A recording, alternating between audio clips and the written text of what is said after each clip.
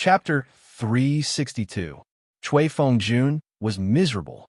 He quietly turned around to take a look, but he didn't see who kicked him. But now, the emperor had spoken. He could only roar fiercely in his heart. Damn it, if Lao Tzu finds out who kicked Lao Tzu will kill you. But thinking about it was just thinking. Now is not the time to complain. He hurriedly said, "In reply to your majesty, this is the effect of the bone-strengthening powder that your majesty bestowed to us. When we went to visit General Cheng yesterday, we discovered that General Cheng was also using this item. Previously, everyone knew that General Cheng's appetite was 10 times that of us. But yesterday, we discovered that General Cheng had actually abandoned the basin and switched to a fist-sized bowl.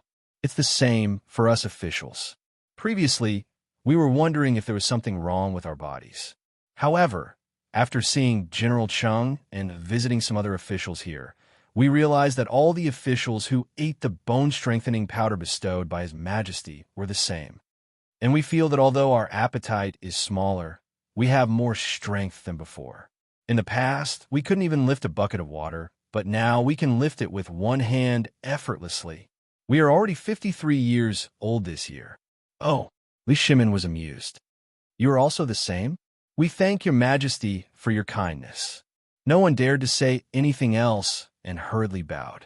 Although Chang Yaojin's expression was a little strange, he still straightened his back and said, "This is indeed the effect of your majesty's bone-strengthening powder. In my early years, this old official had been on the battlefield all year round. When I was old, my waist and legs would hurt badly at night, whether it was sunny or rainy. But ever since I ate the bone-strengthening powder, my waist and legs have been better. Moreover, when I sleep at night, it's like I'm 10 years younger." Ha ha ha.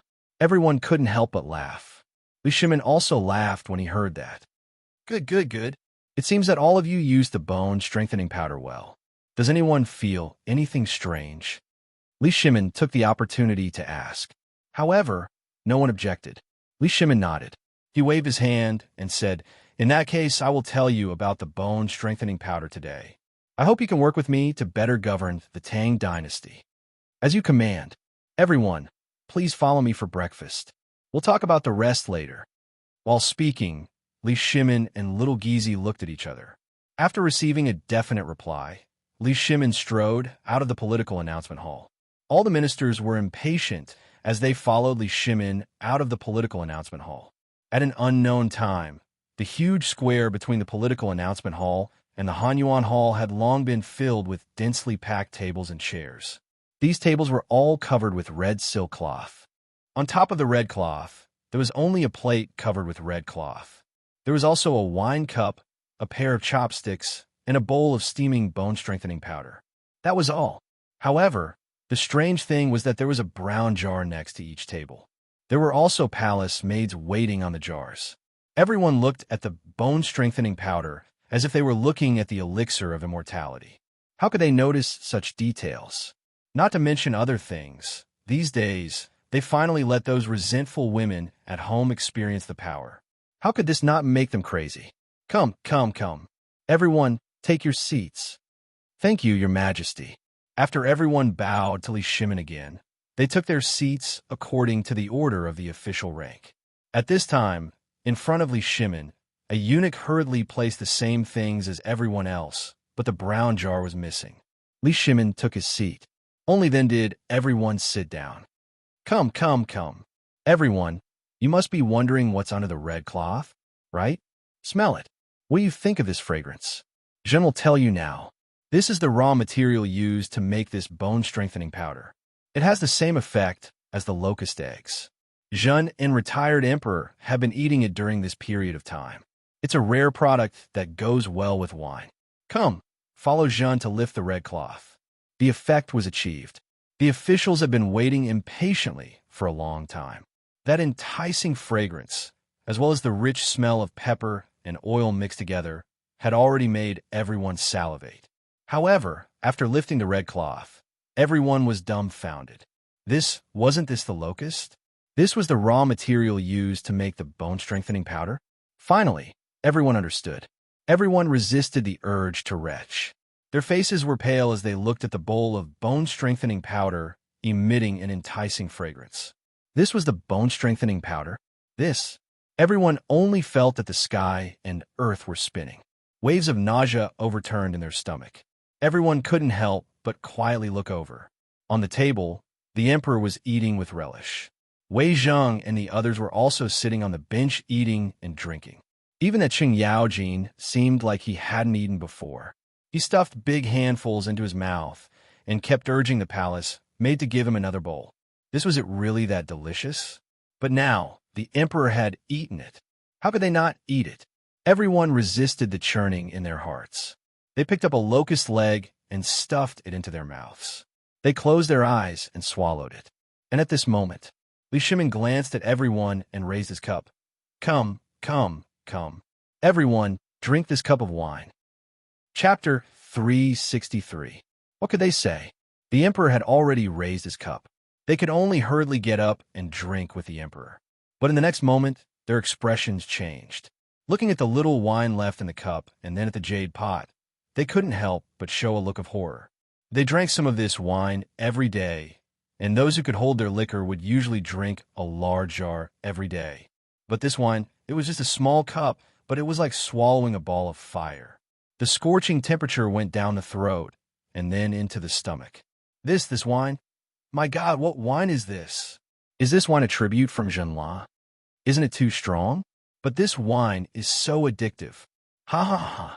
When Li Shimin heard the cries of alarm among the ministers below, he laughed aloud and said, Gentlemen, what do you think? What do you think of this wine?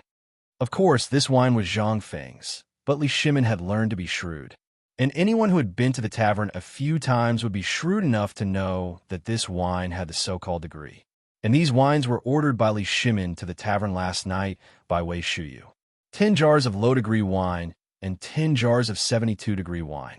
Of course, Li Shimin, Wei Zheng, and the others drank the lowest degree wine, but the rest of the people, that would definitely be a 72-proof wine. This was Li Shimin's trap. Li Shimin didn't dare to ask Zhang Feng for the wine. Even if he asked, Zhang Feng wouldn't give it to him. When Li Shimin's voice fell, those old drunkards couldn't sit still. Your Majesty, is this wine a tribute from Zhenla? Impossible, Your Majesty. I think this wine is sweet and spicy. Although it feels like a knife or fire when it goes down the throat, it retains the essence of the grain. Is this wine brewed from wheat? But wheat doesn't exist in the western regions. This is... Stop guessing. Li Shimin waved his hand. He glanced at Zhang Sun Wuji indifferently. Immediately, Zhang Sun Wuji stood up and said, This wine was brewed by an expert from the Great Tang. However, due to the geography and environment of the mountain that the expert resided in, there is not much of this wine, only 10 jars a year. Today, the emperor has reluctantly taken out these 10 jars of wine as a reward for all of you to drink to your heart's content. What are all of you waiting for? Why aren't you thanking him? What? This wine is brewed by an expert? Moreover, there were only 10 jars? In other words, His Majesty wanted to use this fine wine as well. Everyone's eyes couldn't help but burst into bursts of scorching light. Let's not talk about the taste of the locusts. If the emperor could eat them, then the taste would definitely not be that bad. Moreover, he had already eaten the locust's eggs. What was there to be afraid of? However, if everyone didn't think too much and hurriedly knelt on the ground to express their gratitude, then they hurriedly got up and re-examined the yellow locusts on the plate. Then, some people imitated Wei Zheng and the others. They carefully picked up a piece and threw it into their mouths with their eyes closed. However, just like all the people who were eating this for the first time, everyone's expressions changed when they saw the latecomers eat it. As long as they ate the first bite, basically no one could resist the charm of this thing. One bite of the locusts, one sip of the wine. This taste, even if they were asked to resign now, they would be served with these things every day. They wouldn't exchange it even if they were given immortals. The key was that after eating this thing for 3 days, they obviously felt refreshed. Although their appetite had decreased, everyone was more energetic. Their waists were no longer sore and their legs were no longer painful. Even their bodies and bones were more powerful. What was this? This was something that couldn't be exchanged with any amount of money. But now, His Majesty actually bestowed such a miraculous elixir to me? Was the plague of locusts really not a punishment from heaven, but a sweet dew from heaven? Everyone was confused. Even more people were excited. How many good things had that bastard wasted in the past few hundred years? If such a sacred thing could be developed in their hands, it would definitely be immortalized for generations to come. The more they thought about it, the more excited they became. In the end, those Confucian officials didn't even have the elegance of the past. Everyone seemed to have gone crazy. They grabbed a handful of locusts and stuffed them into their mouths. Then, they grabbed the wine pot with the other hand and poured it into their mouths. It was such a crazy scene. Even the palace maids were dumbfounded. Were they bewitched? Were all the officials bewitched? Li Shimin smiled. Seeing this crazy scene, Wei Zheng and the others couldn't help but laugh. This was the effect he wanted. Once this effect was shown, all the rumors in Chong, in city, and even the Tang dynasty would be no problem. And now, Li Shimin didn't need to say anything. With the current situation, what else did he need to say? Everyone here was a wily old fox. They were very clear when it came to calculating. They had all tasted the benefits of the bone-strengthening powder. Once they accepted the locusts, everything would be settled. After all, compared to him, these officials were shrewder when it came to doing business. Thinking of this, Li Shimin stood up, raised his wine cup, and said, "Everyone come on. Let's drink to the prosperity of the Tang dynasty." How could they dare to be rash? They hurriedly raised their wine cups respectfully and shouted excitedly, "May the prosperity of the Tang dynasty last forever." Chapter 364. Compared to Li Shimin's joy, now Zhang Feng could be said to be crazy. In the yard. At this time, the yard was full of shiny black iron parts. If there was a modern person, after seeing these things, he would be shocked. Because each of these parts was a part of a bicycle. And Zhang Feng was squatting on the ground, fiddling with something like a bicycle chain. The chain was not as precise as it was in his previous life. The craftsmen of today did not have the ability to do so, but Zhang Feng had put in a lot of effort to make the gears of the tricycle into a linkage, and the link between the two gears was replaced by a chain like a chain. For this kind of thing, he quarreled with the old blacksmith in the south of Chong, and city for a full hour before finally settling this matter. At this time, Zhang Feng was using molten iron to fasten the chain to the gaps one by one. He heated it with fire and then poured molten iron on it. In this way, this thing could be made into a hole. After it solidified, he heated it up and fixed it in one direction with a hammer. In this way, the whole chain was formed. "Fengzi, are you in?" "Fengzi?" Just as Zhang Feng was preparing to assemble the tricycle in a hurry, the old scholar's voice suddenly came from outside the door. Zhang Feng had to quickly wet everything and cover him with a prepared linen cloth. Then he hurried to the front hall and opened the door of the tavern. He saw the old scholar wrapped in a headscarf, only a pair of eyes on his head. Zhang Feng was overjoyed when he saw this outfit. "I say, old Xiaocai, did you become a thief? Get out." The old scholar glared at Zhang Feng angrily. After entering the room, he took off all the clothes on his body and looked at Zhang Feng's tavern with curiosity. He asked, "Why didn't I see a fly when I entered the tavern, let alone a locust? What did you use?" "Here, that, made with mugwort and realgar beef tendons." Zhang Feng pointed at the corner of the wall. The old scholar couldn't help but feel curious. This thing could drive away locusts? Of course. If you don't believe me, you'll know when the time comes. Take some with you when you leave. I guarantee that you won't see a single locust in your courtyard. "Oh right, you're here for," Zhang Feng asked curiously. "It's nothing. I just don't have any alcohol to drink." The old elementary scholar didn't put on any pretense and said directly. Hearing this, Zhang Feng didn't waste any time. He took out a jar of good wine from the counter and went to the kitchen to prepare a bowl of bone-strengthening powder and a side dish. He originally wanted to serve the fried locusts, but after thinking about it, he was afraid that the old scholar would immediately die when he saw that thing. So he hesitated for a few seconds. In the end, he gave up on acting cool. If he died, he would be in big trouble.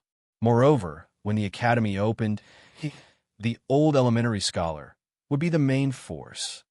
"Here, old Xiaocai, this is good stuff. It's called the Bone Strengthening Powder. You've come at the right time. I was wondering when I should send it to you. While they were talking, Zhang Feng put a big bowl of bone strengthening powder in front of the old elementary scholar. The old elementary scholar put down the bowl and sniffed, looking at the paste in the bowl with a face full of surprise. This is bone strengthening powder. As the name suggests, eating it can strengthen the bones and the body. Hearing this, the old elementary scholar held the bowl with both hands. Ignoring the fact that it was scalding his mouth, he took a deep breath and savored the taste in his mouth. Slowly, he closed his eyes and let out a moan of pleasure. Wonderful! What is this made of? How can it be so delicious? This, old elementary scholar. Let me keep you in suspense for a while. I'll tell you later. Zhang Feng smiled and filled the old elementary scholar's cup. He said, I know that you don't come to the Three Treasures Palace for no reason. Just tell me, have you taken a fancy to a young wife? Nonsense. How can the old man be a bastard like you? The old elementary scholar couldn't take it anymore. He glared at Zhang Feng. Then he said slowly, Isn't the Dragon Boat Festival just over? Originally, there's going to be a lantern festival this year, but because of these damn locusts, it was canceled. However, the poetry festival is still going on. I think with your ability and for the sake of the academy in the future, you should still go for... No. Without waiting for the old scholar to finish his words, Zhang Feng rolled his eyes and rejected him. Who was he? He was just a plagiarist. How could he compete with those awesome people? Although poetry was not very popular in the early Tang dynasty, it didn't mean that it didn't exist. Take banknotes, for example. He had only read in the records of the grand historian that banknotes were popular during the Song dynasty. But who would have thought that banknotes were already in existence in the Tang dynasty? Although the scale was not very large and there were very few users, at the very least, this thing had evolved from the Tang dynasty. And that was Li Bai. Although he hadn't been born yet, there were still some awesome people at this time. If he went against them at this time, wouldn't he be courting death?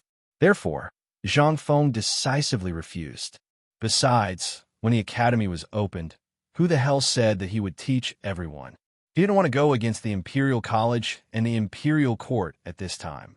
What he taught was basically incompatible with the things in this world. He just wanted to keep a low profile. He didn't want those literary masters, great scholars, and civil officials in the Imperial Court to know his name. Once they knew, I wish you good luck in your next life. Chapter 365. But how could the old scholar listen to him? He threw something at him. I know you don't want to go, but do you know that your concubine will be going this time? Furthermore, she's the main character. Don't you want to go and support your concubine? Do you want people to say that you're a coward? You should know that you're the one who broke Miss Jingshu's vow in that song. Every year, during the Dragon Boat Festival and Mid-Autumn Festival, Jingshu would perform this song at the Yanlai restaurant, which is the poetry festival held by the royal family. Now that you've broken this song, you should consider the consequences yourself. Do you want people to point at you from behind? Or do you want to use your talents to make them completely give up on you? You should consider it. While talking, the old elementary scholar happily drank the bone-strengthening powder, ate the side dishes, and drank the wine. He no longer paid any attention to Zhang Feng. Zhang Feng's face was very ugly now. He wanted to hit someone. He wanted to hit Chen Tiniu. If he could beat him. This bastard, if it weren't for him, how could I have a concubine out of nowhere? Although Jingshu was indeed very beautiful, he only wanted to do his own things and prepare for entering the imperial court in the future. At this time, he had to marry and take in a concubine. How could he live well? He didn't dare to go through the hardships of his previous life again. In his previous life, he listened to other people's nonsense and got married first, then started his career. Well, he didn't get to meet the campus belle, but he got to meet a pretty good girl and got married in a daze. He originally thought that after marriage would be the same as before. But, damn it, he couldn't drink wine. He couldn't play games. He even messed up the postgraduate entrance examination. From time to time, he had to hand in all the money, and he had to take care of the oil, salt, sauce, vinegar, and tea. This marriage had ruined his studies. In the end, he even got a divorce. He didn't want to go through such a terrible thing again. But this Jingshu, he could not go and meet her. After all, She was now his nominal concubine, and the whole city knew about it. If he flinched at this time, given the pride of women in Chang, and he would definitely jump into the river or hang himself. This mess, things that had already been suppressed, might be stirred up again. At that time, he would be in for a lot of fun. Moreover, why did this Jingshu look so similar to the campus belle that he had a crush on in his previous life? F***ck. All right, I'll go, all right. Zhang Feng compromised. Only then did the old scholar smile happily. That's right. A man should have his own responsibilities. A man who doesn't even care about his own woman is not fit to be called a man. Zhang Feng pursed his lips. He ignored the old scholar. In any case, whatever the other party said, he would just do as he was told. After 3 rounds of wine, the old scholar finally realized what was going on. He stood up unsteadily and picked out 2 large jugs of wine from the counter. Fengzi, do you have any more of this? It tastes really good. I'll bring some back to try. All right. I've already prepared it for you. While speaking, Zhang Feng took out an oiled paper bag containing 3 caddies of wine from the counter. He said, Old scholar, although this stuff is good, you can't eat too much of it. Although it's good for tonics, eating too much of it will also kill you. At most 2 big bowls a day. Don't eat too much. It's best to eat it with corn. Do you hear me? All right. By the way, you must be on time for the poetry gathering tomorrow night. All right. Zhang Feng took out a package of mugwort from the corner of the door and stuffed it into the old scholar's arms. Only then did the old scholar stagger away. Zhang Feng rubbed his forehead and then lay down on the recliner, worrying. He could understand everything clearly, but he really wasn't prepared for this blind date and this concubine who appeared out of nowhere. Although he did have a good impression of this Jingshu, they had only met once and spoken twice. Was this love? Not really. At most, it was a gamble. Besides, Jingshu had too many troubles behind her. If he didn't handle it well, he would be in endless trouble at any moment. The best way was to get an official position. At that time, who would dare to oppose him? But Jingshu wasn't a problem. The biggest problem was the marriage of the Zhang family. The old scholar didn't mention it at all, as if he had long forgotten about it. However, he knew that it was still there. And this was the biggest problem. According to the customs of the Tang dynasty, marriage was a troublesome matter. Not only was it cumbersome, but a woman from a rich family, especially one with a little bit of talent, was not easy to fool. If you said that she was stupid or didn't understand these things, that would be fine. But from the letter that Cui brought to him last time, he only saw shrewdness. Moreover, Zhang Feng didn't dare to try the fear of marriage at this time. Everything had to be delayed. Zhang Feng couldn't help but feel that whether it was modern or ancient times, this man, it was too difficult. Chapter 366. In the political announcement hall, Li Shimin was sitting still. It was the same for all the ministers. Everyone's backs were ramrod straight. Even the generals were wearing armor that they hadn't worn for a long time. They were even allowed to bring their weapons to the palace. What kind of occasion was this? This was a time to show off the might of the Tang dynasty. To put it bluntly, it was a time to show off. Li Shimin sat on the dragon throne with a dignified expression. When the Jinwu guards outside the hall signaled the arrival of the envoys from Tubo and Tiyuan, Li Shimin waved his hand and said, "Summon the envoys from Tubo and Tiyuan to the hall. The emperor has decreed that the envoys from Tubo and Tiyuan should be summoned to the hall." The emperor has decreed that the envoys from Tubo and Tiyuan should be summoned to the emperor. Summon. Following the 3 shouts of the Jinwu guards, 2 people wearing bee-skin skirts with all kinds of beads hanging from their bodies and a string of heaven beads in their hands respectfully entered the political announcement hall. This time, Tubo didn't send Solons, but it seemed that Tubo had sent someone extraordinary. This person had a big belly and a round waist. He wasn't tall, but he had a red brandy nose. He squinted his eyes and observed the civil and military officials from time to time, but he didn't have a trace of satisfaction. On the other hand, the envoys from Tian, although they were wearing the same clothes as the envoys from Tubo, they were thin and tall like bamboo. When they saw the weapons that Cheng Yao Jin and the others were wearing, they couldn't help but have a dignified expression. Even a mustache on the corner of their mouths seemed to be trembling. Because, While he was looking at the generals, all of them were displaying their most awe-inspiring side. Everyone's hands were on the hilts of their swords. Cheng Yaojin was even holding the broad axe in his arms and gently tapping the blade of the axe. Every military general's eyes were like knives as they stared at the two of them. As for the person at the top of the hall, that is, Li Shimin, dressed in a bright yellow dragon robe, he didn't even dare to look at him. "Halt, intruder!" When the two of them were about to overtake Wei Zheng, who was sitting at the head of the table, little Gizi shouted coldly. Only then did the two of them stop and hurriedly kneel on the ground. "Tubo's envoy, Badargan, pays respect to your majesty, King of Tang." "Tuyuhun envoy Ao Raj pays respect to your majesty, King of Tang." "Rise." Li Shimin waved his sleeve majestically. Then he said, "Give him a seat." A moment later, a little eunuch carried 2 praying mats and placed them beside the two of them. At this time, the two of them thanked Li Shimin before sitting down. Li Shimin had been observing the two of them from the moment they entered the door. From their eyes and expressions, he could see that the role this time was definitely not as simple as the previous time. Although Ao Raj seemed to be trembling with fear, but who was Li Shimin? From the other parties in different eyes, he could see that he was pretending. These two people were not easy to deal with. "I wonder why the two of you came from afar." "Replying to your majesty." Badargan cupped his fists and stood up. "This time, we came to the Tang dynasty to ask for help." "Oh, as far as I know, hasn't your tubo drought stopped? What are you here to ask for?" Badargan's eyes flashed. "Replying to your majesty, you might not know, but 15 days ago, a locust plague broke out in my tubo and was out of control. The crops and seedlings that had just been saved became food for the locusts. Therefore, I, Wang Songzanbu, specially ordered this one to come and ask for your majesty's help. But before this one came to the Tang dynasty, I thought that since the Tang dynasty could solve the drought in Lanyu province, they would also be able to solve this locust plague. But this one," Badargan didn't finish his words, but it made all the officials angry. Without waiting for them to speak, Li Shimin lightly waved his hand and stopped them.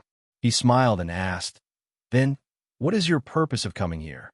Originally, when this one came to the Tang dynasty, this one felt that this locust plague was a punishment from the heavens. Even a strong Tang dynasty couldn't compete with it. That also means that this locust plague is really undefeatable. Therefore, this one originally wanted to ask for help from the Tang dynasty to buy some food. Preposterous. Presumptuous. In an instant, some officials were angry. However, Badargan ignored the crowd and sighed. But 3 days ago, this one was in the Honglu temple and suddenly found that the locusts that were flying all over the sky in the entire imperial city of the Tang dynasty had disappeared. And it happened overnight. This matter touched this one. So this one prayed to the heavens in the Honglu temple. Finally, I learned that it was His Majesty's courage and wisdom that made that heavenly punishment avoid the imperial city. Therefore, this one now wants to ask His Majesty the Tang Emperors to save all the people of Tubo.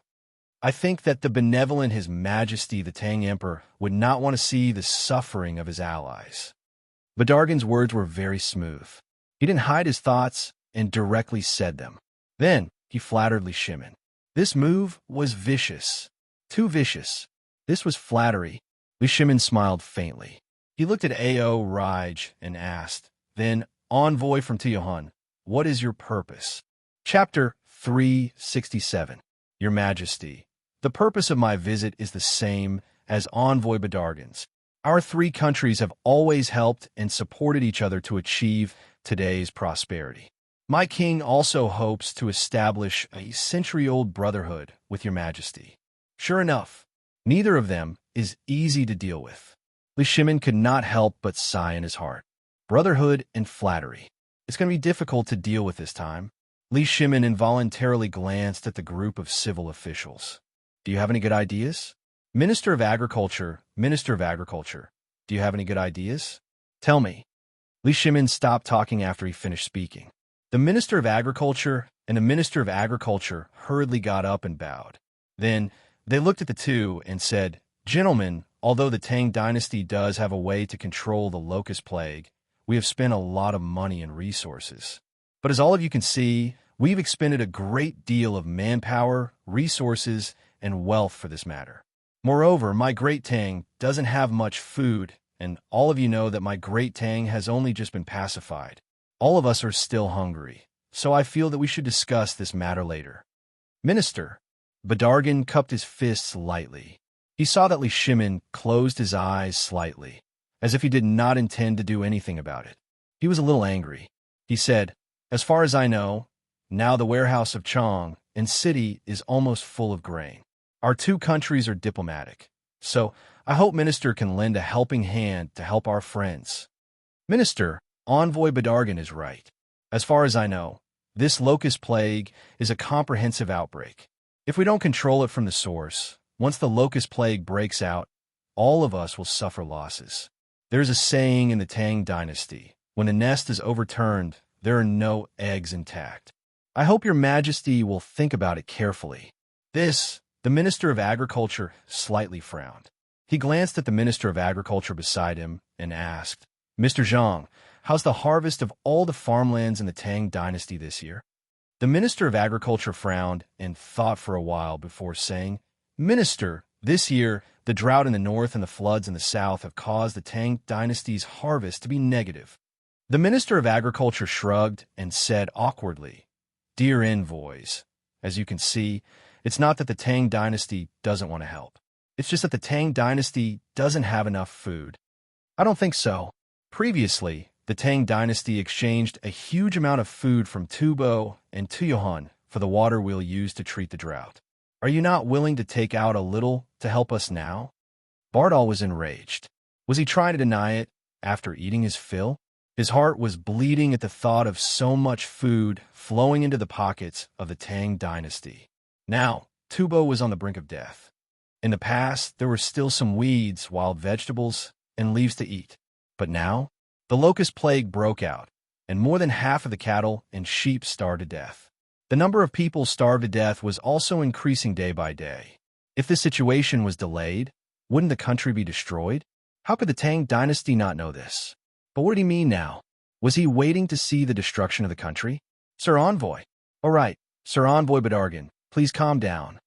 At the right moment, Zhang Sun Wuji stood up with a smile and said slowly, "We are also aware of your situation. However, you have also seen the locust plague. This is a full-scale outbreak, and the Tang dynasty is also suffering from a locust plague at this time. Although the source of the locust plague is in Tubo and Tuyohan, let's not talk about it now. Let's talk about this matter. You also know that once the plague of locusts breaks out, everyone will starve, and my Great Tang is no exception. How about this? I have a suggestion. Will the two of you listen to it?" "Oh, dear envoy, what good idea do you have? Quickly tell it to me." Li Shimin hit the nail on the head, leaving the two of them no chance to refute. Zhang Sun Wuji bowed and thanked Li Shimin. Then he said, "Your Majesty, I've been thinking about this when the two of you arrived in Chang'an. It was not until now that I have a clue. Here's my idea. Now that the Tang dynasty in Tubo and Tuyohan are short of food, the locust plague has broken out at the same time. This is a difficult problem. If we don't save them, the world will say that your Majesty is not merciful. But if we save them, won't the Tang dynasty starve?" Li Shimin frowned and pretended to be troubled. "What do you mean? So I think we should help now? But it must not be paid. Otherwise, the people of the Tang dynasty will not accept it. So I boldly came up with a countermeasure. According to my understanding, most of the livestock in Tubo and Tuyohan, even chickens, ducks, pigs, and so on, have starved to death. If we help it this time, as long as they give us pigs, cows, sheep, chickens, ducks, and other livestock, especially cows, sheep, chickens, ducks, and horses, then the people of the Tang dynasty will be convinced. Your Majesty, what do you think?" "What? Your Excellency, don't you think you're going too far by doing this?" But before the two of them could finish, the ministers in the political announcement hall praised in unison. "What do you mean by going too far? This is the fairest trade." "Yes. Are you saving people or what? I think Lord Jiangsuan's plan is wonderful. We think this plan is brilliant. Your Majesty, we think this plan is the only way to solve the locust plague in the 3 countries. Chapter 368. Ao Raj and Bardal became anxious. What is the meaning of this? Isn't this a discussion? You don't even want our opinion? It's decided just like that? When did I agree to exchange our cattle, sheep, and horses for food? If that's the case, when the plague of locusts is over, what will be left of our country? Without a horse, without a single cow, won't we still have to wait for death? At this moment, Li Shimin listened to everyone's words and kept nodding. I also feel that this method is the best. It can make the people of my Tang dynasty accept wholeheartedly, and it can also end this plague of locusts in the shortest time possible. Gentlemen, what do you think of this plan? If it's possible, I will now issue a decree that tomorrow there will be 30,000 dan of grain set off from Longyu Road and enter your 2 countries. Wait, Your Majesty, this matter still needs to be discussed. Bardal became anxious. He hurriedly stopped them and said to Ao Raj, "This method is not appropriate. If so, although it can solve the food problem, the root of the plague of locusts is still unsolved. Moreover, once this matter is over, all the livestock in my country will be gone." Li Shimin was slightly unhappy. Then what do you mean? How should we stop the mouths of the people of the Tang dynasty? This matter, Zhangsun Wuji, Wei Zheng, and all the officials listen to the decree. Today, in this political announcement palace, you all will discuss this matter. I will wait for your final decision in the imperial study. After saying that, Li Shimin left with a frosty expression. Farewell, Your Majesty. Everyone was shocked when they heard this. His Majesty must be angry. However, Li Shimin immediately smiled the moment he entered the back hall. At this moment, the 2 of them had already entered the trap. As for the result, he didn't need to see it anymore. In the political announcement palace, Bardal and Ao Raj were stunned. What did the Tang emperors mean? He left just like that? This, however, when they recalled that His Majesty had said that the matter would be settled today, they didn't think too much about it. This was what they wanted. The fact that the 2 of them could come to the Tang dynasty this time meant that they were the best negotiators in their country. As for how far the discussion could go, the fact that His Majesty didn't directly refuse meant that there was still room for discussion. Bardergan could not help but cry out in grief. "My lords, this plague of locusts is no small matter. Look outside Chang'an City. Are you willing to see what happened to me, Tubo, as an example? I hope you can. Lord Envoy, let's not rush. Since His Majesty said that we should discuss this matter slowly, why don't we discuss it slowly? Let me comb it for you." Zhangsun Wuji patted Badargan's shoulder and said, "I know how you feel, and the Tang dynasty doesn't want those bastards of yours. We just want the people of the Tang dynasty to rest assured and not worry. If that's the case, we'll pay for it. How about we pay for it?" Ao Raj narrowed his eyes and said, "Lord Envoy, what you said is wrong." At this time, as soon as he spoke, the civil officials couldn't sit still anymore. "Look at the Tang dynasty and your Tubo and Tuyuan. How can we ask for your money? Even when we helped you deal with the drought, we didn't ask for any money, right? So this time, talking about money will hurt feelings. And in the current situation, money is useless. Think about it. Everyone is short of food, right? Moreover, we're helping you raise your livestock. After this year, when spring comes next year, we'll return your cattle, sheep, pigs, chickens, and ducks intact. Isn't that better?" The civil officials spoke one after another. At this time, Bardergan also exploded. He pointed at a white-bearded old official in front of him and shouted, "Like hell I'll believe you. You're a bad old man. Do you think I don't know that we'll return these livestock once they're in your hands?" The old man wasn't angry or angry. Instead, he patiently explained, "Lord Envoy, you're thinking too much. My Tang dynasty has vast land and abundant resources. Your Tuyuhan is just a small place. Those few horses, cows, and sheep aren't even enough for my Longyu output. Do you think my Tang dynasty will care about them? His Majesty has said that this is to reassure the people. Think about it. The food now is life-saving. Are you taking the food back for people to eat? For the people to eat? Or for these animals to eat?" and now the locusts have eaten up everywhere. What are you going to feed them? Bardergan seriously suspected that these people were cursing, but he didn't have any evidence. But he was clear about this. Even if there were 1,000 cows, 10,000 horses, 10,000 sheep, and 10,000 pigs in Tubo, those chickens and ducks were not included. In a year, 500 cows and 3,000 horses would give birth to cubs. Who would they belong to? When the time came, they would desperately squeeze these livestock to produce livestock. Even if they sent them back next year, they would only be old, weak, sick, and disabled. Wouldn't this be a year of free labor for the Tang dynasty? Were they stupid? Moreover, the matter of how to control the locust plague hadn't been mentioned yet. Were they really so confident that they could do it? Thinking of this, Bardergan suddenly shouted, "No! It's impossible to exchange livestock for food. Let's talk about controlling the locust plague first, then we'll talk about this." Chapter 369. Yesterday, after Li Shimin hosted a banquet for everyone, he discussed with the officials. After that, he discussed with the other officials how to deal with the locust plague. He even told them about Zhang Feng's plan without holding anything back. He also told them about how to set up a bone-strengthening powder factory and how to collect locusts. In fact, it was very simple. That was to use the human wave tactic and the drug to collect locusts. However, now that they had encountered Tubo and Tuhun, they had to think about it carefully.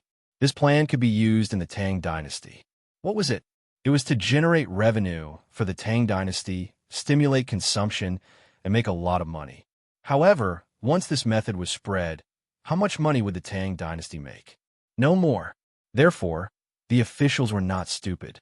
Therefore, everyone used their imagination to the best of their ability. After having lunch in the Imperial Palace yesterday, they discussed a set of targeted policies. That was to use such a move against their own people. But what about against Tufan? I have a drug, but Lao Tzu will grind it into powder and you'll buy it. Then, the drug would not be as mild as the Tang dynasty's pesticide, as long as it could kill locusts. As for the rest, that would depend on their own luck. Moreover, there was one more important point. That was the planned army of chickens, ducks, and pigs. The Tang dynasty could not collect so many chickens and ducks from all over the world in a short time, and it would take a lot of time and energy. It was better to collect materials locally. Didn't Tubo want to beg me? Fine. Show me your sincerity. I'll help you raise these things for free. Then, these things will have to work for me. Let's talk about the chickens, ducks, and pigs first. Someone did a calculation. If the two countries' Jianan Circuit, Longyu Circuit, and Yuzhou Circuit could gather tens of millions of chickens, ducks, and pigs, and so on, they would first use the pesticide to stun these things, then mobilize the army and the people to catch and collect them. Then, they would send these animals to eat. Not only could they do it all at once, but they could also make the chickens, ducks, and pigs look for food on their own. They did not even need to be fed. Moreover, they could get countless eggs every day. What was that? That was another way to generate revenue. And all of that was for free. And that pig's head. He would give birth to piglets, wouldn't he? Then, the piglet that was born would be his. Borrowing the chicken to lay eggs, this group of civil officials was very crafty. Therefore, Li Shimin was not worried about this matter. He left it to them to deal with. In the face of great benefits, these ministers were unusually united. What about cattle, sheep, horses, and fodder? No. If the locusts were ground into powder, not only could it be eaten by humans, it could also be eaten by livestock. When the time comes, the strong ones will stay, and the old, weak, sick, and disabled will be replaced. I don't want your cattle, sheep, or horses. If you give me 10 million now, when I return it to you, as long as it's enough, I don't care if you're an old horse or something, as long as you have 4 hooves. Everyone in the political announcement hall was clear on this point. At this moment, everyone was quarreling over this matter. Even Bardal and A.O. Raj were roaring until their throats were hoarse. But since they were alone, they could only swallow the grievance in their hearts and sign this agreement with Zhang Sun Wuji. They even stamped a bright red palm print on it. Afterwards, Cheng Yaojin personally escorted this item to Li Shimin. Only then did the ministers feel as if they had won a battle. They were all grinning from ear to ear. "Old brother, You guys have profited from this matter. Zhang Sun Wuji patted Bardal and Ao Raja's shoulders. The two of them nearly beat up Zhang Sun Wuji. He was too king shameless. You can even say such words? Zhang Sun Wuji acted as though he did not see it and slowly said, Come. Let me calculate the debt for you guys. You will understand once you see it. Look, this food. I am giving it to you for free, right? You don't need to pay a single cent. We will also help you raise the livestock for free. Otherwise, when your locust plague is over, do you think that under the hunger, the crazy people will not slaughter the livestock to fill their stomachs? Am I right? Look again. The way to control the locusts is extremely complicated and the price is extremely high. The things I use to control the locusts also cost money.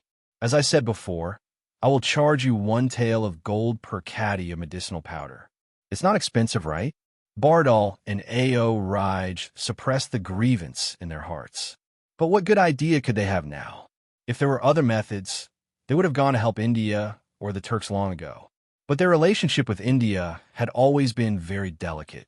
It was very easy to lead a wolf into the house. And the Turks were also suffering from the same thing. Then, only the Tang dynasty was left. Although everything seemed to be very stable, the two of them still faintly felt uncomfortable. And when they came again, it was already within their expectations. They had a lot of gold. At most, after the locust plague was over, they would dig for gold for a few years and the money would be back. But the only thing that felt heartache was still the livestock. The only thing they did not understand was why the Tang dynasty was so kind this time. The two of them looked at each other with a bitter smile. Then, they weakly cupped their hands. This matter is settled. We will not disturb you any further. We hope that Lord Zhongsun and the lords can put in a few good words in front of His Majesty the Emperor. At that time, we will definitely thank you greatly. Good. Everything can be discussed. All right, let's go. It's noon, time for lunch. This official has set up a banquet at Swallow Descent Restaurant. If the two of you do not mind, please come to Swallow Descent Restaurant. Chapter 370. How is it? Cheng Yaojin entered the imperial study. Li Shimin asked. It's fine. Everything is going according to plan. Good. Pass down the order. Immediately launch an attack on public opinion and completely control the locusts. There must be no mistakes. At the same time, spread the news of the bone-strengthening powder. Tell Zhang Sun Wuji about this matter and have him handle it. Also, go to the Lanyu circuit and keep a close eye on the situation of the Turks. Also, do not hesitate to spread the news of the exchange of grain for livestock to the Turks. Got it? Cheng Yaojin hurriedly got down on one knee and said, This general obeys the decree. After Cheng Yaojin left, Wei Zheng hurried over. The moment he entered the imperial study, he ran into Li Shimin, who was on his way out. Li Shimin walked with Wei Zheng as he asked, Beloved subject, what brings you here? This old subject is worried about Miss Jing Shu. Your Majesty, you also know about the matter between Miss Jing Shu and Brother Zhang Feng. But is it appropriate to talk about the banquet for the Tubo envoy at Swallow Descent Pavilion? Li Shimin slightly frowned. Swallow Descent Pavilion was divided into an inner and outer courtyard. The outer courtyard was the courtyard that was open to Chong, and while the inner courtyard was the collection of women with mystical abilities from Chong and even the Tang dynasty. For example, there are those who could play musical instruments, those who were brimming with talent, those who were court prostitutes, or those who were offered to the Tang dynasty by foreign countries. Jingshu, on the other hand, was rather special. She had originally been demoted to a court prostitute, but because of certain matters, she had become a musical prostitute. Moreover, because she had mastered a mystical zither music and her innate beauty, she had instantly become the most wondrous woman in Chang'an. Li Shimin also intended to introduce her to Zhang Feng. In his opinion, if the two of them could succeed, it would be too wonderful. Moreover, didn't the Zhang Feng once ask him that he wanted to marry the most beautiful woman? That was why there was the matter of Cheng Chumo bringing Zhang Feng to barge into Swallow Descent Tower at night. However, Li Shimin had forgotten about this. Basically, Jingshu would always be present when he invited foreign envoys. But this time, all of the officials will be there. If this matter is leaked out, wouldn't it mean that I will harm Brother Zhang Feng? It would have been fine if he hadn't thought about it, but now that he thought about it, Li Shimin had a vague feeling that something was wrong. How about this? My dear minister, immediately send a decree to Zhang Sun Wuji to change the location of the banquet to the Imperial Garden. This, Your Majesty, isn't this kind of banquet a bit inappropriate? Li Shimin shook his head. Forget it. Now isn't the time to think about this. Pass down the matter of Jingshu. From now on, treat it as if she doesn't exist. No one is to take the initiative to mention it. If someone asks, just say that you don't know. This subject obeys the decree. Wei Zheng hurriedly cupped his fists and prepared to leave. However, he seemed to have thought of something and hurriedly stopped. Your Majesty, this subject still has one more matter. The Duanwu poetry meet is about to begin. Will Brother Zhang Feng be there? Li Shimin was also stunned. The poetry meet had been decided long ago. Jingshu would definitely be there, and she would also announce the matter that was vaguely mentioned last time. Forget it. You should deal with this matter first. In the future, whether it's you or Zhang Sun, you should personally make a trip to Brother Zhang Feng's place and ask him. If it really doesn't work, cancel this poetry meet. Yes. Wei Zheng left. However, before he walked out of the Vermilion Bird Gate, he saw Du Ruhui sitting at the Vermilion Bird Gate. Wei Zheng couldn't help but go up and say something to him. Prime Minister Wei, you mean you want me to go? Yes. The sooner this matter is done, the better. We can't let Brother Zhang Feng's identity be exposed. Once his name is out, it will definitely attract Guanlong's attention. For him, this is very bad. Then fine. I'm also waiting for you here. Du Ruhui heard this and nodded. However, Wei Zheng was stunned. What are you waiting for me for? Du Ruhui bitterly smiled. Do you still remember the mathematical formula that Brother Zhang Feng gave to my son? I don't know what kind of magic this thing has. My unfilial son actually hid in his room and recited this thing all day long. I also studied it for a while. This thing is indeed very profound and obscure, so I want to see Brother Zhang Feng. At the same time, I also made a copy of this for you. It's fine, you can also study it. While speaking, Du Ruhui took out a copy of the mathematical formula that Du Go had copied and handed it to Wei Zheng. Then he said, Actually, I've long wanted to visit Brother Zhang Feng, but I haven't had the time. Since the locust plague has been resolved, do you want to go together? Wei Zheng looked at the thing in his hand in shock. In fact, he had seen this thing on the Emperor's desk before. It was actually able to make Du Go addicted to it, and now it was said that the Crown Prince was also addicted to it. Was it really that magical? However, in the face of Du Ruhui's invitation, Wei Zheng shook his head and said, I won't go for now. I still have something to do. What's the matter? Jingshu. Oh. Du Ruhui suddenly thought of something and didn't waste any more words. After all, this was not the place to talk. Moreover, both of them were smart people. They understood everything as soon as they spoke. The two cupped their hands and then hurriedly left. Chapter 371. Zhang Feng was very excited, because soon he would be able to ride a tricycle. In the crucible, the molten iron was boiling, and the sweat on Zhang Feng's face was flowing like rain. But he was happy. There are no screws now, but could this be a problem for Zhang Feng? No. He thought of a wonderful thing, and that was mortise and tenon. Melt the molten iron, and then pour it into mortise and tenon, and then heat it red with fire, pass through the place that needed screws to be fixed, and smash it with a hammer. Although the effect was not as good, it was still passable. At least it would not fall apart. However, at this moment, someone knocked on the door of his tavern again. This made Zhang Feng speechless. Although the other parts of the tricycle were hidden, this small crucible was still very conspicuous. If it was someone who did not know this thing, he would not understand. Unless he was a transmigrator, otherwise, who would recognize this? No, there was another kind of person, and that was a carpenter, or a blacksmith. But Zhang Feng's intuition told him that the person who came was either the old Xiucai, old He, or Guzi. But it was strange. Last time, after Guzi, Zhu Zi, and the others heard from the drunk old scholar that he was going to open an academy, they basically stopped coming. It seemed to be Zhu Zi's father's idea. However, Zhang Feng was busy these days and did not have time to ask. This matter could only be discussed after the academy was opened. Knock, knock, knock.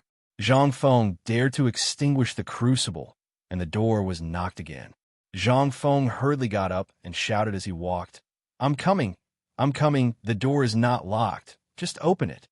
But no one said anything. This made Zhang Feng a little confused. He opened the door, but he finally understood. What was the reason for this? Old Du, why are you here? Come in quickly. The newcomer was Du Ruhui, who was dressed in plain clothes. When he saw Zhang Feng open the door, he instinctively cupped his fists. However, he was pulled inside by Zhang Feng. Then, he closed the door again. However, in that short moment, at least 30 locusts flew into the tavern. After asking Du Ruhui to sit down, Zhang Feng asked in confusion, Old Du, you're here today? It's all because of that brat Dabing. Du Ruhui said snappily. What's wrong with flatbread? Zhang Feng was shocked. Could it be that this guy had gone crazy from studying the division formula? He wasn't worried about others, but he was a little worried about calligraphy addict Du Dabing. Back then, it was because this guy was too King long-winded that Zhang Feng gave him this toy. He even deliberately said that he would only be considered a master if he could calculate the division of numbers within 3 digits in one go. Could it be that this guy, Old Du, is Dabing all right? Sigh, he's fine. It's just that these days, he hasn't left the house. I've been hearing him in his room all day long. That's why I'm here to ask if you have any good ideas. It can't go on like this. Brother Zhang Feng, can you show me? About this, Zhang Feng was a little confused. This is a good thing. One had to know that in a few decades, this would be a new toy that would sweep through the Great Tang. Wasn't this good? Although there were less than 20 people studying mathematics in the Imperial College during Dao's time, what did this mean? However, these 20 people were the elites of the elites in the end.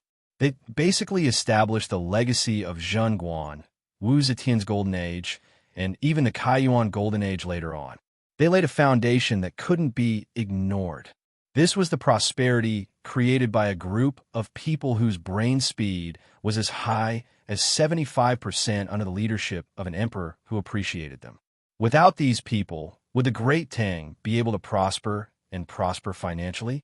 No. At that time, they would be cheated to death, not to mention so many people who coveted the Tang dynasty. Not to mention that the Tang dynasty only needed a ship and a flag to make people tremble. Without these people, perhaps the influence of the Kaiyuan Golden Age of the Tang dynasty would still be there, but it would not be so glorious and even affect the whole world. Why? There were dozens of them, and they did nothing but think about this every day. How could you beat them? That would be a strange thing. Mathematics. It not only included addition, subtraction, multiplication, and division. It also included the twists and turns of military planning, the division of geographical routes, and so on. Thinking of this, Zhang Feng elbowed Du Ruhui mysteriously and said, Old Du, let me ask you something. Say it. Look at your son, Dabing. He is so obsessed with this. Do you think he will become a monster in 5 years? Du Ruhui's face darkened and said, Brother Zhang Feng, this old man came here today for this matter. That man, doesn't he want to protect the country and serve the country? He seems to be obsessed all day. Don't be sarcastic to me. No. Zhang Feng waved his hand repeatedly. I'm not being sarcastic. To be honest, I believe you have seen the division.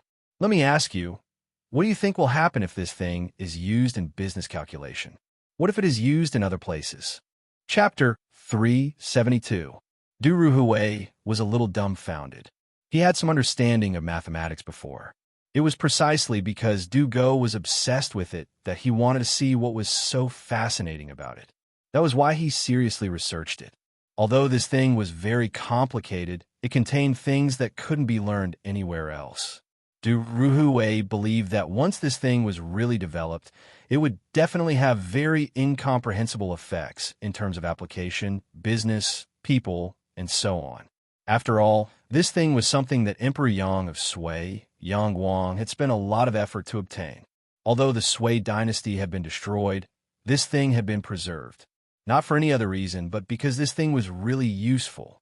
But He thought about how Du Go liked to study these strange things, and he was afraid that if he tirelessly studied this thing all day long, it would not be good for Du Go. For example, being possessed. Brother Zhang Feng, I know what you mean. I'm just worried that my son will be possessed because of this. It shouldn't be, right? Zhang Feng rubbed his chin, not daring to be sure. This guy was a stubborn donkey. Once he fell into it, he would definitely study it to death. He was a little guilty. The last time he gave him the division table, on one hand, to show off. On the other hand, it was because this guy was too damn annoying. How about this? I'll give you something else later. When you go back, tell the Bing that this is another method of division, called multiplication. If that's the case, won't it make him even more? It won't. Zhang Feng shook his head. Lao Tzu had personally come looking for him, and because he wanted to show off last time, he gave this thing to Du Go. Damn it, if something happened, it would be hard to say. Now that he was giving him the multiplication table, although he was a little reluctant, this was something that would happen sooner or later. Anyway, De Bing would be a free tutor. It was only a matter of time before he studied it now and in the future. And this thing, unless he did not care about his life, if he could study it at the same time. In that case, Zhang Feng had nothing to say. He could only give him a thumbs up and ask Chen Tiniu to throw this idiot into the Wei River for a bath. Then he would ask him to figure out why people could sometimes float on water and sometimes not. Zhang Feng had 10,000 ways to deal with this kind of bookworm. Seeing that Du Ruhui was about to ask about the multiplication table, Zhang Feng hurriedly changed the topic. He knew that if he asked Du Ruhui about it, he wouldn't be able to explain it to him within a day. All right, old Du, you must have come here for the bone-strengthening powder, right? Zhang Feng had a look that said, don't try to lie to me. From time to time, he would glance at Du Ruhui's ruddy face. Du Ruhui sighed. Actually, that is indeed the case. However, do you know about the Tubo envoy? I know. How is it, old Du? Was my prediction accurate? Like I said, how could His Majesty not think of this? Why? Could it be that Lao Li didn't act ahead of time? Zhang Feng patted Du Ruhui's shoulder and boasted. You have tasted the sweetness of this matter. You also know how frightening the prophets are. Among all of you, I think you're the most honest and most like a businessman. Look at Lao Li. He looks like a family head. How could he understand these twists and turns? Also, that old son is too cunning. I advise you to have less contact with him in the future. However, if you all form a business alliance, you know what old son is suited for. As for that old Wei, he is a F** king government official. And old Fong, that idiot. All right, does he not have a son? In front, Du Ruhui was very pleased to hear this. Who didn't want to be flattered? Moreover, it was a strange person like Zhang Feng. However, the more he talked, the more Du Ruhui felt that something was wrong. This idiot was inquiring about their background. He hurriedly chuckled and said, about that, old Fong's son has always been managing things in Lanyu.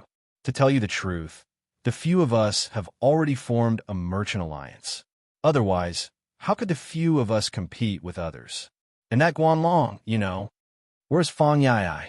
Of course, he was managing things behind the scenes. As one of the 4 great devil kings of Chong, and how could he be well? However, Cheng Chumo, Du Go, Zhang Sun, and the others had all surfaced. If there was no one to clean up the mess behind the scenes, it would have been F** king exposed long ago.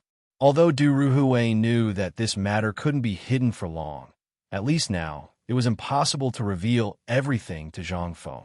At least, before His Majesty personally announced this matter, whoever dared to say it would be His Majesty's enemy. His Majesty's brother, the only brother that His Majesty would always remember. Once this relationship was revealed, who could guarantee that they would still be brothers? Therefore, before His Majesty said it, none of them dared. Every time they came out, Fong Yai would be like facing a great enemy. Thousands of brocade guards would spread out. Once there were a few people who knew them, they would be invited to drink a cup of tea. As for what tea, that was all up to Fong Yai, the Devil King's preference. The Imperial Power's special permission was not a joke. Who dared to say anything when the small card was revealed? Even if you were a prince, if your leg was broken, you wouldn't have a place to cry. By the way, Brother Zhang Feng, speaking of which, I heard that you were going to participate in a meeting. Du Ruhui hurriedly changed the topic. He didn't dare to continue this topic. He had experienced Zhang Feng's power. A little carelessness would lead you into a ditch. Zhang Feng heard this and instantly frowned. It's fine if you don't say it. Now that you mention it, I feel like beating someone. Damn bastard, what is Chun Tinia doing these days? Why didn't I see him? And those bastards, what are they doing? If it wasn't for those bastards, would I be like this? Du Ruhui's mouth twitched. Don't say that. Didn't I hear that you were going to set up an academy? This is a good thing. And if you are the champion, then Jingshu will rightfully become yours. All the scholars in Chang and wouldn't dare to say anything. You must know that Jingshu is the signature of Yanlai Restaurant. You should know what kind of place Yanlai Restaurant is. And in this poetry gathering, not only will you be able to win the beauty, you will also be able to spread the name of the academy. Why not? As for Chun Tiniu and the others, they are a little busy these days. When Du Ruhui said this, he couldn't help but sigh. Holding up the bowl of wine, he drank. Although Zhang Feng knew about this matter, he also understood that this poetry gathering was a must. But when he thought about how he couldn't even see the shadow of those guys for a few days, he couldn't vent his anger even if he wanted to. This made him a little anxious. But when he saw Du Ruhui acting like this, he couldn't help but be stunned. Old Du, what's wrong with you? Nothing much. I just feel that our family business is getting bigger and bigger. Not only do we have connections with various parties in Jinla, but we're also an allied chamber of commerce. You know everything about this. When there are more people, not only will their mouths be noisy, but there's also one thing about people. Once they see benefits and there's no restraint, trouble will come. Zhang Feng understood. This guy had encountered the drawbacks of the family business. That is, there are too many idle people and too few people who can do things. Zhang Feng couldn't help but laugh. I thought something had happened to you, old Du. That's it. You. Just put your heart in your stomach. Since you are here today, then as brothers, I will give you some pointers. I guarantee that you, old Du, will enjoy it for the rest of your life. Chapter 373. Really, Du Ruhui was excited. He was already very old this year. Although he had worked hard and the emperor had never mistreated him, he was still somewhat dissatisfied. He hadn't done anything spectacular. The more time he spent with Zhang Feng, and the more he was influenced by Zhang Feng's calligraphy at home, the more Du Ruhui wanted to create something that could be passed down. He didn't know what this thing was, but he had this impulse. Not only him, but everyone who had interacted with Zhang Feng was also like this.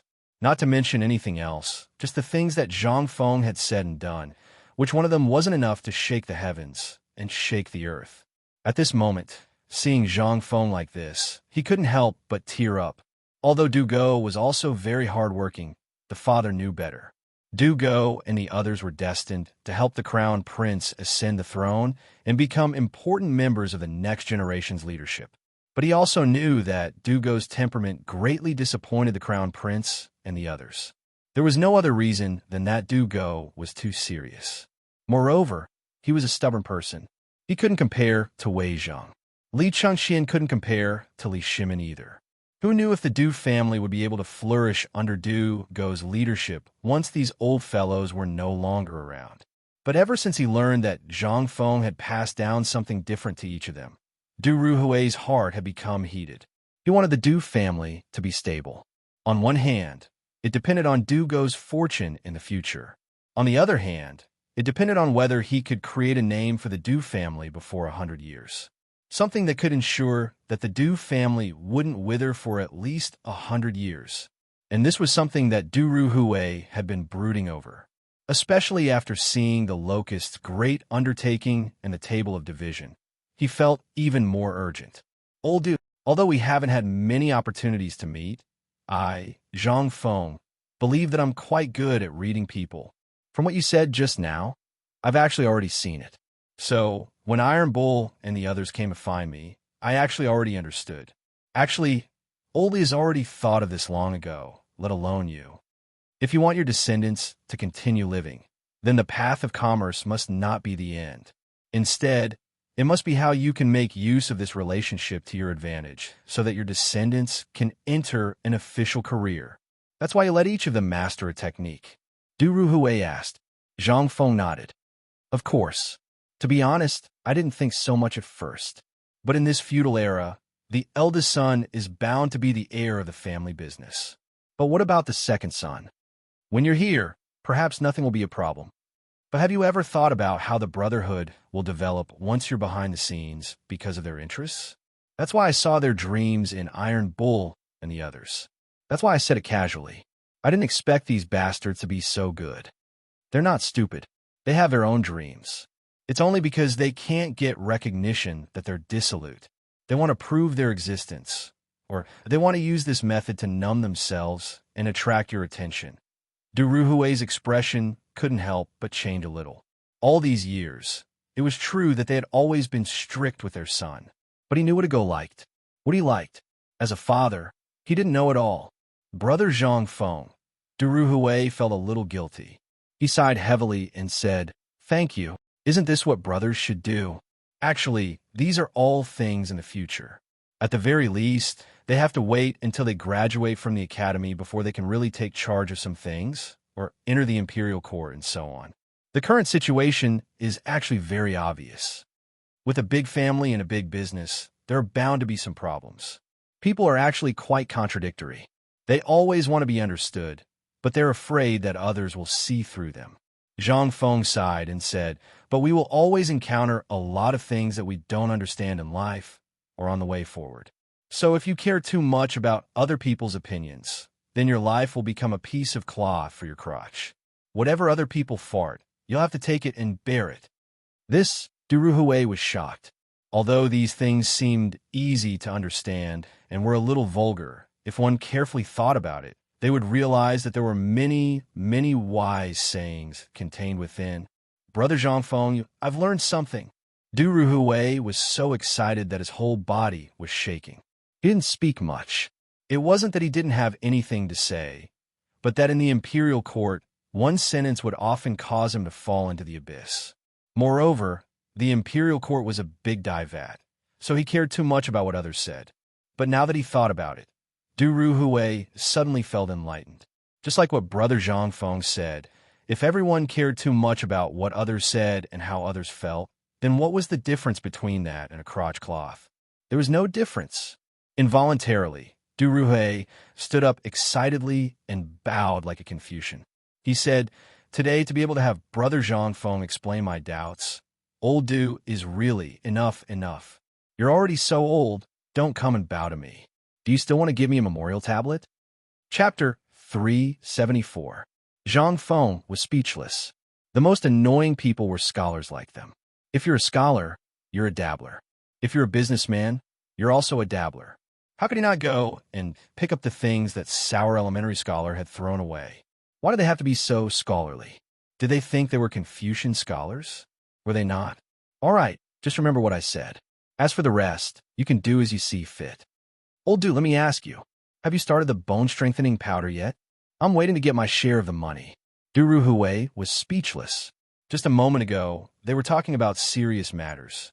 Now they were talking about money? If you really want money, just say it.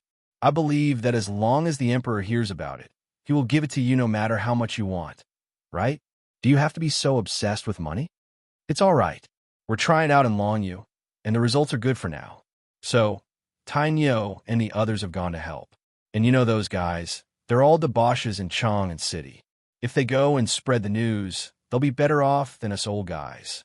Zhang Feng nodded. Not bad, that's a good idea. But wouldn't it be better if we let this happen in Chong'an? Why should we let it happen in Longyu? Sigh. Du Ruhui sighed. You don't know. The benefits involved in this matter are too terrifying. Moreover, Longyu is the base camp of us old fellows. Last time, the locust eggs incident had already established some connections. It's not as powerful as it is in Chong'an. Therefore, we have no choice but to put in Longyu. Du Ruhui told Zhang Feng about what had happened after the Fish Emperor had discussed the matter with Zhang Feng. Zhang Feng could not help but hear some clues from it. They did not want to use Chong'an, but had to go to Longyu, a place surrounded by wolves. They had encountered a big problem. Old Du, tell me honestly, did you run into some trouble? Alas, Du Ruhui couldn't help but let out a long sigh when he saw that Zhang Feng was finally on the right track. Brother, my heart is bitter.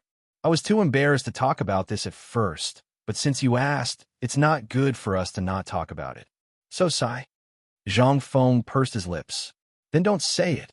Did you have to show an expression as if Lao Tzu had something on his mind the moment you walked in? This caused Lao Tzu to ponder for a long time. Old Du, we're brothers. So Manir knows my temperament. If there's anything you need, just tell me. If I can help, I'll definitely help. But let me say this first. If you offend the emperor or commit any murder or arson, I'll immediately send you to the authorities. Du Ruhui waved his hand. Do I look like someone who would commit murder or arson? It's just that ever since you've established a relationship with Zhang Sun Wuji and some people in the imperial court, such things have to be reported. So, Lao Li and the others thought about sending some bone-strengthening powder. But now, we're in big trouble. Basically, everyone in Chong and is here. Old Chen's house is full of copper coins. You say, if they only wanted to make money, that would be a good thing. But they just had a F***king bring their people in. They can't do anything and leave nothing behind. I can't afford to offend them. I want to chase them away, but I can't do it openly. So, because of this matter, we old brothers have been worrying so much that our hair has turned white. Zhang Feng was speechless. That's it? Yes. No, Brother Zhang Feng, we've already done that. Do you still think it's not serious enough? Zhang Feng shrugged and asked in disbelief. I thought it was something serious. It turns out that it's just a trivial matter. Don't you feel embarrassed? We've been friends for almost a year. In this year, whenever you guys drink here, you'd better keep your ears open. Otherwise, you wouldn't have done such a stupid thing. Fine. Zhang Feng slapped his head. If it were someone else, he could really say something. But it was old Chun who did it. In this matter, Zhang Feng thought for a second. Only old Chun could do it. This silly guy. How dare you accept any kind of money? Zhang Feng was speechless. Scold old Chun? He didn't dare. Old Chen's son slapped him to the back. If he scolded old Chun behind his back, wouldn't he send Lao Tzu away with a slap? Fine, fine. Tell old Chun not to accept any kind of money. Be careful that he doesn't give away all the money he earns. We won't get any benefits at all. Sai, got it. Du Ruhui nodded like he was pecking rice. Of course, the matter he was asking about was not business. It was the civil and military officials in the imperial court. It was as if these people had fallen into the eyes of money. He was worried that these fellows would go crazy thinking about money and do something illegal. Moreover, they wouldn't do anything in the imperial court. This was also the reason why Du Ruhui had come this time. There were people who did everything else, and they did a good job.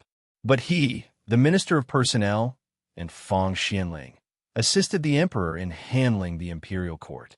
At this time, because of the locust incident, everything was left to him. However, the order in the imperial court was giving him a headache. He didn't even participate in the emperor's discussion on the management of the locust plague. It was not that he didn't want to, but the imperial court was still operating. At this time, Du Ruhui and Zhang Feng were silent. Du Ruhui was waiting for Zhang Feng to give him an idea. But Zhang Feng was different. He was troubled by something. Chapter 375. Zhang Feng was very conflicted. Once this matter was out, that smart emperor would definitely think of this at the first moment. Definitely, this thing was a great weapon for him to brag about when he went to the imperial court. Moreover, he wanted to use this thing to build a good relationship with Feng Mao, Du Duan, and Wei Zheng. Was it appropriate to say it at this time? However, looking at old Du's worried face, Zhang Feng could not help but feel helpless. Forget it, old Du. Don't worry about this trivial matter. Sigh. Lao Tzu prepared this thing to build a good relationship with Fang Xianling, Du Ruhui, and Wei Zheng when he goes to the imperial court. Forget it, you got lucky. Zhang Feng muttered to himself gloomily. However, Du Ruhui almost blurted out when he heard this. He pointed at his own nose and was about to shout out, "Don't wait, I am Du Ruhui." However, he swallowed the words that were about to come out of his mouth. Although he was excited, Du Ruhui also knew the importance of this matter. Brother Zhang Feng, then I, old Du, will thank you here. When the time comes and you want to enter the imperial court as an official, Old Du, will definitely give you all I have and recommend you. Huh? Zhang Feng smiled. Old Du, are you doubting me? No, no, no. Du Ruhui waved his hand repeatedly. Zhang Feng did not want to fool him anymore. Moreover, he still had serious business to do. All right, this matter is very easy to handle. You just have to remember that no matter who it is, they will have to be controlled by you when they go to your territory. As the saying goes, a country has its laws and a family has its rules. As a merchant company, naturally, there are rules to speak of. If everyone is like this, then I advise you not to do this business. The few of us are doing fine. Why are you looking for trouble? Zhang Feng shrugged. Since it's already happened, let's not talk about it anymore. How about you tell Lao Li exactly what happened? Actually, the method is very simple. It's just a sign-in list. What's more, it's a work registration form. Du Ruhui, who was listening carefully, was dumbfounded. What the hell? Sign-in sheet. Sign in at work? What is this? Listen to me first. Zhang Feng waved his hand and poured Du Ruhui a bowl of wine. He took out a plate of fried yellow locusts from the counter and said, Actually, you can also understand this is going to work. Do you understand? You're the one who works for me. Do you come in the morning and leave after work at night? Only this counts as a day. Yes, that makes sense. Du Ruhui nodded thoughtfully. But this sign-in, what does it mean? Zhang Feng had so many shocking sentences that they were numb to it, so they were not surprised. However, this new term still surprised Du Ruhui. More than that, he was shocked. How could he not be shocked? At this time, because of the locusts, the court was basically crazy. They were all immersed in it, so much so that many court affairs could not be carried out. If this went on, everyone would want to get rich. How bad would that be? Although the emperor knew about it and did it on purpose, it was not the right time to clean up the mess after the plague of locusts was over. There were many things that had to be done. The trade with Jinla, the Tubo and Tuyuhan, and the plan against the Turks in the future. Which one of these things did not need people to do? If there was a slight mistake, it would definitely cause an irreparable disaster. Du Ruhui could not help but be excited. Brother Zhang Feng, what do you think this sign-in sheet is? Is it a kind of rule? No. You can say that it is a kind of rule, but this thing only restricts whether that person is on duty, whether he comes or not, and whether he has done anything. As for the rest, it's up to you. I don't know how you're going to run your Chamber of Commerce, but as for how you're going to run it, you have to figure it out yourself. Yes, but you just have to remember one thing. Hang this watch in the most conspicuous place. I don't need you to say anything about who is sleeping soundly on duty, or who doesn't come, or who slacks off. For this benefit, I think there are still many people who want to fight to the death for this big business of locusts. When the time comes, you only need to write down the details of each of them working for you in a book and hang it there. People want their faces, and trees want their bark. When the time comes, you just need to hand out this soft knife, and there will naturally be countless people who will stab it for you. And it doesn't matter which high official that person is working for.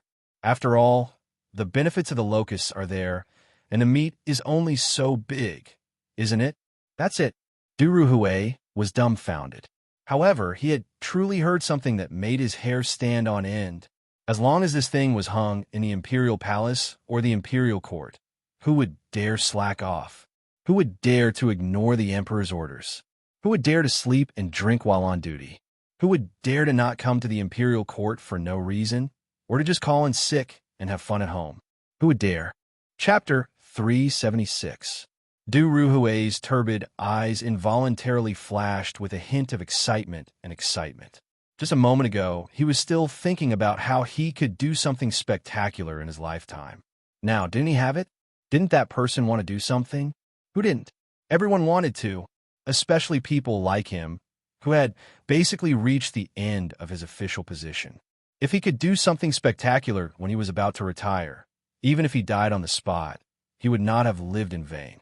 This was to bring honor to his ancestors. This was the blessing he set up for the next generation of his Du family. At the thought of this, Du Ruhui was so excited that he wanted to get up and bow again, but was pressed down on the bench by Zhang Feng speechlessly. Okay. Do you really want to shorten my life? If you really want to thank me, then do it well and make more money for me. This is the key. This bone-strengthening powder. Damn it, if I had known, I wouldn't have told you. Wouldn't it be better if I kept quiet and didn't make a fortune? Zhang Feng was a little depressed. Brother Zhang Feng, today I thank you for clearing my doubts. Today, I won't disturb you anymore. Our Du family will never forget your great kindness. Okay. If there's nothing else, then get out of here. Why are you being so literary? Do you think you were a great writer of that generation? Zhang Feng got up and drove him away speechlessly. Du Ruhui also knew how to behave. He hurriedly got up, dug out 3 taels of silver from his embroidered robe, and put it on the table before leaving. He was not stingy, but he really didn't have much money on him. When he walked out of the pub, he looked at the locusts all over the sky. In Du Ruhui's view, how are those locusts? They were just copper coins flying all over the sky. Du Ruhui turned around and glanced at Zhang Feng's little tavern. Only then did he salute Zhang Feng as a peer before hurriedly leaving. Obviously, he forgot to ask Zhang Feng for the multiplication table. At this time, how could he still remember? Even if he remembered, so what? This thing won't run away. They could just come back when the time comes. However, Brother Zhang Feng's method must be implemented as soon as possible. This will play a big role in the Emperor's plan. Furthermore, in the future, all the officials would have to use a new set of rules and regulations. To the Minister of Personnel, this was a very important matter. He had a premonition that if he really did that, the situation in the imperial court would be completely different. Who would dare to slack off? Who would dare to delay? Those who are eyeing this position will do everything they can to take you down. Although it was shameful to do so, so what? However, the thing that Brother Zhang Feng was talking about, could it really be applied? Du Ruhui couldn't help but feel confused again. If this matter was done well, then it would definitely be remembered for eternity. But what if? What if this thing didn't have any miraculous effects and instead made people feel disgusted? Du Ruhui couldn't help but slowly stop in his tracks. Looking at the locusts all over the sky, he couldn't help but think of the faces of everyone in the imperial court.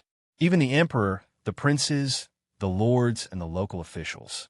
Du Ruhui couldn't help but understand. A thin layer of cold sweat appeared on his forehead, and it couldn't help but drip down. If he followed Zhang Feng's plan and followed it, he would definitely be condemned by the officials in less than a day. This was a business model. He forgot one thing.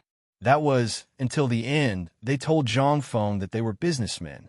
This thing was suitable for business, but not for the management system of the imperial court.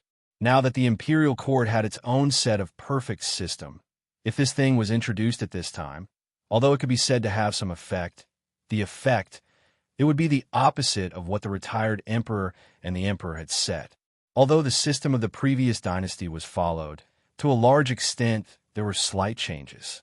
But the current system was the opposite of what the previous system had set. Once he dared to mention it, he would definitely be accused of treason.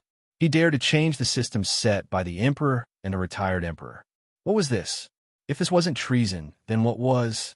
Du Ruhui took a deep breath. He might as well not leave. Sitting under the black locust tree at the entrance of Huitong Square, he stared blankly at the crown of the tree, which still hadn't been eaten up by the locusts. He recalled the original system of the imperial court, the criminal law, and all of them. Then, he compared them with a vague thing in his heart one by one. Slowly, he finally figured it out. It turns out that the key point lies in the completeness of this system. The degree of completeness of this system is too high, and it still needs the officials in the imperial court to supervise the implementation. But once an illegal person takes advantage of this loophole, it will definitely cause a great impact on the order of the imperial court. But what if we add a little reward for good and punish evil to the original system of officials, and this thing of signing in at the imperial court? Chapter 377. For the next few days, all the officials were busy preparing for the locusts. There were even rumors in Chang and city from time to time. The so-called guidance from a master was a punishment from God. It was a supreme, auspicious sign given by God out of pity for the Tang dynasty. But the people didn't understand. It had eaten up all the food and even the wild vegetables that everyone liked to eat. How could this thing be auspicious? It was as wide as a yiksha. How could this be called auspicious? The people were puzzled. But at this moment, if you said so, there would definitely be people pointing at your nose and scolding you for being ignorant. Why? Because this news came from the inside of the palace. His Majesty had already said that this thing was an auspicious sign. How could you say that it was a pest with a snap of your fingers? Are you tired of living? Such things kept happening in Chong and City. As the matter was fermenting, the news of the mysterious bone-strengthening powder had also spread out. It was even more bizarre. In a tea house, the storyteller came early in the morning, which was rare. The locusts were all over the sky. Basically, no one could do anything. If they stayed at home, they would get sick. It was also unbearable to stay with their wives every day. Fortunately, now everyone had a little money left in their pockets. So, this cheap and affordable tea house became the best place for people to escape the summer heat and find work. The tea house, which usually had a bleak business, now became the most popular place in Chong and City. Bang! When the storyteller, Blind Wong, slapped the tea table hard, the noisy tea house instantly quieted down. Blind Wong was not in a hurry. He slowly pulled out the folding fan from the back of his head and slowly fanned himself. Then he said, "Dear fellow villagers, today Blind Wong will talk about something different. Otherwise, if you've already vomited after hearing about other things, I would have King vomited as well." Ha ha ha. The people burst into laughter and were instantly interested. Blind Wong, what are you going to talk about today? Are you talking about what happened last night with Widow's son from Happy Village in the east of the city? Or were you chased out by some customer who found out you stole books? Aha! The laughter of the crowd did not make Blind Wong jump up and down. The people of Chong and had three good things. The first was to squat in Swallow Descent brothel to see the real courtesan. The second was to stroll along the newly built river and stroll around the eastern and western markets with his hands behind his back. However, at this juncture, these two things could not be done. Swallow Descent restaurant's doors were locked tightly, afraid that the lecher would not be able to hold himself back and barge in. As for the riverside, the eastern and western markets had become the breeding grounds of the locusts. That fellow, with a single stomp, you could crush several locusts. Who would dare to go out? What about the third one? Naturally, it was because of Blind Wong, but it was very rare. This time, Blind Wong acted as if he didn't hear the teasing of the crowd. He continued to wave the thick, sticky fan with a smile on his face. Even the words on the paper could not be seen. It was as if he had the pearl of wisdom in his hands. Ayaya, old man is reading a sage's book. How can a scholar like me do such a dirty thing? Today, old man is going to talk about the auspicious signs flying in the sky. Nonsense. When the crowd heard this, they could not help but roll their eyes. It was this old thing again. Blind Wong said slowly, "Last night, I don't know how many of you have heard of the bone-strengthening powder." Bone-strengthening powder? What is that? I seem to have eavesdropped on the boss saying something. It seems that this thing is something extraordinary. Yes, this master is right. Blind Wong suddenly slapped his fan on the palm of his hand and said, "This bone-strengthening powder is indeed a wonderful thing. Last night, outside Taichung Temple, I heard a woman talking about this thing. That woman seemed to be the wife of one of the lords in Taichung Temple. That woman seemed to be asking for the bone-strengthening powder from her old father. I've heard of it. As long as you drink a bowl of the bone-strengthening powder, even though it is only the size of a teacup, it is worth a big bowl of mutton soup." What? This is so magical? Blind Wong, you're not fooling people, are you? How can there be such a thing in this world? Blind Wong shook his head mysteriously. When the crowd was almost finished, he continued, "Not only that, old man also heard that this thing can strengthen the bones. Although it is not the thing that can rejuvenate one's youth, the old man in his 70s or 80s only needs to drink this thing for 3 days to straighten his back in an instant. Moreover, he can carry a bucket of water with one hand and walk for 10 miles without blushing or panting." Hiss! Everyone heard this. They could not help but gasp. Impossible. Blind Wong, maybe you're fooling people again. *CK your grandma. If this thing is really so awesome, why haven't we heard of it? Everyone was furious. However, Blind Wang only moved his lips slightly. This thing fell from heaven when Master Yuan Tiangang prayed to heaven on the birthday of the retired emperor last time. Moreover, the emperor and the retired emperor personally tried it. All the ministers in the court have tried it. Do you think that the emperor is fooling you? This. Chapter 378. Li Shimin was very pleased, especially when he looked at the documents that had been sent back from Chang'an. It was as if he was looking at a lump of gold that had fallen from the sky. The rumors had indeed spread from here. Zhang Sun Wuji was very smart when it came to doing things like this. Moreover, he had already done it once. It would be strange if something went wrong again. Moreover, at this time, everyone had been affected by the locust plague. Everyone had suffered. Who wouldn't want to make money at this time? The matter of the bone-strengthening powder had been settled. Next up, just as Li Shimin was happily thinking about what to do next, he suddenly saw a different memorial in the pile of documents. What was different about it? This memorial was actually sent by Du Ruhui in his personal name. Was there a need to do this? Li Shimin looked at the thick memorial and flipped it open curiously. The words on duty, reward, and punishment system that entered his eyes deeply attracted his attention. Li Shimin couldn't help but be interested. The Minister of Personnel had actually used such a method to hand over the memorial. What did this mean? It was obviously something that could be done by just opening his mouth.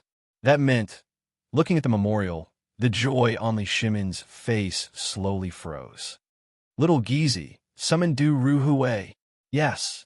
Li Shimin's expression turned serious. No wonder he would use such a method to hand over the memorial. If others knew about this, what would it mean? This would be treason. Daring to violate the laws of the imperial court was already a violation of the interests of the imperial family. However, Li Shimin knew that if it were an ordinary person, he wouldn't even look at such a thing. He would just wave his hand. Strike first. However, Du Ruhui was different. If he could say it, it meant that this matter was very serious. Moreover, Li Shimin thought about it. There was indeed a problem with the imperial court system. Moreover, was this really something that Du Ruhui could come up with? He didn't believe it. Instead, he saw Zhang Feng's shadow between the lines. Moreover, didn't Du Ruhui go to Zhang Feng's place the day before yesterday? Thinking of Zhang Feng, Li Shimin's face had a touch of excitement. A moment later, Du Ruhui hurried into the imperial study. This old subject, Du Ruhui, pays respect to your majesty. Minister Du, please rise. Hurry up and tell me, what's the deal with this reward and punishment? Replying to your majesty, this is something I came across by chance the day before yesterday. Li Shimin pursed his lips. Speak human language. Du Ruhui said, since your majesty has seen through it, this was indeed Brother Zhang Feng's idea. Now, because of the locusts, everyone in the imperial court is united. This is a good thing, but the drawbacks of not doing their duty for a long time still exist. Moreover, now everyone is trying to reap benefits.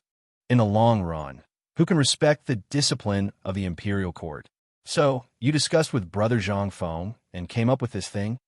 Li Shimin sat next to Du Ruhui and drank tea. He glanced at the memorial on the table and said, That's right. However, this thing was basically made by this old subject. It was also because of one sentence from Brother Zhang Feng. What sentence? Li Shimin was interested. He said that these people are temporary workers for you. Li Shimin heard this. He couldn't help but frown. But the next moment, he couldn't help but ask, Do you mean that the system of the imperial court should be strictly improved? Yes, your majesty. You've seen it before. Everyone is lazy. Although your majesty is in favor of spreading the word, you've also seen that the disadvantages are obvious. That is, the people of the 5 families and 7 nobles, as well as the Guanlong and Shandong nobles, don't do anything for the imperial court. As a result, although there are many people in the imperial court, some of them die of boredom, and some of them die of exhaustion. There are even some who take idle jobs and idle around all day. We couldn't target them before, but now that your majesty has taken a side in the matter of the locusts, if we let them go on like this at this time, who in the imperial court wants to do anything for them? I'm worried that if this kind of thing can't be rectified for a long time, the consequences will be unimaginable if everyone in the imperial court imitates it. The big reshuffle this time is an opportunity. That's why when I went to Brother Zhongfeng's place, I was a little depressed, so I went to Brother Zhongfeng to complain. But Brother Zhongfeng thought it was a small matter, so we talked about it. It was also under Brother Zhongfeng's guidance that I came up with this reward and punishment system. Although this system is new, it's all simplified and added according to the original laws of the Tang dynasty. As he spoke, Duruhui excitedly knelt on the ground and said, "Your Majesty, this old subject knows the consequences of breaking the laws of the Great Tang without permission. Thus, this old subject risks death to request Your Majesty to carry out this decree." Li Shimin was speechless. He personally helped Duruhui up and said, "I didn't say anything. I've also seen this. I approve." Chapter 379. In fact, Li Shimin had long wanted to reorganize the court. Every morning, he basically wanted to kill people. This was before the locust plan. Now that everything had been dealt with, it was time to reorganize. But he didn't expect that Duruhui had thought ahead of him. How could this not make Li Shimin happy? "My dear minister, I approve of this matter. This matter in the court, if I hadn't suppressed the anger in my heart, I would have killed a lot of people. Everyone thinks that I have a good temper, but only you know that I am actually waiting for an opportunity. Guanlong and the 5 surnames and 7 hopes, it's time to reorganize." Li Shimin suddenly felt a little sad. He couldn't predict what would happen if he fought against Guanlong at this time, but this was something that had to be done. A country, a monarch, if he couldn't even control his own people, how could he unify the world? But if they were to clash with these two forces right now? One night, Li Shimin worried about this matter for the whole night. The next morning, at the moment when the morning bell rang, Li Shimin arrived at the political announcement hall early. Looking at the empty imperial court, he suddenly and slowly wrote the word Zhen on the Xian paper, and all the ministers who entered the political announcement hall were stunned. But seeing the emperor in a daze, no one dared to speak and stood quietly. When everyone entered the political announcement hall, Xiao Gizi gently called, "Your Majesty, it's time to go to court." Li Shimin raised his head and looked at the people in the court. "Go to court. Kneel. Long live the emperor. Rise." Li Shimin waved his hand lightly. "Is there a memorial today?" Hearing this, a minister hurriedly got up and said, replying to the emperor, "This old minister has a memorial. Announce." Recently, although the rumors of bone-strengthening powder and locusts have been spread, and the people are running around to tell each other about this matter, and all the people's enthusiasm has soared infinitely. No one complains about this disaster, but there is still a problem. "Oh, what is it?" Replying to Your Majesty, "This old subject has made some calculations recently. Although we have stored up provisions in and around Chang, and the livestock industry has suffered serious losses. Many livestock have even shown signs of starvation." Emperor Cheng Yaojin cupped his fists and said, "Our army, especially Long Yu, has sent an urgent report. The 100,000 horses in our army have almost run out of fodder. In Yuzhou, the garrison in Chang and Jian'an province and other places have also encountered the same problem. The locusts are wreaking havoc. Everything with a bit of green has been gnawed away. What's more, it's the season to fatten up the horses." But Cheng Yaojin didn't say anything. But how could Li Shimin not understand? If things went on like this, sooner or later, all the livestock in the Tang dynasty would starve to death because of the lack of fodder. What was more terrifying was that there would be no war horses left in the army. Emperor Zhongsun hesitated for a moment. Li Shimin frowned. "Speak." Tubo and Tuhun sent news that in 5 days, the first batch of livestock will be delivered to the Tang dynasty from Hezhou, Yazhou, and other places in Jian'an province. There will also be some in Lanyu province, but the current situation, how much? Li Shimin had a headache.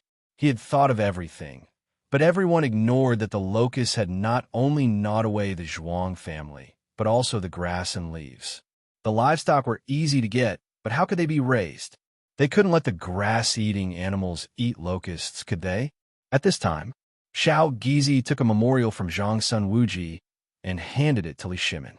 "Tuhan will deliver 58,300 war horses, 37,000 cows, 59,000 bulls, 30,000 calves, 39,000 sheep, and pigs, chickens, ducks. Looking at the numbers one by one, Li Shimin felt a headache. This, without a doubt, was another source of pressure. They couldn't drive all the livestock to the south, could they? Dear ministers, do you have any good ideas about this? Li Shimin rubbed his forehead and said, At this time, Your Majesty, I suggest that we don't accept these livestock for the time being. Otherwise, it will undoubtedly make the situation worse. Your Majesty, the sudden increase in cattle, sheep, pigs, chickens, and ducks is still fine. We can just distribute them to the local people, but the horses... Your Majesty, I mean that if these livestock come from Jiangnan province, it's better to send them directly to the south. Now, the south is less affected by the locust plague. As for the livestock in Lanyu province, let Lanyu know how to raise them properly for the time being. When the time comes, we can collect a batch of fodder from the south to solve the problem. The ministers expressed their opinions one after another. At this time, no one sang a different tune. Because what did this mean? This represented the benefits they could gain. Moreover, they occupied a lot of fields in various places, and there must be a lot of fodder stored here. At this time, if these things were left behind, they would be the ones to benefit in the end. There were no fools here. Every single one of them was very clear. The benefits of this. After discussing for an hour, Li Shimin still couldn't find a suitable solution. Suddenly, he thought of a person in his mind. Perhaps that person would be able to resolve this matter perfectly. He also knew the benefits of this matter. If he did as these people said, wouldn't he get no benefits at all? All right, I already have a countermeasure for this matter. By the way, I have something to announce today. Li Shimin waved his hand. The ministers quieted down in an instant. Li Shimin said slowly, The order of the imperial court has been following the old system of the previous dynasty since the reign of the retired emperor, and there has been no change. Therefore, I want to announce today that I will make a slight correction to the original system. Chapter 380. Everyone was aghast. Although the improvement of the system was indeed coordinated by the emperor, the Ministry of Justice, the Ministry of Personnel, and other departments, why did it happen today? And why didn't they hear anything about it before? What did it mean? Could it be that this was one of the emperor's methods after he decided to take sides against the locust plague? Everyone was smart enough to know something. They had thought about the reform a long time ago, but they didn't expect it to happen today. Du Ruhui, tell us about the relevant system. After all, it was you and Zhang Sun who made the decision together. Yes, Zhang Sun was confused. What does it have to do with me? But it was obvious that the emperor was dragging him down, so he could only bow his hands and say yes. Then, Zhang Sun Wuji spoke first. Your Majesty, although the system in the imperial court has always been perfect, this old official feels that there are still many flaws in it. Therefore, this old official worked with the Ministry of Personnel to perfect it. Official Du, please come and explain the relevant situation on behalf of the emperor and the other officials. Zhang Sun Wuji kicked the problem to Du Ruhui again.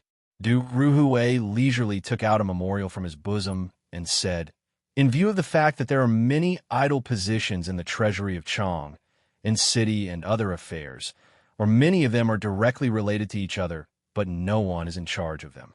At this time, the Tang Empire is just starting to develop in all aspects. Therefore, His Majesty has discussed this matter with me and others and deliberated about it.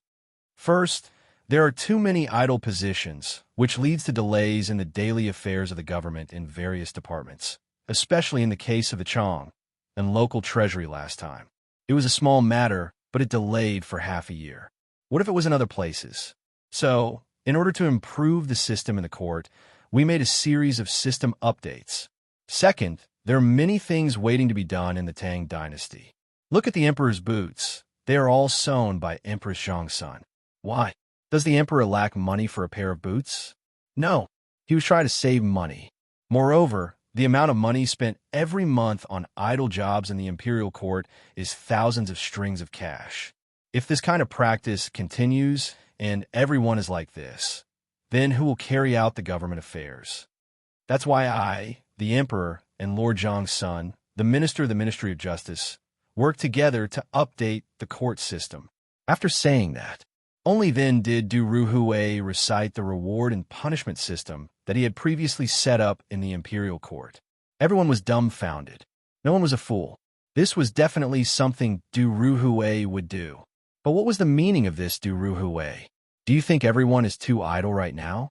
Wasn't this forcing them to their deaths? Everyone was shocked. But when she took a closer look, the emperor was indeed wearing the shoes sewn by Empress Zhang's son. Even the dragon robe on his body showed signs of being mended.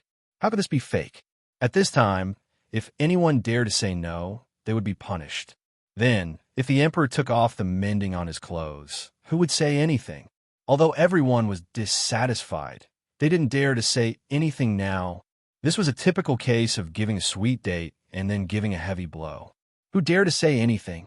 Li Shimin carefully observed everyone's expressions and then said slowly, I know that once new things are introduced, many people will definitely feel that it is not good. Today, in the imperial court, if we feel that something is not good, we will solve it in court, okay? If anyone has a different opinion, you can raise it. But who dare to say anything? At this time, even if they were dissatisfied, they would have to wait until later. But this time, however, Wei Zhang spoke up. Your Majesty, I have something to ask. Speak. Your Majesty, I am slow-witted. I don't know what the reward and punishment system means. Li Shimin touched his chin and said, Mr. Du, tell Prime Minister Wei. Yes, Your Majesty. Prime Minister Wei, to put it bluntly, this is no different from the previous system. However, just like how we handle government affairs every day, if everyone registers their names as if they are attending morning court, then it will be clear at a glance who is here and who is not. Moreover, after being sent back to the Supreme Court for sorting, it will become a record. The advantage of this is that Your Majesty will know at any time who is on duty, what they are doing, who is not coming, and what they are doing. In this way, it can ensure that every order from Your Majesty will be delivered to the officials on time. With several people echoing each other, everyone finally understood. This thing was actually a test. Although the emperor added rewards and punishments, if one did not show up for duty without a reason, he would be fined 1 month of salary. If it was the 4th time, he would be directly demoted by 1 rank. Wasn't this too strict? But what about the rewards? If one signed in every month, he would get an extra half a month of salary. What the hell was this? If one could be on duty every month, he would get bonus points on his political achievements. If there was a fat job, he would be given priority. What the hell was this? Wasn't this too much of a scam? At this time, everyone only felt the pressure. If they were to be like before, they would go drinking after a fight. Those days were gone forever. Now, in everyone's position, who didn't have bloodshot eyes, once such a thing happened, the fine was a small matter. Losing their job was the real deal, especially if there was a fat job. Where would this fat job come from? Wasn't it the position of everyone? Didn't this mean that now everyone's buttocks were sitting on the edge of a knife? Once they didn't pay attention, they would be finished? Everyone cried in their hearts. But who dared to say anything? They could only grit their teeth and accept it. Chapter 381. Thus, the court session ended in a dull manner. Although the court session was over, the problem was still in front of Li Shimin. That was the matter of animal husbandry. If this matter was not handled well, not only would all the animals and horses of the Tang dynasty be destroyed because of this matter, what would happen if a war broke out at that time?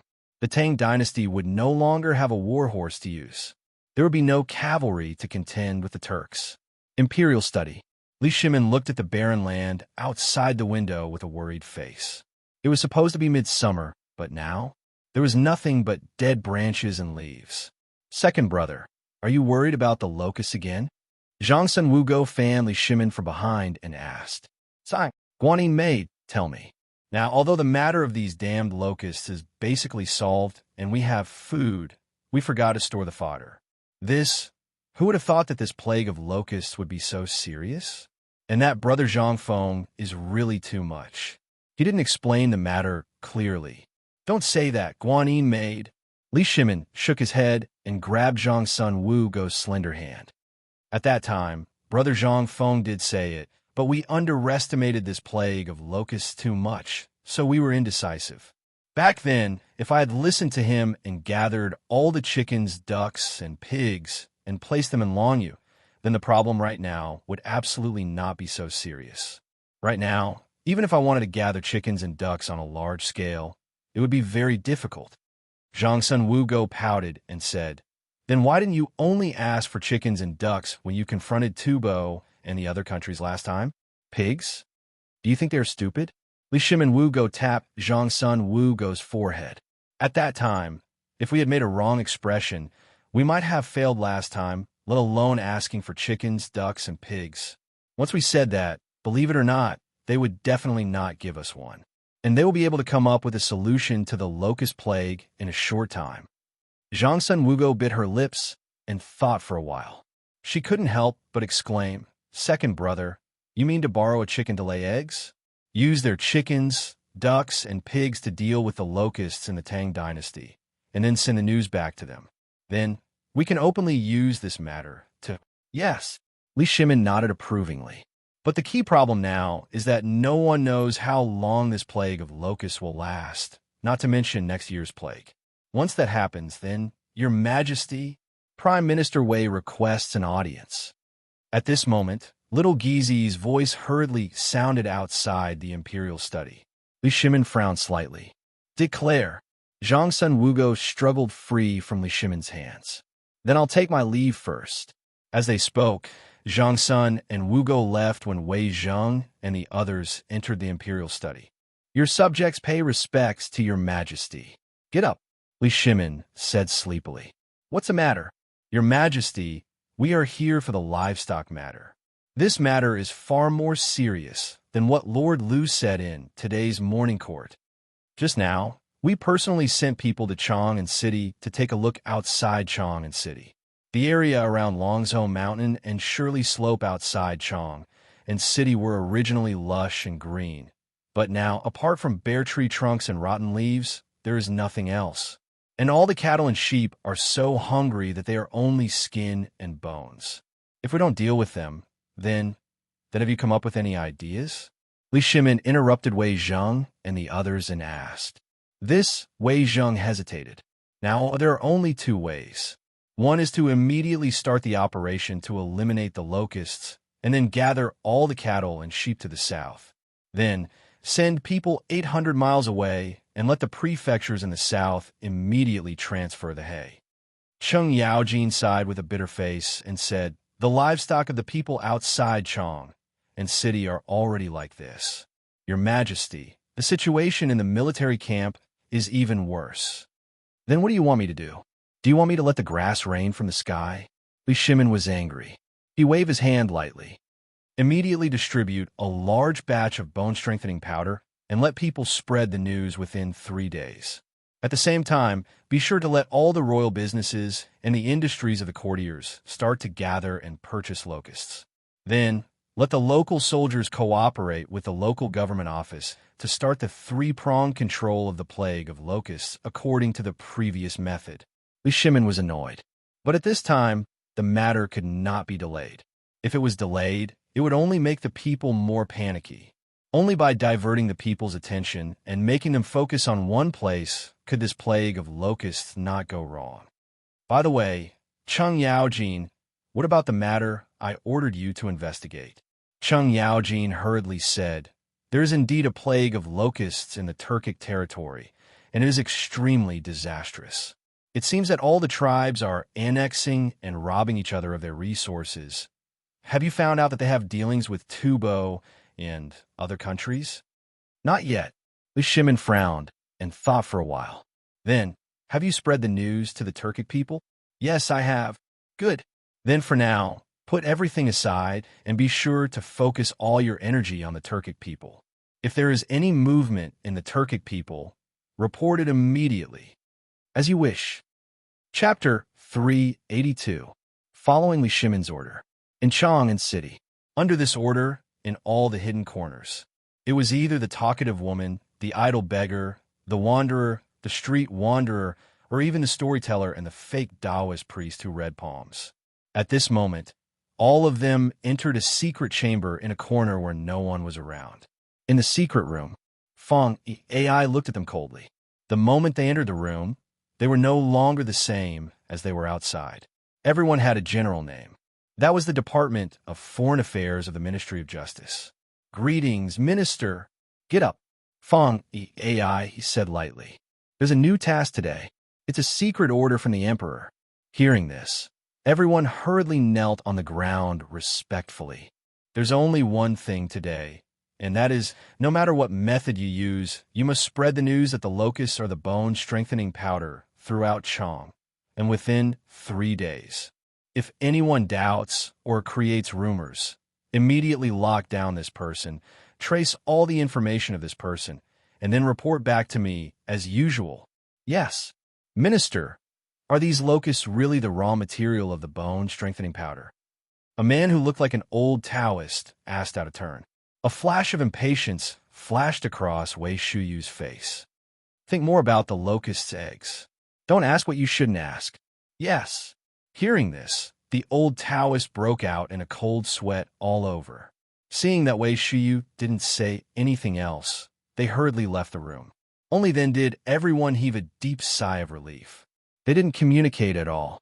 Then, like strangers, they hurriedly converged into the streets and disappeared into the crowd. The next moment, in Chang'an City, a shocking news spread like wildfire. In the treasury, someone mistakenly mistook the bone-strengthening powder for porridge at the place where the disaster relief is distributed. As soon as the news came out, everyone was shocked. They all rushed into the treasury. Even those who were hiding at home and didn't dare to go out hurriedly took things like dustpans and hurriedly went out after hearing this. Not for anything else, but because this thing was said to be a good thing that could strengthen the yang and kidney and also made people immune to all kinds of diseases. What did all the people want? Wasn't it just a hope that there would be no illness or disaster? Furthermore, this item was an auspicious item bestowed by the heavens. For such a beautiful item to unexpectedly flow out of the treasury, how could this not be a pleasant surprise? "Quick, let's go to the treasury." Something happened to the treasury. Isn't the granary in the treasury opening to release grain? Someone is selling 3 bags of bone-strengthening powder mixed in grain as flour. "What? There's such a good thing. Let's go and take a look." The news spread faster and faster. In less than an hour, all the people in Chang and city knew about it. In the end, even Zhang Feng heard about it. The old scholar looked at Zhang Feng strangely and asked, "Fengzi, tell me honestly, where did you get the bone-strengthening powder you gave me before?" Old man may be old, but he still has a brain. At this time, the news of the bone-strengthening powder had just come out from the treasury, and you had already gotten it 3 days ago. Could it be that you were the one who made this thing up? You, in the Emperor's show. Zhang Feng put a finger to his lips and gestured for him to keep quiet. He was not afraid of anything except for this old guy's wild guess. This guy had seen the world, so he could fool other people, but he could not fool the old scholar. "Old scholar, you actually know about this matter. Don't I know those stubborn guys before? Didn't you tell me to stay away from them?" Zhang Feng spread his hands. "That's a little difficult. Although these guys are sloppy all day, their nature is not bad. Moreover, these guys' fathers know me, and we even call each other brothers. They are businessmen, so which one of them doesn't know the officials? So, I'm lazy, so I cooperated with them on this business. Hey." The old scholar was furious. "You prodigal son, do you know that this bone-strengthening powder is a chance for your Zhang clan to rise again in at most 1 year? Don't you want to contribute this thing to the Emperor? Maybe the Emperor will be happy and give you an official position. At that time, won't you be able to bring honor to your family?" "You wastrel." Old man is so angry. The old scholar was so angry that his beard was trembling. He had eaten 3 kilograms of this bone-strengthening powder. He believed that in Chang'an City, apart from himself, Granny Wang, Zhang Feng's future father-in-law, and the neighbors, they were the first to enjoy such a good thing. This thing could make one rich overnight. "You wastrel, how could you give it to others just like that? Isn't it better to ask your father-in-law? Everyone knows the principle of keeping the goodies within the family."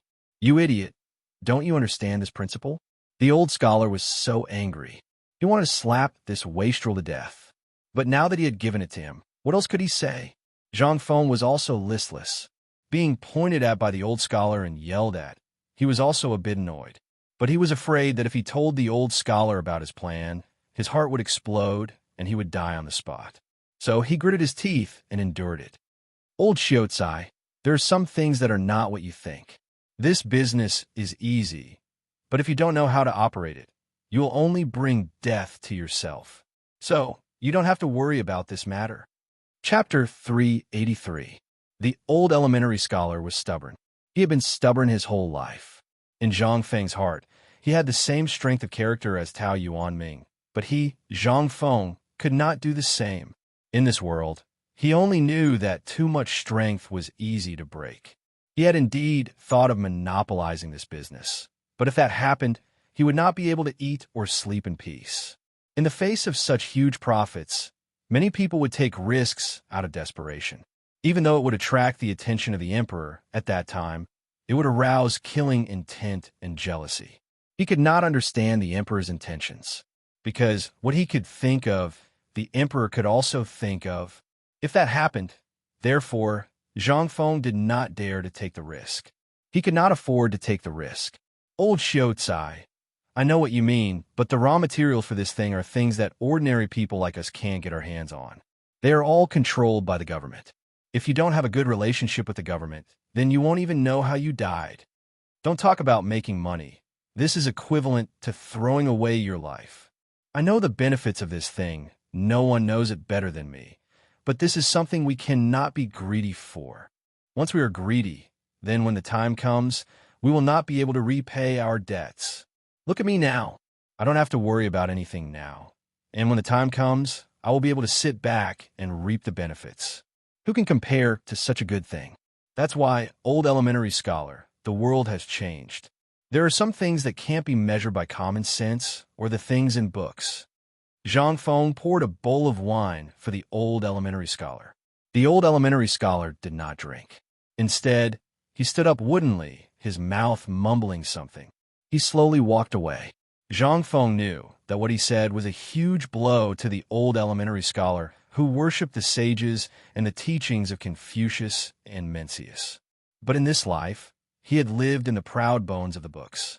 How could the emperor not know of his existence? The emperor did not say anything because he did not want to argue with an old man. But once he entered the imperial court one day, then the old elementary scholar's character would change. Then, at that time, not only would the old elementary scholar be unlucky, but he would also be unlucky. Therefore, Zhang Feng might as well at this time unravel this layer of confusion for the old elementary scholar. Let him see this reality clearly. Just as the old scholar was about to leave, Chang'an City was also in chaos. The cause of the incident was a shocking piece of news that came from a tea house in Shi City. Blind Wang was still sitting steadily in his exclusive seat. Everyone in the tea house stared at him as he slowly sipped his tea. Some of the more impatient ones were already clenching their teacups tightly. Just as everyone was about to lose their patience, Blind Wang slammed his gavel and said, "Everyone, listen up. Today, our Blind Wang will not be long-winded. Let's talk about the bone-strengthening powder that came out of the vault." When the crowd saw Blind Wang going straight to the point, they couldn't help but get excited. "Blind Wang, tell me, what's the deal with this bone-strengthening powder? I saw Kong Dingfang's Zheng Tufu. A few days ago, he was still using crutches, but yesterday, I heard that he made some bone-strengthening powder and ate a big bowl of it. This morning, he actually threw away his crutches. Is this true? Is the bone-strengthening powder really that magical? That Zheng Tufu is already 83 years old this year. But this morning, he's even more energetic than us young men. He can even carry a bucket of water and show off in Chang'an City. Is this the effect of that bowl of bone-strengthening powder? God, is this true? Does that bone-strengthening powder really have the effect of rejuvenating one's youth?" The crowd was in an uproar. Blind Wang smiled and stroked his beard, nodding from time to time. When the crowd was arguing, Blind Wang said slowly, "Everyone, that bone-strengthening powder doesn't have the effect of rejuvenating one's youth. I've already said this before. The reason is that this bone-strengthening powder, as the name suggests, is really something. Think about it. Why is it called bone-strengthening powder? Why?" The crowd stared with their eyes wide open. Because this thing is originally used to strengthen the bones. It's used to strengthen the muscles and bones. That Jung Tufu grew up with us in the early years. Don't you think that old man doesn't know him? He's as strong as a bull. When he's old, his body will be weak. But once he's nourished by this thing, although he can't be compared to a young man, he's still much stronger than us. So, don't believe the rumors. This bone-strengthening powder, Blind Wong, you're really talking nonsense. At this moment, someone on the third floor, which belonged to the rich and powerful, said contemptuously, instantly interrupting the crowd. The middle-aged man slowly waved his folding fan and said, I've heard rumors from the imperial physicians that this thing can strengthen the muscles and bones. It can also nourish the yin and yang. Most importantly, it can nourish the kidneys and strengthen the yang. You all know my father, right? Minister Zhua of the Guanglu Temple. When the crowd heard this, they couldn't help but stare. This was a master, and he knew something that the crowd didn't know. If he could stand up and speak, it meant that this matter was in the bag. Nourishing the yin and yang, it could also strengthen the bones and the kidneys. Most importantly, it could strengthen the yang. At this moment, the man glanced at Blind Wong from the corner of his eye and nodded. Did you all know? My father took in a concubine yesterday, and it's that coquettish lady. My father is already 75 years old. What? Minister Zhua Chao took in a concubine? Damn, this Minister Zhua, is what you said true? This thing is really so magical? Chapter 384. No, this young master is also using this thing, and it's not just me. All of the officials in the court are using it. As for the effect, I used to do it 3 times a night, but after eating this thing, I could do it 5 times a night without blushing or panting. This is a must for a man. Everyone could not help but suck in a breath of cold air. That worked. All the nobles in the court were using it. Everyone went crazy. Many of them could not even sit still. It was crazy. They ran away like crazy. They only had one goal. That was to go to the treasury. Even if they had to spend all their money, they had to buy some. This thing, if there was only this little, even if they did not use it, the price would definitely be the same as the locust's eggs. The price would increase by several times. This was the people of Guangzhou. They were all shrewd in their bones. Once they heard that all the nobles in the court were using it, how could it be wrong? Regardless of whether it was good or bad, they had to get it first. When the people arrived at the treasury without stopping, they were so scared that their legs went soft when they saw the people at the entrance of the treasury. They saw that almost all the people of Chang and city had arrived at the entrance of the treasury. And at the entrance of the treasury, there was a sold-out sign. This time, all the people who had just arrived were in an uproar. F***, what's going on? It's gone? F***, what's going on? No. Since there are 3 sacks in the treasury, it means that he has a lot of this thing. That's right. When everyone heard that, their eyes could not help but light up. Could it be that the treasury wants to fill their own pockets and not sell it to us? F***. Is there still law? Is there still law? No. Boys, let's turn his stall upside down. I don't believe that he and the person in charge of the treasury won't come out and give us an explanation. Yes. F***. These cowards think that we can just hang a broken sign and be done with it? Come. Let them see how powerful the people of Guangzhou are.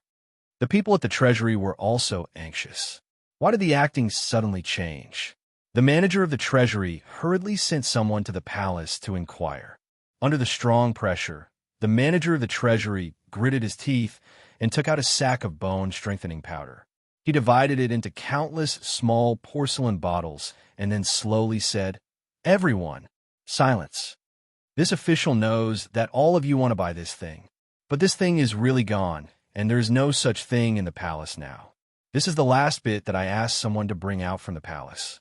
Therefore, I had no choice but to do this. After all, the cost of this thing is also there. This kind of divine item can't be as ordinary as that, right? However, no matter what he said about having a battle of words, that was all he said. Was that all? It would be strange if they weren't fools. My lord, you said that this is a divine item, and we can't be picky about that. But you're being unfair. Since you're doing business with us, are you looking down on us because we have less money? That's right, my lord. Look at the people in front. They've already bought so much. Why are there only a few bottles and jars left? What's the use of this little bit? My lord, are you selling this thing? Or giving it away? Are you still selling it in the future? That's right, my lord. You can't be playing dumb with us. How can you act like a little wife when you're doing business with us? Aren't you ashamed? The manager of the treasury panicked. He was sweating profusely. But what could he do? Although the higher-ups said that no matter what happened, he had to forcibly suppress it. After today, everything would be solved. But how could he suppress this situation? He was afraid that he wouldn't be able to survive tonight. These people would tear him apart alive. Even his family's aunts and uncles would have to have their legs broken by him. He couldn't help but wipe the sweat on his forehead and said, "Everyone, I'm just a gatekeeper. This bone-strengthening powder, if you don't believe me, you can go into the treasury and look for it yourself. As long as you can find it, I'll give it to you, as much as you can find. Is that okay? There's really no more. If there was, why would I be so stingy?" Everyone in the treasury was having a headache now. They had originally planned to keep a bag of it. This thing was a great tonic. When the time came, they could bring some back for their parents, wives, and children to eat together. Wouldn't that be great? But now, it depended on the situation. If they didn't clear up this matter today, they would die when they went back tonight. What should they do now? Everyone was worried, and those commoners naturally didn't believe the words of the manager of the treasury. Since he had let them in, if they didn't go in, wouldn't they be letting him down? Brothers, let's go. No one's going in. Let's go in and see if this Wong Quan An is telling the truth. In the crowd, an old man raised his walking stick shakily and rushed forward angrily. When a manager of the treasury named Wong Quan An saw the old man, he instantly withered. He cried miserably and shouted, "Father-in-law, your son-in-law is on duty, you scram, you wastrel." The old man was fine if he didn't listen, but when he heard, he exploded in anger. He raised his walking stick and gave him a beating. "This is such a good thing. Why don't you buy some for your father? Are you still my son-in-law? I'll beat you to death, you wastrel." Chapter 385. Reporting. Your Majesty, the Treasury reports that it can't hold on any longer. Wait, this matter must be suppressed. Then, should we mobilize another batch of bone-strengthening powder? It doesn't matter. Li Shimin faintly flipped through the division table in his hand, looking at it with great interest. On the other hand, Fong Xianling was so anxious that he was sweating profusely. Chong and was going to be in chaos, and he still had the mood to relax. However, he could only clench his teeth and hurriedly leave. However, the moment he went out, he saw that Zhang Sun Wuji was also holding onto his stomach, panting as he ran over. "Your Majesty, now the locusts in the palace are almost used up, and the Chong and garrison is basically rushing to roast the locusts secretly collected. Now, there are only 300 stones of bone-strengthening powder in the warehouse. So little." Li Shimin frowned slightly. "That's not bad, Your Majesty. Do you know that if there's even the slightest sign of this thing, the people in Chong and will rush to buy it like crazy? At this time, should we ask someone to start the purchase of locusts? If it starts today, it's bound to expand the bone-strengthening powder industry in a short time. If it's delayed, perhaps in less than 3 days, Chong will be in chaos." Zhang Sun Wuji said the good news. Just now, Zhang Sun Wuji said the news from the military camp outside the city. Although the group of civil officials were usually careless, now that they were in the court, which one of them was obedient? The housekeepers of each family wantonly caught locusts on the pretext of going out of the city to look for grass and fodder. They even hired people to catch locusts at a low price. Once the matter in their own fields was finished, they went out of the city to catch locusts. Once this matter spread out, there would be smart people who would smell the business opportunity in less than a day. After Zhang Sun Wuji reported the speculation in his heart, Li Shimin fell silent. It seemed that if something didn't come out now, there would be chaos. However, this was what Li Shimin wanted. Li Shimin closed the division table in his hand and rhythmically tapped on the table with his fingers. "Wait a little longer. Put the matter of the bone-strengthening powder aside for now.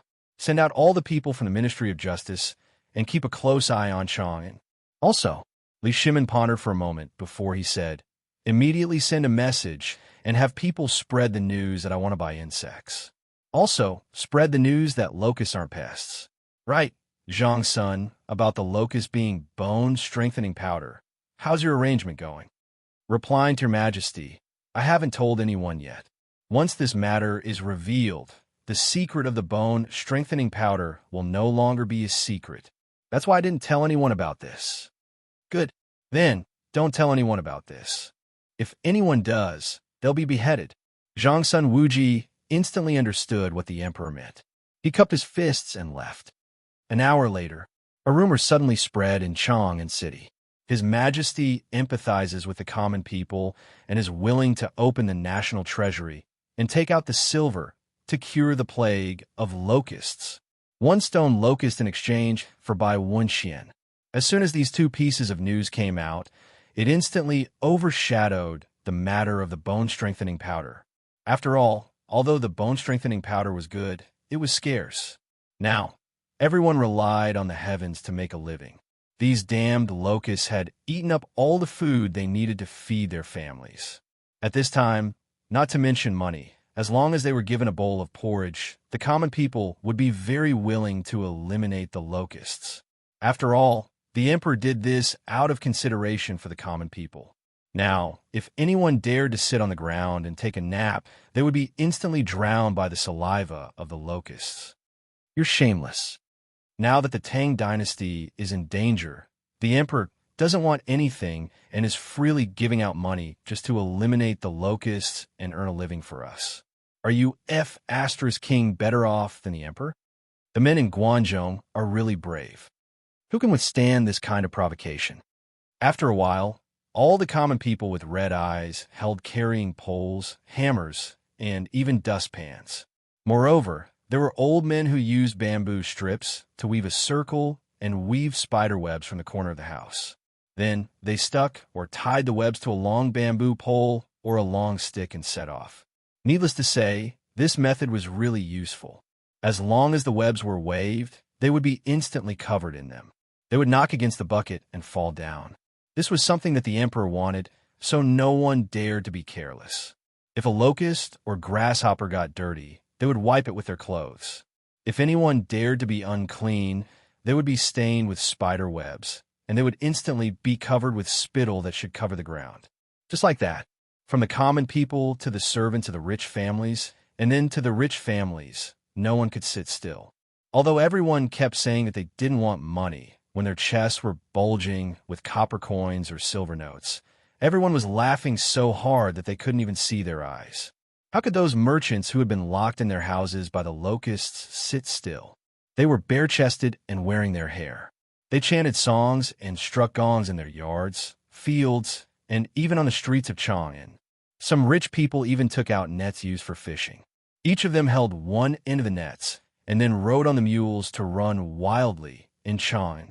When the crowd saw this, they were instantly stunned by the locusts that weighed hundreds or even thousands of pounds. They also learned to run home after throwing away their things. No net? What's the use of the mosquito net? If it doesn't work, we could tie the pipes together with ropes and tie them to the bamboo poles. Won't that make a net? Now, after seeing what the emperor did, those officials couldn't sit still. They shouted with red eyes, "Come on, look at the people of Chang, and who are so enthusiastic about catching locusts. Aren't you ashamed? Come on, enclose this place for me. This place belongs to our mansion. Come on, since Lord Zhang dares to enclose this place, let's do it too. The locusts on this hill belong to me." At this moment, Cheng Yaojin's wife leisurely carried a basket and stared at the crowd and shouted. In an instant, all the officials touched their noses and left as if they had said nothing. They dared to scold Cheng Yaojin, but they didn't dare to provoke this shrew. Chapter 386. On Longzhou Mountain outside Chang'an City, Li Chengxian rode a white horse and stood at the top of the mountain. He looked down at the sea of people and sighed with emotion. No one in the world dared to disobey an order. This was the demeanor an emperor should have. This was his father's way of doing things. Since he had been in contact with Zhang Feng for a long time, He could see the unfathomable abyss in Zhang Feng. He had a feeling that if Zhang Feng really taught them the skills he once said, what would the Tang dynasty be like at that time? He didn't dare to think about it. From everything that happened now, he saw a feeling that made it difficult for him to sleep, especially the mental arithmetic, as well as the mysterious division, as well as the mysterious sutra that he had never mentioned, as well as the physics and so on. Although he didn't know what it was, Li Chengxian understood that it wasn't that Zhang Feng didn't want to teach it, nor that his father didn't want to learn it, but that his father thought they were old. On the other hand, they weren't qualified now. In other words, they weren't qualified. This feeling was very strange and uncomfortable. However, during this period of time, Li Chengxian understood the profoundness of the division. Even Master Yuan Tiangang couldn't completely recite the division within 10 after seeing it. Li Chengxian could recite it now. How could this not make him feel complacent? Even this morning, he went to show off in front of his father and mother. After hearing the division within 10 digits from his father, he was terrified. He finally knew the gap between them. Chengxian, isn't it time to light the beacon? Just as Li Chengxian was letting his imagination run wild, Cheng Chumo looked at a small yellow door rushing over and asked. He only showed it to Li Chengxian. When Li Chengxian saw the small yellow door rushing over on the mountain path, he waved his hand lightly. Light the beacon. After receiving the order, Cheng Chumo waved his hand in a very flirtatious manner. Light the beacon. Light the beacon. Prepare the herbs. Quickly check the herbs and fodder. Are you all deaf? Get moving for Lao Tzu. Quick, quick, quick. Who the hell are you? What the hell do you want to do? Get out of the beacon tower for Lao Tzu. Is it cool there? Amidst the clamor of preparation and angry shouts, all the beacon towers were ready, and there was even a group of soldiers with torches in their hands, waiting in front of the beacon towers. At this moment, the small yellow door finally arrived at the peak of the mountain. As soon as he reached the top of the mountain, he hurriedly shouted, "The Emperor has given the order. When the bell rings, light the beacons." Thump, thump, thump. Just as the yellow door's voice faded away, the bell of the Huasheng Temple rang. Li Chengxian took a deep breath and urged his horse forward. He took the torch from Cheng Chumo's hand, then raised it high and shouted, "Today, the beacons are not because of an emergency military situation, but because it concerns the survival of all the people of the Tang dynasty. You all saw the fodder. It's not smoke, but the herbs we've all seen before. Do you know what we're doing? Kill the locusts! Kill the locusts! Kill the locusts!" All the soldiers raised their torches, weapons, and even flags and roared. Most of them were the people around Chang and City, and many of them were even from Chang and City. When the locust plague broke out, everyone was tortured and exhausted. Everyone had encountered the plague of locusts, and no one dared to experience that kind of horror again. But now, the emperor actually contacted the heavens and got the prescription to kill the locusts. What was this? This was for the benefit of the people. Who dared not to do it? So, at this moment, all the soldiers roared excitedly. At this moment, the bell slowly rang for the 9th time. Dong! The moment the bell rang, a voice rang out. Li Chengxian raised the torch high and pulled the reins. The white horse seemed to feel something and raised its front hooves and neighed. Light the fire, Li Chengxian ordered. The torch in his hand was thrown fiercely into the tung oil that had been poured on the beacon tower. Buzz! Dozens of torches were thrown out at the same time. The 5 beacon towers on Longzhou Mountain were lit in an instant. The raging gray smoke was blown slowly in the direction of Chang and City with the wind. At this moment, Yuchi Baolin, who had been waiting on the beacon tower of the Imperial City, saw the first beacon on Longzhou Mountain and suddenly pulled out his sword and roared, "Sound the drums! Light the fire! Dong! Woo! Woo! Woo!" Along with the sound of the drums, the horn to charge was also blown. At this moment, the 24 beacon towers above the Imperial City lit up the beacon fire at the same time, and the people inside and outside Chang and City all stopped at this moment. Everyone stared blankly at the thick smoke in the sky. They had already seen this on the notice, but they didn't expect that the emperor would be so generous this time. Even when Shelley came, he didn't light up the beacon fire like this, and didn't ring the bell 9 times. But now, the emperor actually rang the bell 9 times in order to kill the locusts. What was this? Everyone choked with sobs. They all looked at the direction of the imperial city with red eyes and knelt down and shouted themselves hoarse. Long live the emperor! Long live the emperor! Long live the emperor! Chapter 387. Zhang Feng looked up at the smoke floating in the sky. He could smell the strong smell of medicinal herbs in the air. He could not help but breathe a deep sigh of relief. This thing was really created. He did not know what skills Lao, Li, and the others had used. Or was it the research of the emperor and Sun Simiao?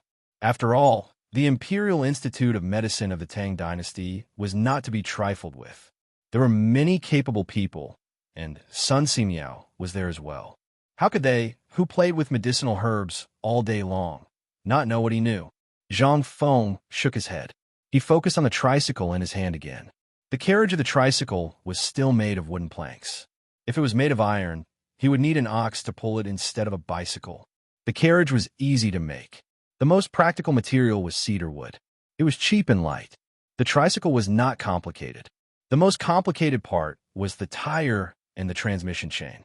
Zhang Feng used 10 days to make the entire transmission system using 5 large and small gears and a chain as thick as a thumb. He looked at the thick smoke in the sky. He looked at the rain like locusts. Zhang Feng patted the seat of the tricycle and prepared to take it out for a walk. However, just as he took the tricycle to the street outside the shop, a discordant voice suddenly sounded behind him.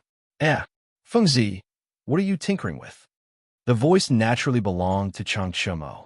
At this time, Cheng Chimo, Li Changxian, and Zhang Sun rushed over with their arms around each other's shoulders. They had just finished controlling the locusts, and they could not sit still anymore. They hurried over to Zhang Feng's place to have a drink. After all, there were too many things to do during this period of time, so they were so busy that they were almost paralyzed. Moreover, Li Changxian came straight here after coming down from Mount Longsho. They discussed and formed a team. However, they did not know that Zhang Feng gave them a big surprise as soon as they met. Zhang Feng's face darkened when he heard that. It was impossible to hide the car now. When he turned around, the 3 of them had already surrounded the tricycle. They were touching it here and there. That damned Cheng Chimo actually lifted it up with one hand and smashed it heavily on the ground. Zhang Feng's eyelids twitched when he saw this. Hey bro, why are you guys here? Hey, wasn't this thing just finished? I haven't tasted your wine for a long time, so I missed it. Zhang Sun said to Cheng Chimo, who was about to overturn the tricycle. By the way, brother Zhang Feng, what is this? Li Chengxian pointed at the tricycle. Hey, I had nothing to do, so I tinkered with the cart for the past few days. Let's go, this isn't anything good. Tanyo, carry it into the shop. Let's drink. You guys came at the right time. I had nothing to do yesterday, so I went swimming in the river and caught a few carps that weighed 3 caddies. Let's go. I'll give you guys an appetizer today. Cheng Chimo and Zhang Sun looked at Li Chengxian with a strange expression. Li Chengxian, on the other hand, walked in without blushing or panting. Although their father had ordered that no one was allowed to eat carps, who was Zhang Feng? He was their brother. Others couldn't eat carps, but Zhang Feng and his brother could. Not long after, Zhang Feng came out with a plate of pickled fish and a grill with burning charcoal. The grill emitted the spiciness of pepper and dogwood, plus the numbing taste of fresh peppercorns. It instantly filled everyone's mouth. How could they wait? When the dishes were placed on the table, they couldn't wait to dig in. Li Changxian didn't eat. He pointed at the backyard behind the curtain and said, Brother, what is this? You haven't told me yet. Hey, isn't this the improved handcart? Look, Zhang Feng took a bite of the fish head and simply hugged the fish head with his hands. He crossed his legs and said, that thing is actually just a handcart. There's nothing much to say. It's just that the oxen, horses, and mules pulling the cart were replaced by manpower. Manpower? In an instant, their interest was aroused. Under Li Chengxian's signal, Cheng Chimo resentfully put down his chopsticks and carried the tricycle into the hall. Seeing this, Zhang Feng also knew that if he didn't explain clearly, these guys wouldn't give up. He simply put down the fish head, sat on the seat, and showed it to everyone in the hall. Everyone's eyes were fixed on it. Let's go, this is a divine tool for showing off. Brother, I didn't expect Feng Zi to be such a stubborn guy in his bones. Let's go, let's stroll on the street. I guarantee that all the girls and wives in Chang and city will be charmed. Get lost. Zhang Feng was anxious. This thing is just for transporting goods. What do you mean by a divine tool for showing off? Don't mess around. Lao Tzu spent a lot of money on this thing. No one is allowed to have any ideas about it. As he spoke, Zhang Feng pushed the tricycle to the backyard like it was a treasure. Li Chengxian knocked on the wine bowl. Cheng Chumo and Zhang Sun instantly understood. Didn't you not let us play with it? Is this what brothers are like? When Lao Tzu gets you drunk, you'll be more frivolous than anyone else. Chapter 388. Come. Brother, what are you talking about? We're brothers. Since this is Feng Zi's beloved item, how can we, as brothers, joke around with our beloved item? Come, Tainyo, will drink a cup as punishment. I'll also drink a cup as punishment. Ligan, I was rude, brother. What do you mean by drinking a cup as punishment? We have to take a bowl. Don't you think so, Feng? Zhang Sun winked at him, causing Zhang Feng to have goosebumps all over his body. The three of them changed to wine bowls and gulped down a large bowl of wine. Only then did they pant and grab a handful of fish without using chopsticks and start gorging themselves. All right, Feng, are we brothers? He really ate a mouthful. Chen Tiniu was unhappy. He looked at Zhang Feng, who was eating the fish eyeballs with disgust. Zhang Feng was stunned. Yes, why? We're brothers. The three of us have already drunk, so why don't you drink? F*CK. You guys are F*King. F*King. Didn't you guys want to drink? What does this have to do with me, Zhang Feng? If you want to drink, then drink. Lao Tzu doesn't drink. Zhang Feng turned around angrily. In terms of drinking, he definitely couldn't beat these cowards. These people grew up soaking in wine from a young age. How could they compare to them? They only needed 8 tails of wine to make him drunk. This was a big bowl. A big bowl was already half a caddy. How could he drink it? Moreover, these fools were holding 65% alcohol. He didn't dare to drink it. Sigh, I thought that Feng really treated us as brothers. It seems that Chong Zi, was thinking too much. Isn't that so? To think that we treated him as a brother and secretly went to the imperial plantation to get him a tiger. This is good, this, Sai. All right, if you don't want to drink, then don't drink. Let's go, it's too boring to drink.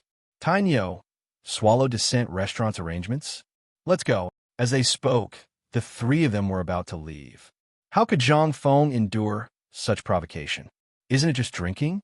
Lao Tzu did not believe that Lao Tzu could not risk his life today. Enough. Stop F*King acting. Who do you think you are? Come, let Lao Tzu drink. Whoever doesn't drink, it is a bastard. Zhang Feng finally couldn't help but explode. This group of bastards was really F*King infuriating. Not to mention them. Were they F*King going to the heavens? Fine. Since you want to drink, then... Zhang Feng didn't like that the wine jars on the table were all opened, so he directly took out a few jars of good wine from the wine cellar. However, this was something that he had prepared for everyone to drink. He had long known that this group of bastards would come and mess with him. The incident at Swallow Descent restaurant last time had left him with lingering fear. How could he do such a stupid thing again? When Zhang Feng came out of the wine cellar panting, the few of them looked at him with a playful expression. He had done something to these jars of wine. This group of people had learned to be shrewd. They had learned to read the numbers on the jars. This was incredible. How could Zhang Feng do it? This wine was taken out from the wine cellar. Other than himself, no one knew which jars had low alcohol content. I say, brother, this wine of yours enough. Do you think I don't know you guys? I just brewed this wine and haven't processed it. Usually, I can't bear to drink it. Today, we are going to drink this wine that has just been brewed. All right.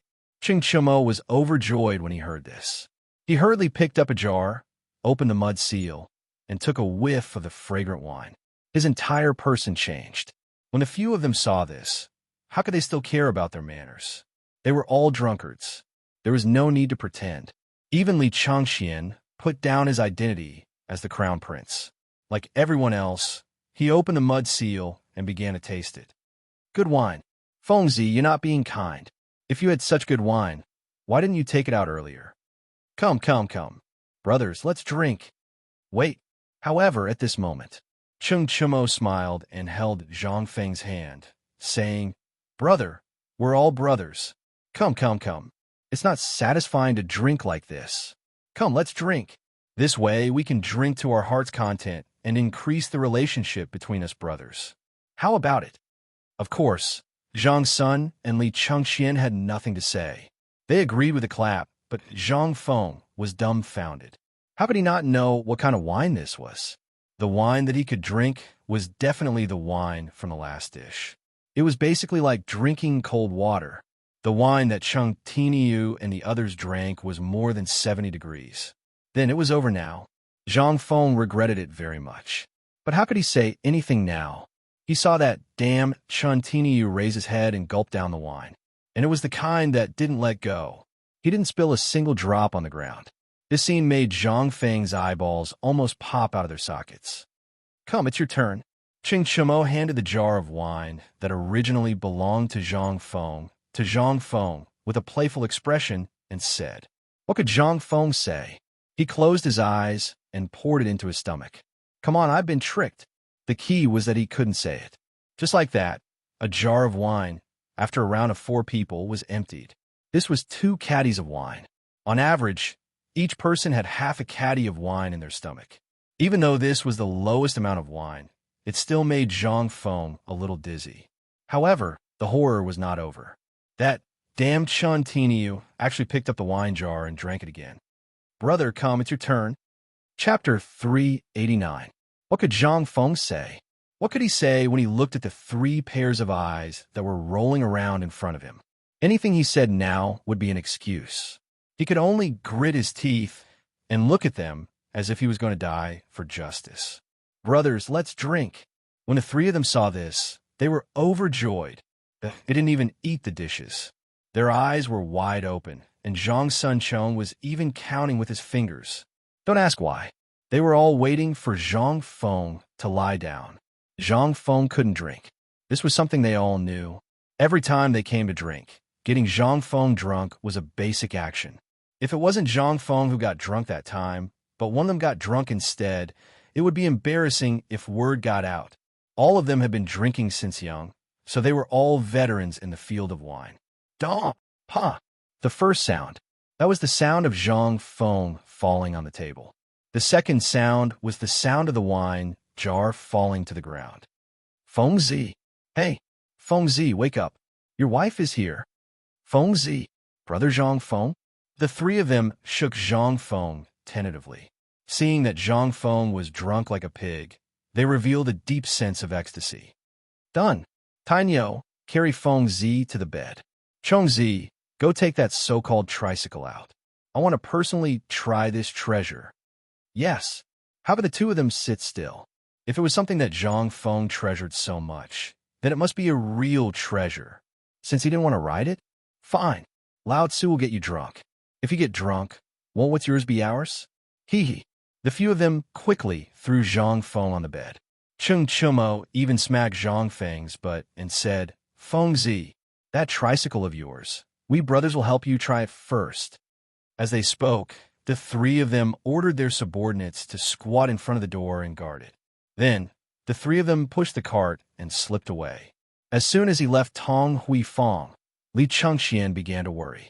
The 3 of them squatted on the ground, looked at the tricycle, and asked, Bug, do you still remember how Fengzi rode it? I seem to remember that Fengzi used his foot to step on this pedal, and then the car moved. Chuamo, you're the strongest here.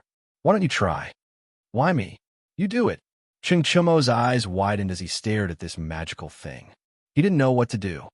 All right, if Lao Tzu wants to come, Lao Tzu will come. Zhang Sun also got excited and spat into my palm. Then, according to his memory of Zhang Feng, he sat on the tricycle and placed his foot on the pedals. But no matter what he did, the tricycle wouldn't move. This time, a few hundred people were offended. Chuamo, you mother of asterisk cur, push Lao Tzu. Is this thing broken? Why isn't it moving? Let me try. Chung Chumo carried Zhang Sun and fiercely slapped his butt. Zhang Sun grimaced in pain. F***CK. You mother f***er. Lao Tzu asked you to push, not slap. Do you think Lao Tzu is a horse? Oh. Chung Chumo shrunk his neck and hurriedly pushed the back of the tricycle forward with all his might. Needless to say, this thing really moved. This scene involuntarily caused the three of them to jump up and down in excitement like children. Li Chengxian was also excited. Bug, quickly step on it. Yes, quickly step on it. The faster you step on it, the faster it moves.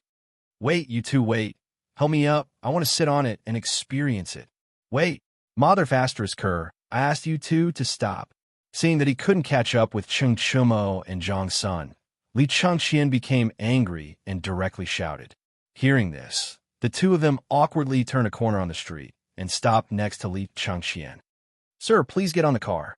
Only then did Li Chengxian put on an act of flinging his clothes and sitting in the carriage with a big prick. One person rode, one person pushed, and one person sat. And it was such a strange thing.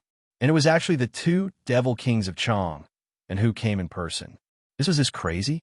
The people who were catching locusts in Chong and City, as well as those rich people, were dumbfounded. Looking at the strange appearance of the three people, everyone was puzzled. I say, what's wrong with Devil Chun? Is he drunk? Yes, he must be drunk. Otherwise, damn this. Chill. Are you crazy? How dare you talk about Devil Chen's ears? Don't you want her legs? F***CK. More importantly, what is that thing they are riding? Have any of you seen it before? I don't know. It's probably something good that the people from the Ministry of Works came up with again. The three of them were having fun. Everywhere they passed, everyone retreated.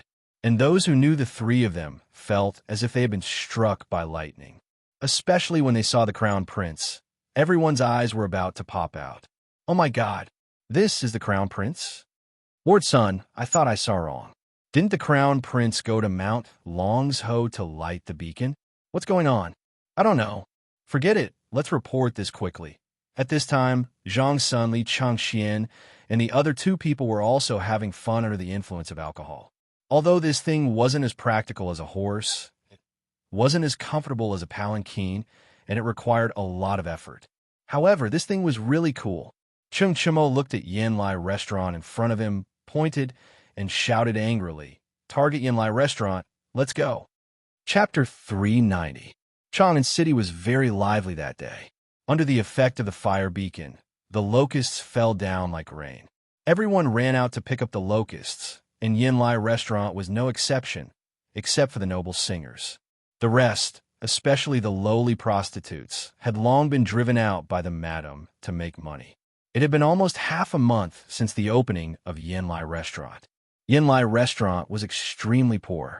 This was a good thing that fell from the sky. Not making money now? When would they make money? Moreover, this was clean money. Who would dare to say anything? If that was the case, the procuress or the prostitutes would definitely spray their saliva all over that person's head and face. This was clean money. But at this time, how could the stubborn children of Chong and City be absent from such a prosperous day? Although they didn't need to work, they could still drink and listen to music in Yin Lai restaurant. At the same time, there was also the delicate Hu Ji. Hugging her in their arms was very comfortable. They hadn't been out for a few days, and they had been bored to death. But at this time, cries of surprise rang out in front of Swallow Descent restaurant's door. All of the stubborn people sitting on the second floor couldn't help but become interested. They all turned their heads to look at Chong and's Main Street. Even Jing Shu, who never left her house, was drawn in. On the Main Street, Chung Chumo was riding on a strangely shaped thing. As he walked, he excitedly pulled out a large amount of money from his bosom and threw it into the crowd. Although Chung Chumo, Li Chengxian, and the others had changed their names and even put on some makeup, there were still a few people who recognized them. At this time, the jaws of those who knew them were hanging on the ground, not to mention those who didn't know them. F***CK. What is Demon King Chen doing? Did his father beat him until he went crazy? Sigh. Damn the plague of locusts. At this time, another stubborn child looked up and sighed. This plague of locusts must have made Demon King Chun and Demon King Sun go crazy. Isn't that so? What else could it be? Ladies and gentlemen, do you know what that thing is under their crotch? I don't know, but isn't this thing a little too strenuous? If you have the skill, why don't you ride a horse? At the very least, a sedan chair only costs 10 copper coins. Do you think I don't have that? Crazy, this must be crazy, my God. Everyone couldn't help but wring their hands. However, there are also people who were excited. Everyone had been tortured to the brink of insanity by these 4 demon kings. Now that 2 of them had gone insane, everyone's chance had arrived. In the past, the 4 of them had set a rule. No matter how stubborn one was, no matter what he did, it would be fine. However, if one did something like snatching a girl or bullying the weak with a gun, the 4 of them would make one wish that one was dead. They had also set up a stubborn 10 rules. As long as one was a rich young master in Chang'an City, no matter who one was, they would have to memorize it. Otherwise, they would not even know how they became crippled. Moreover, the relationship between these 4 demon kings seemed to be very strong. Even if someone went to sue them, they would be finished the next day. Especially the one called Du Dabing, he will make you cry. Even if she didn't make you cry, she would drive you crazy. This person's strength was the most terrifying. He was one of the most terrifying people among the 4 demon kings. I'm Chintiniu. I once heard that when he was drunk, he carried a big stick and fought his way into the Zongjing Temple. The 3rd leg of the Zongjing Temple supervisor was broken. However, the next day, this bastard could still walk on the street with a swagger. This matter was left unsettled just like that. This time, it was also the battle that made Demon King Chun famous. After this incident, who didn't know the names of the 4 demon kings? As long as they saw him on the street, they would definitely turn around and run away. At this time, looking at Demon King Chin's funny appearance, everyone tried hard to hold back their laughter. Someone couldn't help shouting, "Brother Chun, Brother Sun, what are you doing? Brother Chun, Brother Sun, what are you guys sitting on?" "Yes, 3 masters. Your mounts are quite strange. Can you tell us what it is?" Haha. Everyone didn't know Li Chengxian, because under normal circumstances, Li Chengxian couldn't casually leave the palace. His identity was there, so very few people knew him. Only occasionally would he come to Yanlai Lu with Cheng Chumo and the others to sit for a while. It was very low-key, so it was normal that no one knew him. Cheng Chumo drove the car to the entrance of Swallow Descent restaurant in an incomparably flashy manner. Seeing that it was about to crash, Cheng Chumo fiercely pressed down on a metal plate. With a screech, the car skidded through the dirt and came to a steady stop in front of Swallow Descent restaurant. "This is a new thing my brother came up with. Since he has nothing to do, brothers, let's help him try it." When everyone heard this, they couldn't help but be surprised. "Brother Chun, then this brother of yours, don't ask what you shouldn't know." Cheng Chumo waved his hand coldly. Only then did the 3 of them enter Yanlai restaurant. At this time, Li Chengxian's walking posture had changed. Most of the places in Chang'an City were paved with bluestone. The bottom of the car was made of hardwood. Although the section in front of Yanlai restaurant was also made of bluestone, because of the flood last year, a lot of mud and sand had been washed up. No one cleaned it up, making it even more cratered. He seriously suspected that his but had been split in half. But now is not the time to look. Moreover, there were people he knew.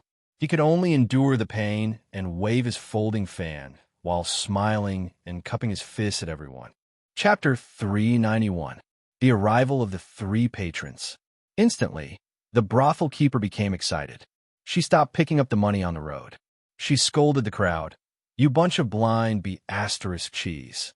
Distinguished guests have arrived. What the F*** are you all doing? Why aren't you greeting the distinguished guests? Men, serve good tea. Chui, quickly bring out your newly arrived 2 sisters and give them to the 3 masters. Serve them well." She scolded the crowd. The brothel keeper shook her fat butt and bent over like a dog. She came to Li Chengxian's side and smiled brilliantly. She definitely knew Li Chengxian. Moreover, if she didn't know which family had a rich young master in Chang'an, then she wouldn't be qualified to be a brothel keeper in Yanlai restaurant. "This young master, please take a seat upstairs. Yesterday, 30 who Ji came from the western region. Among them, 9 of them are stunning beauties. I've already prepared them for you. Then, I'll have to trouble you. Li Chengqian nodded and went upstairs without even looking back. When Cheng Chumo and Zhang Sun saw Li Chengqian turn around, their eyes immediately turned red. They grabbed the brothel keeper's collar and asked in a low voice, "Are you telling the truth?" The brothel keeper was so scared that her face turned ashen. 2 young dukes. Even if we have great abilities, we wouldn't dare to deceive that master. Ha ha ha. That's good, that's good. Come, look at the reward. Today, this master is happy. All the expenses of Yanlai restaurant will be on me. Chun Tiniu. Ha ha ha. Good. Then, many thanks to Brother Chun and Brother Sun. Come. Brothel keeper, bring wine. Bring us 2 of those who Ji from the western region. We won't forget the reward. Everyone was stubborn, so naturally, those who had too much money had nowhere to spend it. Seeing Cheng Chumo and the others take out gold ingots and throw them away, it was destined that he must have gone crazy from holding back his money. Everyone was excited. In their excitement, they also grabbed a bunch of money and threw it down. Cheng Chumo was indeed going crazy from holding it in. Previously, the procuress had always been on guard against them. But today was different from when Li Chengqian came. Such rare goods were really plentiful. Cheng Chumo and Zhang Sun were overjoyed. They threw out a handful of banknotes from their pockets. The eyes of a certain type of woman turned red. They rushed forward to snatch it. The brothel keeper's hands trembled as she held 2 gold ingots. Her smile was as brilliant as a flower. Second floor, Spring Pavilion. Under the instructions of the procuress and the pimp, in less than 10 minutes, everything looked brand new. Even the teacups and chairs were replaced with new ones. As soon as he entered, he saw 10 pretty Hu ladies standing on both sides of the door. When they saw the 3 of them, they greeted them as young masters. That voice made the 3 of them weak in the knees. Well, since Brother Chan is treating us today, why don't we let that Jingshu girl play a song? At this moment, it was unknown which idiot had shouted out loud. In an instant, the entire Swallow Descent restaurant quieted down. Even the procuress's hands trembled, and the 2 gold ingots in her hands fell to the ground. Silence. There was a deathly silence. It was as if someone had pressed the pause button. Everyone stared at the person who just spoke as if they had seen a ghost. That person was also dumbfounded. What's wrong? What's wrong with everyone? This isn't just letting Jingshu girl play a song. Get lost. Who the hell do you think you are? Are you worthy of letting Jingshu girl play a song? Men, drag Lao Tzu out and break his legs. Send him back to his residence and tell his father that I, Chan Tiniu, and young Masterly said to ask his father if he's worthy. Lao Tzu said before that this Jingshu girl is my brother's wife. I'm sure you all know about Jingshu girl's vow. Damn it, Lao Tzu hasn't come for a few days. Who dares to break Lao Tzu's rules? Procuress, you bastard. Get your ass over here. Cheng Chumo exploded in anger. Even Li Chengqian's face was ashen. Although Zhang Feng didn't agree to this Jingshu girl, even Imperial Father had tacitly agreed. She was Zhang Feng's brother's woman, yet he didn't dare to have any ideas. Who the hell dared to be so bold? Moreover, Imperial Father had once mentioned this matter at retired Emperor's birthday. Among the hundreds of officials who didn't know, who the hell was this? Who dared to touch his brother's woman? The procuress and the pimp's legs had already turned to jelly. They stumbled and crawled to Li Changqian, crying to the heavens. That person was also dumbfounded. He was about to question something, but the person beside him whispered something in his ear. He suddenly looked at Li Changqian with a changed expression. Grand, young Master Li, this lowly one is drunk. I beg young Master Li to let this lowly one off. Man, break his 3rd leg. Send it to his father. Li Changqian didn't say anything. He directly threw a white jade token to the procuress, then turned and walked into the Spring Fragrance Pavilion. How could the procuress not know what to do when she saw the jade token? At this time, after the person was dragged away by Swallow Descent Tower's hired thugs, he recovered a bit. But this time, a cold voice came from the attic. May I ask this young master, was that thing at the door made by Prince Zhang? Why didn't Prince Zhang come? Chapter 392. Hearing this, everyone's expression suddenly changed again. Who was Prince Zhang? Damn it, there didn't seem to be such a stubborn person in Chang'an, and the person who could be remembered by Miss Jingshu, who would be the one who cracked her zither music. Clouds of confusion pressed down on everyone, making it hard for them to breathe. But at this time, everyone knew what was good for them and did what they should do, regardless of whether they asked or not. What did it have to do with them? Be careful not to lose your life. Seeing Jingshu's question, Li Chengxian was also worried. He used his elbow to touch Zhang Sunchong. Zhang Sunchong was in a meeting. Holding a fist and palm salute, he said, "Miss Jingshu, we meet again." That's right, the thing outside is called a three-way carriage. It was created by Prince Zhang recently. He is very busy, but he misses Miss Jingshu every day. Then why didn't he come? Could it be that he dislikes my birth? In a cold voice, Jingshu Chong plucked the zither strings, seeming to be a little annoyed. Zhang Sunchong was not good at speaking seriously, and now he was in a dilemma. Li Chengxian shook his head and said lightly, "Miss Jingshu, don't worry. Although everyone in Chang and knows about your matter now, there are still young talents who are not convinced. I heard that the Dragon Boat Poetry Meet will be held this time. Although it is a little late, it will definitely be held in 3 days.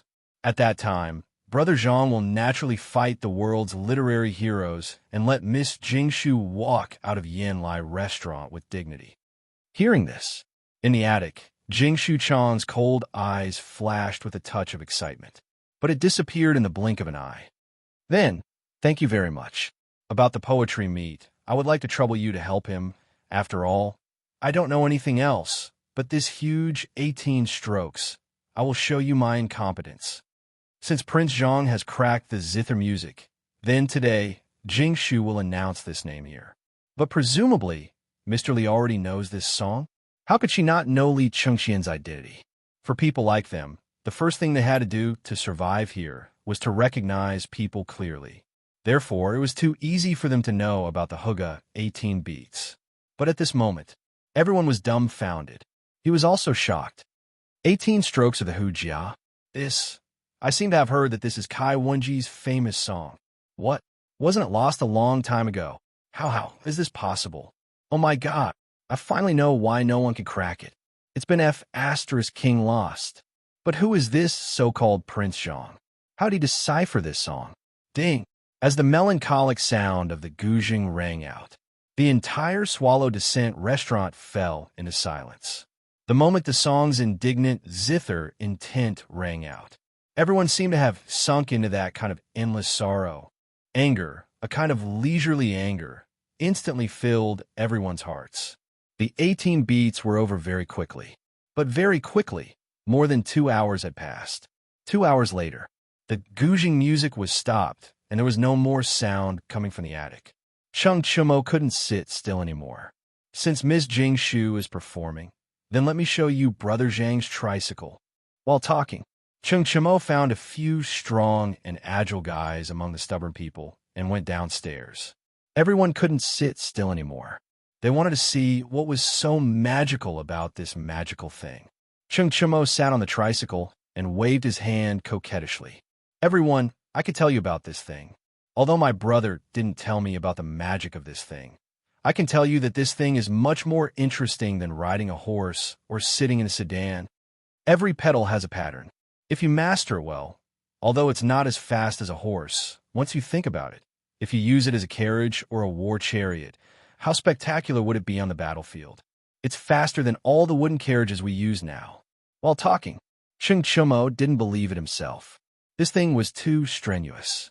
But considering that he was showing Jingshu the good thing of Zhang Feng's brother, how could he not do his best? One had to know that at this time, if he performed well here, once Jingshu married into the family, wouldn't Zhang Feng be obedient as long as she blew a gentle breeze? What kind of man was he to be so stingy when learning something from him? Jingshu watched very carefully. However, watching Cheng Chumo and the other two playing on the tricycle in the attic She even keenly saw that a few things fell off the tricycle, and the wheels seemed to be a little deformed after bumping in a pothole. This thing, although looked so magical, but could it be that this was still an unfinished item? Otherwise, with Prince Zhang's character, why didn't he tell them? Did they secretly take it out? Thinking of this, Jingshu instantly lost interest. Thank you for your demonstration, Child Chen. I hope Child Chen can quickly return this thing to Prince Zhang. I'm tired today. Jingshu will leave first. While speaking, Jingshu disappeared from the attic window, and those ministers' sons were even more confused. Prince Zhang? Who was that Prince Zhang? Who exactly was the person who could make Jingshu protect him like this? Chapter 393. Jingshu had left, but the banquet was still going on. Especially with the addition of the Huji girls, the atmosphere suddenly became more lively. The exotic singing and dancing made everyone even more interested in poetry, and even more interested in drinking. When Li Chengxian was drinking to his heart's content, he stood on the table, raised the wine pot, and shouted, "When toasting, don't stop drinking. Let me sing a song with you. Please listen to me." Buzz! Everyone was in an uproar. Even Jingshu, who was in the attic, was shocked. She hurriedly sent a maid to ask Cheng Chumo, and was shocked to learn that this poem was also Prince Zhang's poem. Jingshu was relieved. Initially, she was still worried that no matter how talented young Master Zhang was, it would be impossible for him to win the hearts of all the scholars. However, things are different now. Now, with this poem, Zhang Feng would definitely shut up all the literary giants in the world. Prince Zhang, what have you been through? How can you have such an artistic conception? When toasting, don't stop drinking. When can I be by your side? Even in a lively banquet, there were times when the music ended and people dispersed. No matter how drunk one was, there were times when one would wake up. When the sky was dark, Zhang Feng woke up groggily. It was not that he did not want to wake up, but he had to urinate. When he went out to pee in a daze, almost got peed in his crotch. Zhang Feng was dumbfounded when he saw the severely deformed tricycle. It could even be said that it was scrapped. In the next moment, Zhang Feng was furious. Chen Tiniu, Lao Tzu, F***CK, your ancestors. Damn it, don't let Lao Tzu see you again. At this moment, not only were the tires of the tricycle constricted, but the wheels were also triangular. Not to mention riding it. He couldn't even push it away. He seriously doubted how this idiot had done it. The wooden boards of the carriage were all broken. Even the chain of the tricycle had snapped. In any case, the tricycle now would only be a piece of scrap metal in the future. Mother of ***, Lao Tzu had never ridden one before. Was it scrapped just like that? Mother of ***, Fengzi, what are you howling about? At this moment, hearing the wolf's howl, Zhu Zi's father and he hurriedly rushed into the tavern with their carrying poles. They thought that Zhang Feng's tavern had been robbed. This was a big deal.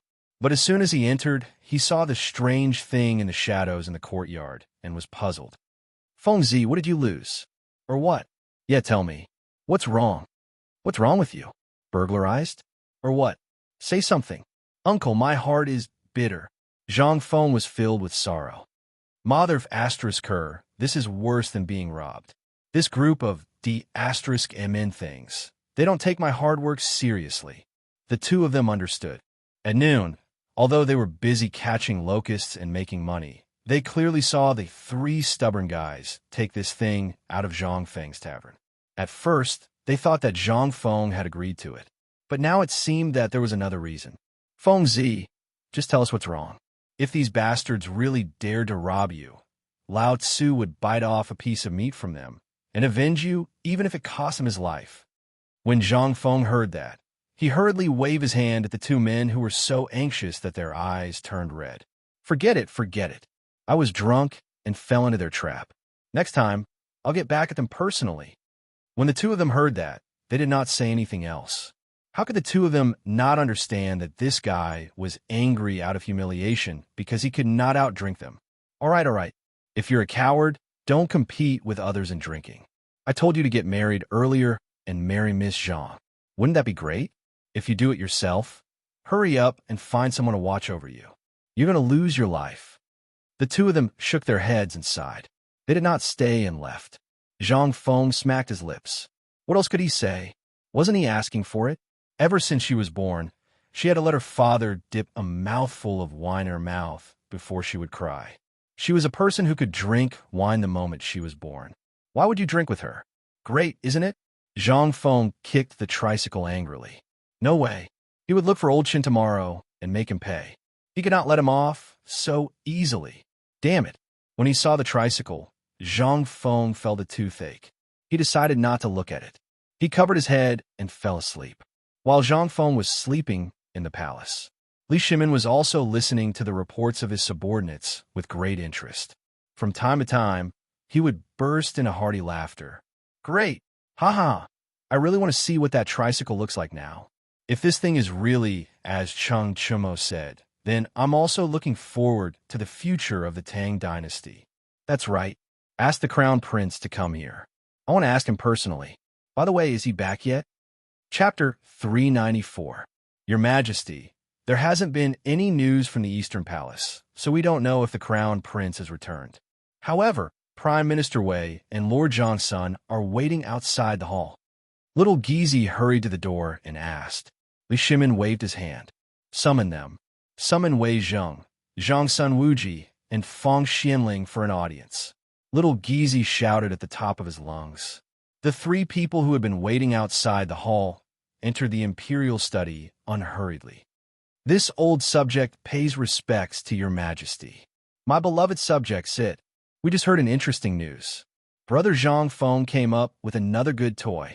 Oh, may I ask your majesty, what good thing is it? Although everyone knew what had happened, they didn't dare to say that they knew. They pretended to be confused and surprised. When Li Shimin saw this, he clasped his hands behind his back and paced back and forth in the imperial study. I heard that the crown prince, Chong, and that brat Shumo had obtained something called a tricycle from brother Zhang Feng and were wandering around Chan. I also heard that they had caused some trouble at Yanlai restaurant.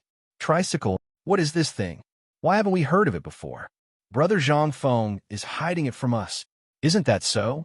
The last time I went to his place, if it wasn't for my quick reflexes to ask for a pot from him, I reckon that the pot would still be hidden by him.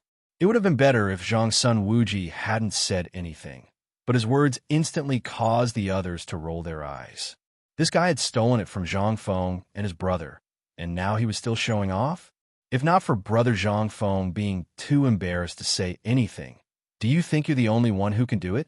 You're the one with the thickest skin here. Enough. Let's not talk about that matter anymore. We get angry every time we see that pot of yours. Let's talk about the tricycle. What do you think of it? Your Majesty, this old subject has learned about this matter from Chong and I've also learned a little from the people of Swallow Descent Pavilion. Although this carriage is good, it can't be used. This old subject has estimated that the cost of this carriage is around 1,000 copper coins. This, to tell the truth, it's not as good as the wooden carriage. Li Shimin frowned when he heard this. Feng Xianling also stroked his beard and said, Your Majesty, this subject just went to the treasury and took a look. Although that thing looks awesome, this subject always feels that it's not as fast as a horse, and it's not as reliable as a carriage. If the front wheel is removed and the carriage is put on, then it's bound to be like what Cheng Shumo said. It could be even lighter and faster than a bronze chariot. Hearing this, Li Shimin's eyes lit up. Wei Jing nodded. That's right, that thing has a drawback. The wheels are too small. Once this problem is solved, then all the problems will no longer be problems. I see. Li Shimin stroked the beard on his chin, wondering if he should find the Zhang Feng brothers to personally take a look. He always felt that this bastard brought this thing out without Zhang Feng following him. Could it be that he was like Zhongsun Wuji and took it out? Wuji, did you ask Zhongsun Wuji if that carriage was taken out with the approval of the Zhang Feng brothers? Or was it them? Also, did the Zhang Feng brothers explain this thing in detail? This, Zhongsun Wuji's face stiffened. Your Majesty, this Zhang Feng was drunk by those little bastards. The carriage was stolen by them and has been returned. Li Shimin was speechless, but he could not say anything. He waved his hand and said, Wait a moment. Go take a look and ask about the details. Okay. By the way, Your Majesty, I just learned that old Chung has returned from Lanyu. Why don't you let him go? This old subject still needs to inform the officials of the Ministry of Personnel and the Chong and local treasury about the locusts. Then, okay. Li Shimin rubbed his forehead speechlessly. If there's nothing else, you may leave. Your Majesty, this old subject has a memorial to report. Wei Zheng hurriedly said. Speak. Your Majesty, the Chong and garrison and Yuzhou have sent an urgent military report. The fodder for all the warhorses is basically used up. Okay, I understand. You may leave. Li Shimin felt a headache coming on. He had just encountered the interesting news about Zhang Feng, and now this matter was brought up.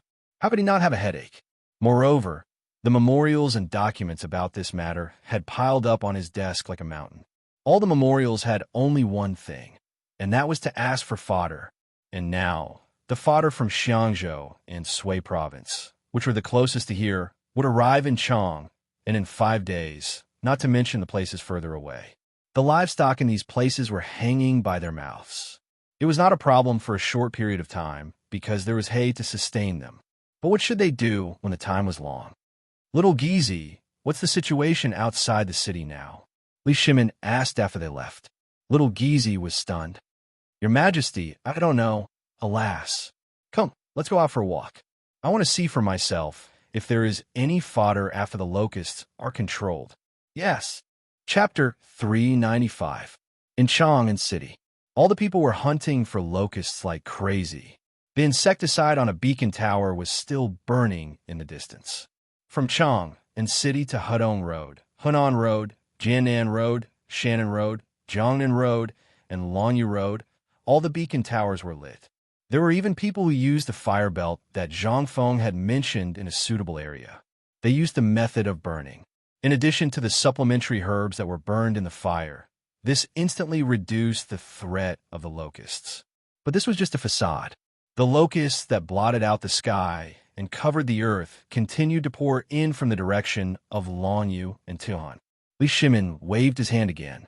He mobilized all the pharmacies and collected all the herbs that could be used to weaken the locusts. But now, the locust momentum was gone. Tu Yuhan and Tubo didn't believe Li Shimin at first. But when they saw the situation, they took the prescription that Zhang Sun Wuji gave them and learned from the Tang dynasty. They implemented it bit by bit.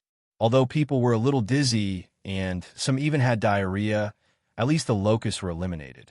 This was undoubtedly a good news for them. At this time, the people of Tubo and Tiuhan didn't thank their king. Instead, they thanked the emperor of the Tang dynasty.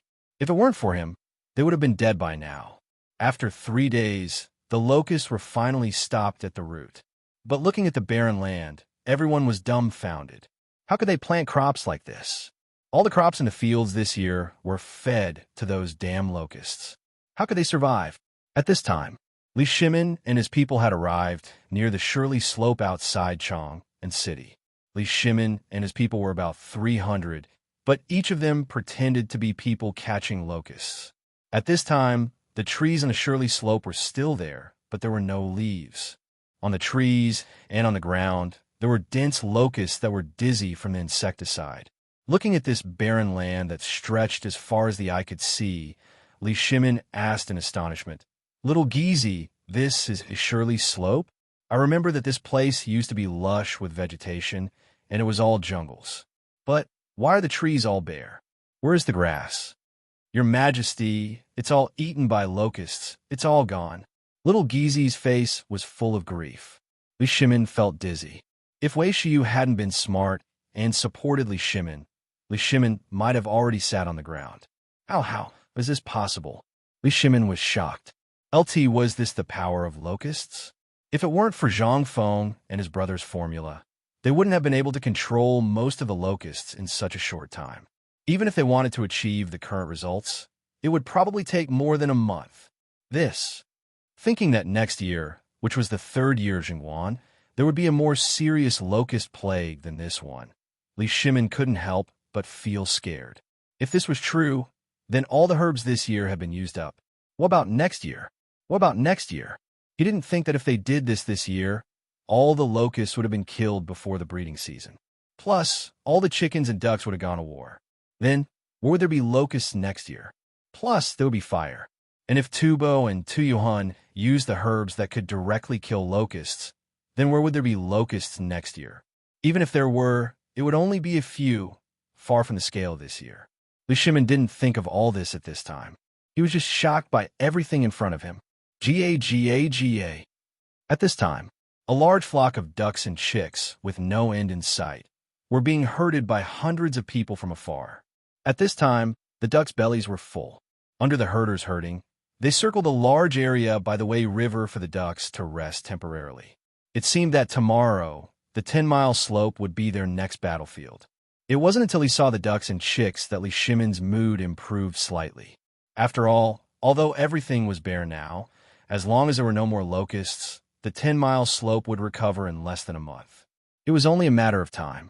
If they could control the locust plague this year, what about next year? Since Zhang Feng could think of a solution this time, then what about next year? Thinking of this, Li Shimin felt a little tired and started patrolling again. Lao Li, you also brought your servants to make a fortune. At this time, a person suddenly appeared from behind the crowd and waved his hands at Li Shimin. At this time, he was already held down by the Jinwu guards in makeup. When Li Shimin heard the voice, how could he not know who it was? He hurriedly turned around and ordered the crowd to retreat. What are you doing? Let go of Brother Zhang Feng. Brother, why are you here? Li Shimin hurried over and asked. Zhang Feng pointed at the basket behind him. I have nothing to do, right? I came here to see if I could get some game, but as you can see, there are only locusts and grasshoppers here. Didn't you see that flock of ducks? I was thinking of buying a few to make soy sauce duck. Chapter 396. Zhang Feng was very depressed. He couldn't stay in the tavern any longer. He didn't know where old Madame Wang was cramping up. She came to him every 2 or 3 days and asked for his birth characters. She even said that next month would be an auspicious day. However, Zhang Feng rejected her. Today, he encountered such a thing again. How could Zhang Feng not be driven crazy? He decided to go all the way. He closed the door and left. That way, he would have some peace and quiet. The two of them sat in Li Shimin's sedan and slowly returned to the tavern. As usual, Zhang Feng made a bowl of century egg porridge for Li Shimin. This time, Li Shimin was stunned. Looking at the century egg in the bowl, he asked curiously, Brother Zhang Feng, this is century egg. Old Madame Wang always comes to me. Last month, she gave me a basket of duck eggs. I can't finish them all by myself, so I made them into century eggs for her. What's a century egg? Also, duck eggs. Aren't they all very expensive now? Li Shimin was in a bad mood. Looking at the black and translucent century egg, he asked. Ordinary people would definitely not be willing to eat this egg. Moreover, as far as he knew, a duck egg or an egg could be sold for at least 10 copper coins. However, food was only 6 copper coins now. Moreover, it was in such a serious situation. Sigh. Zhang Feng sighed heavily. Brother, there's something you don't know. Old Madame Wang would definitely not be willing to take out these eggs, let alone 30 of them. My boyfriend, who hasn't seen her for the new year, secretly gave them to her and asked her to bring them. Zhang Feng was a little speechless. Li Shimin suddenly understood. Everything made sense now. However, there was another problem. That was the egg. What was it? Although he had never doubted Zhang Feng's culinary skills, looking at the shiny black thing in the spoon, he really lost his appetite. However, under Zhang Feng's instigation, he took out a whole century egg from the kitchen and ate it with relish in front of Li Shimin. He even drank a mouthful of wine. This time, Li Shimin's eyes almost popped out of their sockets. He subconsciously took a bite of the century egg in his spoon, but in the next moment, he couldn't help but frown deeply. This egg didn't have any strange taste, and it was very chewy. This egg. Don't ask. I won't tell you even if you ask. Zhang Feng directly interrupted Li Shimin. This is a treasure. This is something I'm preparing to present to the emperor when I enter the imperial court. Since you're here today, I'll let you have some. Let's make it clear first. You mustn't tell anyone about this, especially Chan Tiniu, Chong Buggy, Li Gan, and the others. Li Shimin pursed his lips. He looked at Zhang Feng with a look of disdain. However, Zhang Feng didn't even bother to look at him. After a while, When Li Shimin carefully tasted a big bowl of bone-strengthening powder porridge, Zhang Feng mysteriously rubbed the door with his mouth and said, Lao Li Si, I was right. What was right? Li Shimin was dumbfounded. What else? This locust. See what I told you? I told you to hurry up, but you didn't listen. Now everything I guessed, the Emperor also guessed. See if I guessed correctly, brother? What could Li Shimin say? He gave him a thumbs up. You're awesome. Sigh. It's a pity that this deal is over. I originally wanted to make a lot of money with you, and even let you get in touch with some high-ranking officials. Now, it seems that everything has been guessed correctly by the wise Emperor. By the way, how's the bone-strengthening powder factory? Well, we'll do it again. Li Shimin touched his nose and pretended to be drinking. What could he say? He was sitting next to him now. He was indeed a little unscrupulous in this matter. But there was no other way, right? Zhang Feng and his brother hadn't been confirmed yet, and he couldn't directly say when they would go to the imperial court. Li Shimin couldn't help but ask, Brother Zhang Feng, I heard Lord Zhang's son, the Minister of the Ministry of Justice, say that there's a vacancy in the Ministry of Justice. You, old son, told me about this before, but that bastard is unscrupulous. You should have said it when we were talking about it. He even took Lao Tzu's pot away. Zhang Feng was speechless. If I don't go to the Ministry of Justice, not only will I offend people, but I'll also be remembered. Let's not talk about this now. By the way, Lao Li, looking at you today, did something happen? Zhang Feng wanted to ask Li Shimin directly for the loss of the tricycle, but when he thought of Li Shimin's appearance, he couldn't bear to say it now. It would have been better if Zhang Feng didn't say it, but once he said it, Li Shimin's face immediately turned red. Brother, you don't know. As your brother, I'm suffering. When Zhang Feng heard this, he couldn't help but roll his eyes. What kind of trouble did you encounter this time? I remember that you should have made a fortune by now, right? What else is there to worry about? What can't be solved with 100 caddies of bone-strengthening powder? Don't tell me that the bone-strengthening powder in the palace wasn't made by you. Do you know that the price of that stuff is now 100 copper coins per caddy? I'll only ask for this amount of money when the time comes. As he spoke, Zhang Feng stretched out his palm. Li Shimin's eyes widened when he saw this. Chapter 397. I say, brother, you want 50% of it. Yes. Zhang Feng pursed his lips. Although we haven't gotten married yet, as an official, we have to do this, don't we? We have to prepare for it. We have to get a house, right? It's best if it's a courtyard. Also, we have to prepare a family property for our future son, right? How can this not cost money? What if the Emperor likes our food after we enter the court? Don't you think we have to spend money? So, we have to save some money now. Moreover, the profit from the bone-strengthening powder is a business without capital. Believe it or not, even the Emperor has a stake in it. Otherwise, how can it be sold for 100 copper coins per caddy? Wouldn't it be a mess? Li Shimin's mouth twitched. Money was not a problem. No matter how much he wanted, he had to give it to him. Putting aside the fact that the bone-strengthening powder was invented by Zhang Feng, just the salt-making technique, the trade of Jinla, and the water transportation were all profitable businesses. It was not that Li Shimin did not want to give him money. He had to give it to Zhang Feng, even if he wanted a city. However, this was a matter for the future. If he gave it now, it would only harm Zhang Feng. Therefore, he had to wait for Zhang Feng to grow up. At that time, even if he was given a prince or a state capital, it would not be a problem. Okay, I'll give you 50% then. But let's say this first. You know how profitable it is. Not only the Emperor has a stake in it, you also know that almost all the officials have a stake in it. So when the time comes, we'll talk about this later. The business of the bone-strengthening powder has to be done quickly. Now that the locusts are hoarding a lot, it's good to hoard more. What's the good? Now, when I hear the word locusts, my head hurts. What's wrong with you? Zhang Feng could not help but be curious. He's not making a lot of money. Do you want to announce all of this? That's not it. It would be great if that's the case. Li Shimin shook his head speechlessly. Isn't it because those damned locusts have gnawed away the grass? Now we can only look at the locusts and bone-strengthening powder piled up like a mountain. We can't transport them out. Your cattle and sheep have been requisitioned. Zhang Feng peeled another century egg. While eating, he glared at Li Shimin. Now, let alone cows and sheep, even the war horses in the barracks are starving. Think about it. How come my mules and horses have the strength to pull goods? I'm starving to death. Zhang Feng understood. No wonder Lao Li's legs went soft when he saw the barren land outside Chong and city. It turned out that this was the reason. Lao Li, that's all you want. Zhang Feng was in disbelief.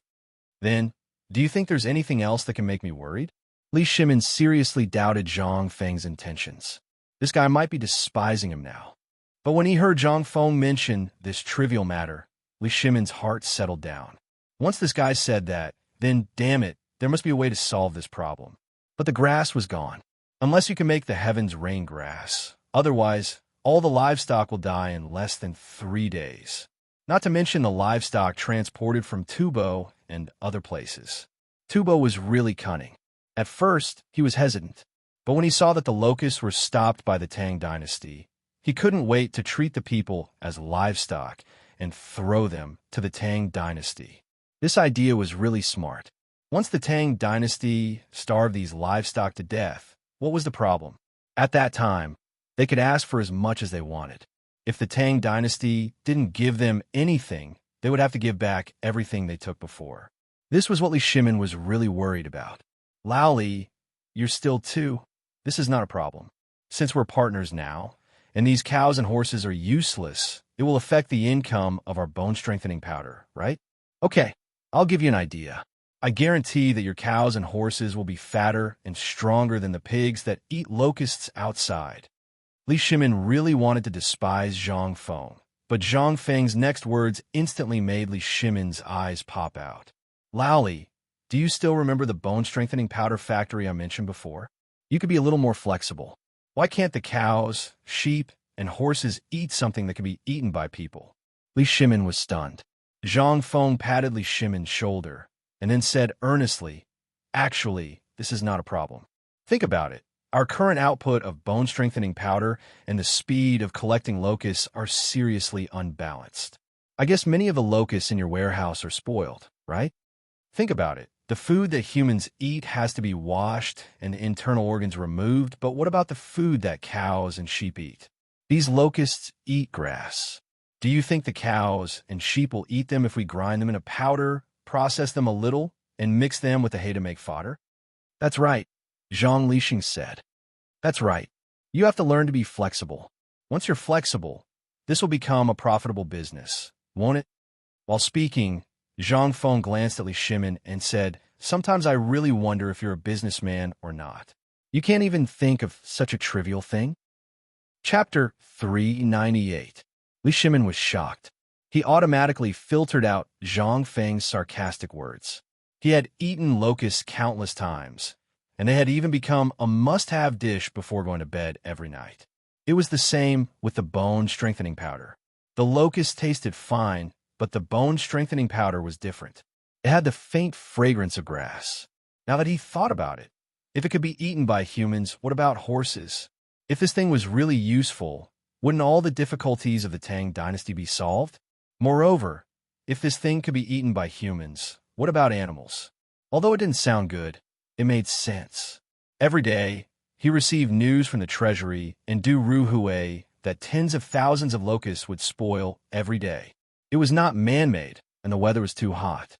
If there were too many locusts, however, if he directly collected them, or if he didn't deal with the locusts that were about to spoil, he would directly take them out to roast and grind them into powder. The effect would be much higher. Li Shimin took a deep breath and cupped his fists. Brother, you are really the god of wealth. Sometimes, I really have an illusion that you are the god of wealth in the sky.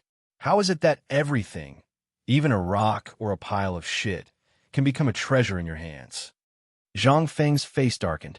Why do I feel that you are scolding me? Li Shimin laughed heartily. No. I'm just praising you from the bottom of my heart. Come on. Zhang Feng waved his hand and didn't care about these details. Lao Li, do you want to do this business or not? The profit is definitely not as good as the bone-strengthening powder. If you don't want to do it, I will ask the neighbors to do it. By the way, the people of Huitong Workshop can also make a little profit. Of course. Who says I don't want to do it? When Li Shimin heard that someone wanted to steal his business, he immediately grabbed Zhang Feng's hand and didn't let go. Zhang Feng was a little speechless. All right. Come here. As you can see, the terrain of Shirley Slope is very good. Do you want to build a fodder factory there? In that case, wait, what's a feed factory? Li Shimin hurriedly interrupted Zhang Feng and said helplessly, Can you tell me in detail? Every time, you just skimmed over the important parts. I still have to think about it for half a day when I go back. I can't figure it out even with a large group of people around me for an entire night. I still have to come to you. Hearing Li Shimin's words, Zhang Feng glared at Li Shimin and said, Who was it that said I was long-winded? That's enough, brother. Lally was wrong, okay? You really have to explain this matter clearly. What is this animal feed factory? Is it that fodder farm? Li Shimin knew that he couldn't win against Zhang Feng, so he hurriedly changed the topic. Zhang Feng thought for a moment and said, That's about it. What's the profit in it? Li Shimin spread out his hands and said.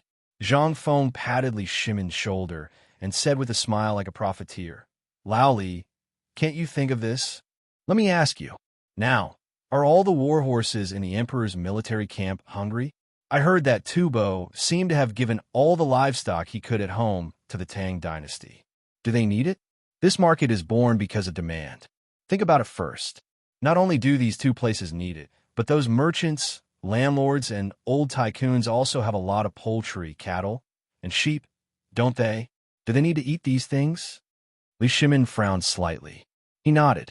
There's nothing wrong with what you said, but the problem is that once someone finds out that it's bone-strengthening powder, won't my interest soon fade? Yes. Didn't I say that the profit is very faint? Zhang Feng spread out his hands. He added with a smile, Although the profit is faint, as long as you hold on to the military camp and the Emperor's large herd of livestock waiting to be fed, your business will not stop. You can even make a lot of money because of this. I see that your Li Qian has the attitude of an official. Once the Emperor is happy, not only will you make a lot of money, but Li Qian may also be directly appointed as a supervisor because of this. Isn't that good? Isn't he good? Now, do you still think that he has no profit in it? But the premise is that you have to be fast. As long as you can contribute before the Emperor comes up with a solution, then hee. Zhang Feng also knew that there was a super think tank by Li Shimin's side. If that was not the case, how could he be more awesome than himself? A transmigrator? Impossible. Unless he was also a time traveler, but that was also impossible. If Li Shimin was also a time traveler, he would have come long ago. His appearance must have attracted the Emperor's attention, but he had not been noticed until now. This meant that either the Emperor was waiting for an opportunity, or the Emperor felt that it was not enough. At the very least, Zhang Feng felt that before he did something that shocked the world, Li Shimin would not give a damn about him. The Emperor was the real Emperor. He was just a small commoner. Would the Emperor come to him personally for such a small matter? He was thinking too much. All the opportunities were created by him. But at the thought of this, Zhang Feng could not help but curse the system in his heart. That damned bastard system. F*CKU. Chapter 399. Zhang Feng told Li Shimin about the animal feed factory in detail. Li Shimin's heart was blooming. Li Shimin could not help but feel excited. After all, there were tens of millions of mouths waiting for him. After they finished talking, Li Shimin was about to slip away, but Zhang Feng grabbed him. Old Li, we've solved your problem, but you'll have to wait a little longer for my problem. Li Shimin was confused. He looked at Zhang Feng from head to toe and saw that there were no wounds on his body. He could not help but ask in confusion, "What happened to you?" His first thought was that the Turks had come again. But when he thought about it, something was wrong. The Turks had not taken any action for a long time. Even the Turk spies in Chang and City had not taken any action. As for the Turks themselves, they were already in a state of chaos. Every tribe was fighting happily as if they had been injected with chicken blood. Li Shimin could not wait to be idle. Now, could it be that Brother Zhang Feng had found some clues? Li Shimin could not help but sit down. But Zhang Feng stood up and urged him, Come, follow me to the backyard. Let's talk in the backyard. Once they entered the backyard, Li Shimin immediately understood. Brother Zhang Feng wanted to ask for compensation, although Li Shimin had never seen that tricycle before. Looking at the three wheels and the iron lump that was parked crookedly in the yard, how could he not understand the truth of the matter? He could not help but sympathize with Zhang Feng. Brother Zhang Feng, what is this thing? Ask me. Why don't you ask your son? Damn it. Not only did they get me drunk yesterday, but they also stole my tricycle and scrapped it. Old Li, tell me, what should I do with this thing? Zhang Feng asked. What should I do with it? Zhang Feng's face was filled with disdain. This is something that I spent a lot of effort to create. Zhang Feng's heart ached as he spoke.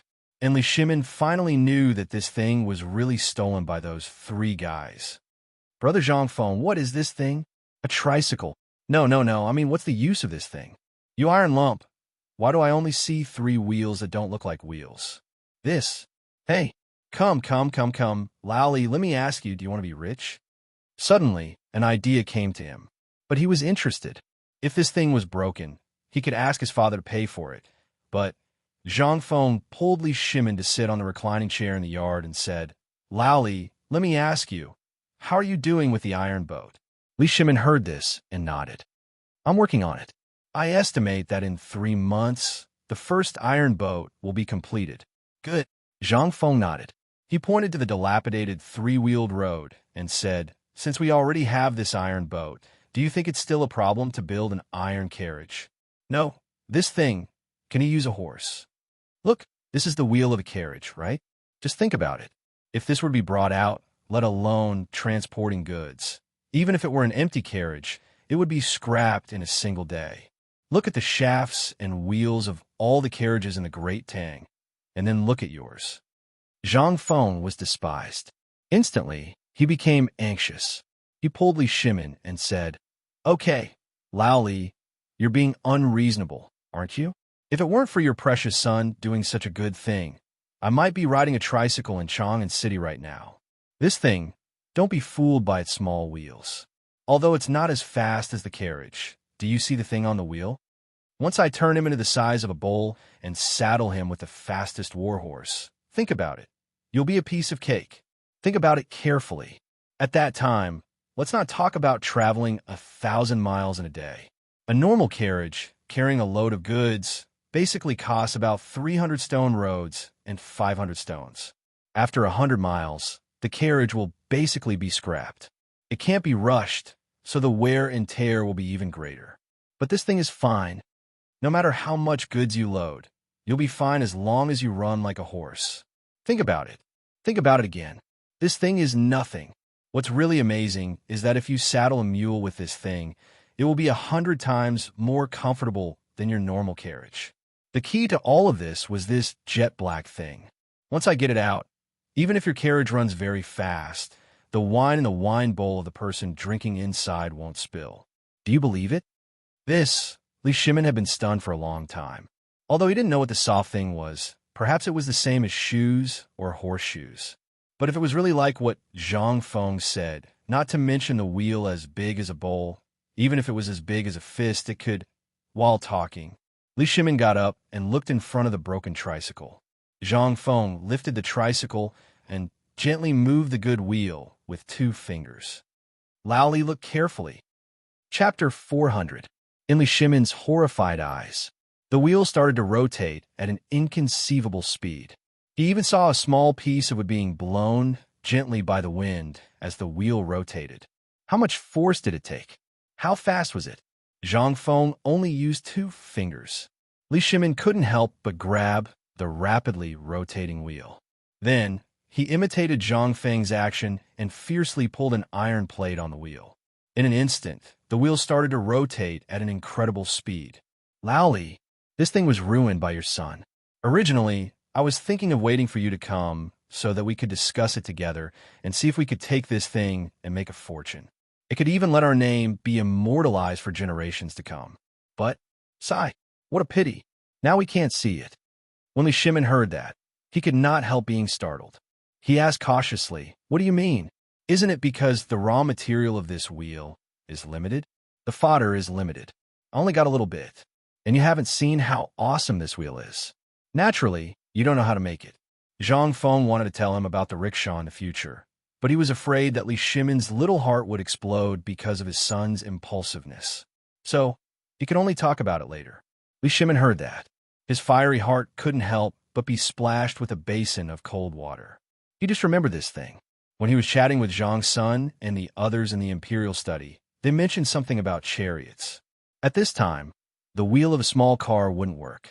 But if what Zhang Feng said was true, then, with a wheel as big as a bowl, would the army's supplies be as difficult as before? In the future, if all the chariots in the army were replaced with this kind of thing, then if only 1,000 of these things were installed with strong crossbows, who would be a match for the cavalry of the Tang dynasty?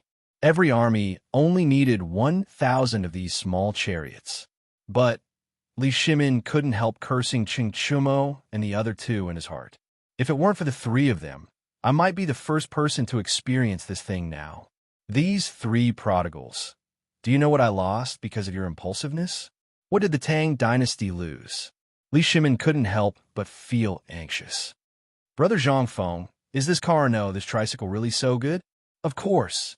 Seeing Li Shimin anxious. Zhang Feng, on the contrary, was not anxious. Think about it. Nowadays, cars are basically made of wood, right? Although this kind of car is cheap and easy to make, its lifespan is relatively short. Moreover, this car can't be easily broken. However, this iron one is different. Once it's made, it will be a long-term solution. What do you think? Do you have any ideas? Do you want to do it together? Once this thing is made, it will be a great thing. Lally, think about it. If all the cars of the Tang dynasty were made by your family, what kind of spectacular scene would it be? You will know whether the car is good or not by looking at the difference between iron and wood. Think about it carefully. I'm sleepy. Don't say that, brother. The more Zhang Feng said, the more anxious Li Shimin became. Once this thing was implemented, he had seen a magnificent iron ship. Would this iron chariot be more difficult to make than an iron ship? No. If Li Shimin was really a businessman, this thing would definitely not be attractive. He would at least be interested. But he was the emperor.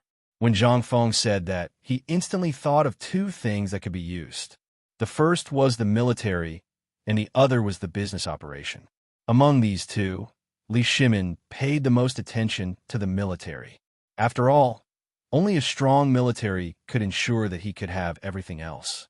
Otherwise, if he had everything but the military was not strengthened, then once it was coveted, it would only be a wedding dress for others. Would he, Li Shimin, do such a thing? It was impossible. Li Shimin would never do such a thing, let alone let go of a chance to strengthen the military. After all, after experiencing the Wei River Alliance, Li Shimin paid more attention to the military facilities.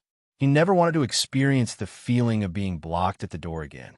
Involuntarily, Li Shimin excitedly pulled Zhang Feng's hand and said, "Brother Zhang Feng, sometimes I always wonder if you're the god of wealth, but sometimes I feel like you are the Ziwei star official in the sky. But now, I really understand that you are the reincarnation of Lu Ban." Zhang Feng shook off Li Shimin's hand with a look of disgust. No, I am me. The Ziwei star official, the god of wealth, and Lu Ban have nothing to do with me. He did not dare to wear this high hat casually. Once he wore it in the Tang dynasty, where superstition was the strongest, he might really be praised to death. He would not dare to do such a foolish thing even if he was beaten to death. Chapter 4:01. Zhang Feng had achieved his goal. Who knew how Lao Li would beat up his son when he returned? He had finally gotten his revenge. Most importantly, Zhang Feng was lazy. Lao Li already knew about this. Now that he could no longer hide it, he might as well be a hands-off boss. He believed that Lao Li would not cheat him of the benefits involved. After all, this tricycle was just the beginning. The real giants were yet to come. He knew how to build those things. After all, he had chosen the machinery manufacturing and maintenance specialization. All of this had to wait until that D*MN system was activated and he entered the imperial court. It was still too early to do anything now. All right, Lao Li, look at how excited you are. If you're really interested, then go back and discuss how to deal with those old fogies from the Ministry of Works. After you get the approval, we can talk about this. But let me say this first.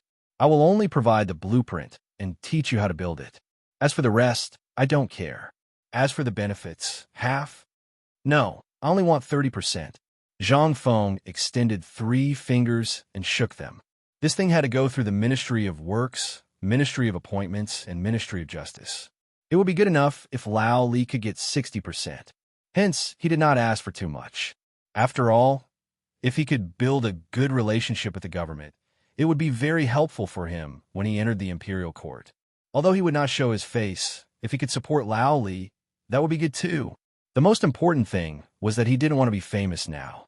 After all, in the face of huge benefits, not to mention one person, in the eyes of those officials, even 100 or 1,000 people could disappear quietly. Therefore, for the sake of his little life, Zhang Feng still chose to be behind the scenes. Was it not better to just lie down and earn money? Li Shimin was also a little surprised. But after thinking about it, he understood. This was still not half of the benefits. But this amount of money was really nothing to Li Shimin. Brother Zhang Feng, then this matter is settled? Settled. Li Shimin's mood was greatly relieved. However, when he thought about how Li Chengxian and the other two almost ruined his plan, he couldn't help but feel angry. He also felt that he had let Zhang Feng down. Only then did he return to the tavern and bring out 2 jars of wine, handing one to Zhang Feng. Li Shimin raised the wine jar and said, Brother Zhang Feng, regarding the matter of the tricycle, I will definitely make those 3 guys pay the price when we return. I will borrow your wine to apologize to you. Without waiting for Zhang Feng to speak, he grabbed the jar and gulped it down. Zhang Feng was dumbfounded. So this son of mine got me drunk, and now you, the Lao Tzu, are trying to get me drunk? He was drunk yesterday, and his stomach was still churning. How could he dare to drink now? Li Shimin was speechless. Okay, I won't drink the wine. How is the matter of the academy?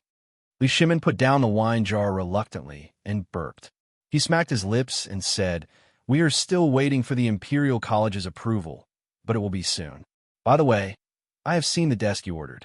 It is indeed a little different from the current one. It's settled. As for the matter of the students, let's get 30 people to test the water first. If it is too troublesome, forget it. Just your precious son and a few people almost took my life. If there are more people, and they're all that kind of character, won't I be exhausted to death? Then, okay. By the way, I heard the 18 beats of the Hujia last night. It is indeed extraordinary. When are you going to marry 2 people? Do you want me to prepare a house for you? I guarantee that it will be more luxurious than the house of Duke. It was fine if he didn't say it. Now that Li Shimin said it, Zhang Feng's head started to hurt. One of them was still muddle-headed, but these 2, there was no need to talk about Jingshu. To be able to survive and swallow Descent Hall, she definitely had some capabilities. Even though he hadn't met the young mistress of the Zhang clan before, he could tell that she wasn't a simple person from the letters she had written. If one of them were to enter the Zhang clan, he wouldn't be able to live a good life, let alone 2 of them. He did not want to die young. Okay, this matter is not urgent. Okay, I am sleepy. Remember to close the door for me if you have nothing to do. I'm still drunk from yesterday. As he spoke, Zhang Feng yawned and lay on the recliner, pretending to sleep. How could Li Shimin not know what Zhang Feng meant? He smiled slightly and clasped his fists. In that case, I will leave first. If you don't want to, do you want me to tell you? After all, I, Lao Li, still have some reputation in Chang'an City. Reputation? If you have reputation, why haven't I heard of your name in Chang'an City? Zhang Feng rolled his eyes. Okay, you don't have to worry about this matter. Otherwise, you will make a mess for me again. Okay, I will leave first. Li Shimin clasped his fists and left. After all, there were 2 most important things to do now. The first was the matter of the grass field. As for the second, it was to go back and beat someone up. As soon as he left the tavern, Li Shimin's face instantly darkened. The aura on his body suddenly became dignified. Wei Shuyu, who had been guarding beside him, was shocked when she saw this. She hurried forward.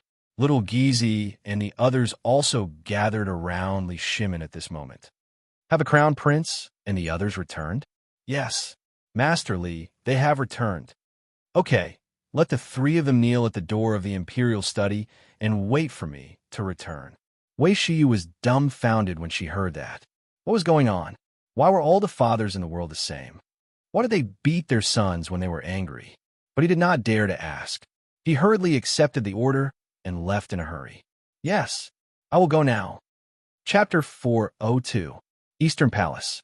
Li Chengxian, Du Go, Cheng Chumo, Zhang Sun, and Cheng were sitting in the pavilion, chatting about yesterday's interesting news. Du Go was fascinated by it. Chengxian, are you sure that Brother Zhang Feng didn't say anything else? No. He already said 8 times he didn't say anything. If you ask again, do you believe that this crown prince won't allow you to come to the Eastern Palace in the future? Li Chengxian was annoyed. Today was supposed to be a day to be happy. Yesterday, he had been ordered to visit Zhang Feng and receive permission not to return to the palace. Last night, he had gone crazy, but he didn't expect that when he returned, his father wouldn't be there. Instead, he met Du Go, who had been waiting at the door for a long time. He didn't know where this guy got the news from, but he knew that they went to see Zhang Feng yesterday. So, he pestered the 3 of them and asked if Brother Zhang Feng had said anything about learning. The 3 of them had said this many times, and even Cheng Chumo had raised his fist to threaten him. But this guy was like a rock in a latrine pit, not enlightened at all. At this time, Li Chengxian also laid his cards on the table. If you ask again, then don't come. But this time, Du Go also exploded. He didn't believe that these 3 guys didn't ask anything. And he really remembered that Li Chengxian seemed to be researching algorithms. Was he not curious about the multiplication table other than the division table? Chengxian, don't be anxious. We're all brothers. There's no need to be so secretive. I also heard some things here. If you say it, we brothers might be able to save your life. TCH. The 3 of them rolled their eyes at the same time. Bing, you're crazy. I already said that the 3 of us did go find Fengzi yesterday, but who knew that grandson's alcohol tolerance was so bad? He got me drunk in minutes and didn't ask anything. Believe it or not, I've already told you. Then what's going on at Swallow Descent Restaurant? Fengzi got drunk. This crown prince finally got to go out of the palace. Shouldn't I go have some fun? Li Chengxian was anxious, but he also faintly felt that something was wrong. He asked subconsciously, how did you know? How would I know? Everything that should be known, everything that shouldn't be known, even the retired emperor knows. Gradually, their expressions changed. A strange feeling made them look at each other. Zhang Sun placed a hand on Du Go's shoulder and asked, Hook, are we brothers? That depends on whether you treat me as your brother or not. Du Go shot a glance at Zhang Sun. He used 2 fingers to clamp that hand down from his shoulder and even patted his shoulder in disgust. This scene made Zhang Sun want to beat someone up. Then, where did Imperial Father go? He went out. Where did you go? I heard that they went to the 10-mile slope to check out the situation, but halfway there, Shiyu came back and said that she met Fengzi and went to Fengzi's tavern. There's nothing wrong with that. Could it be an illusion? Or was Du Go, this grandson, playing a trick? No, there must be something wrong with this. Li Chengxian couldn't help but stare at Cheng Chumo and ask, Chumo, are you sure you returned the tricycle to Fengzi?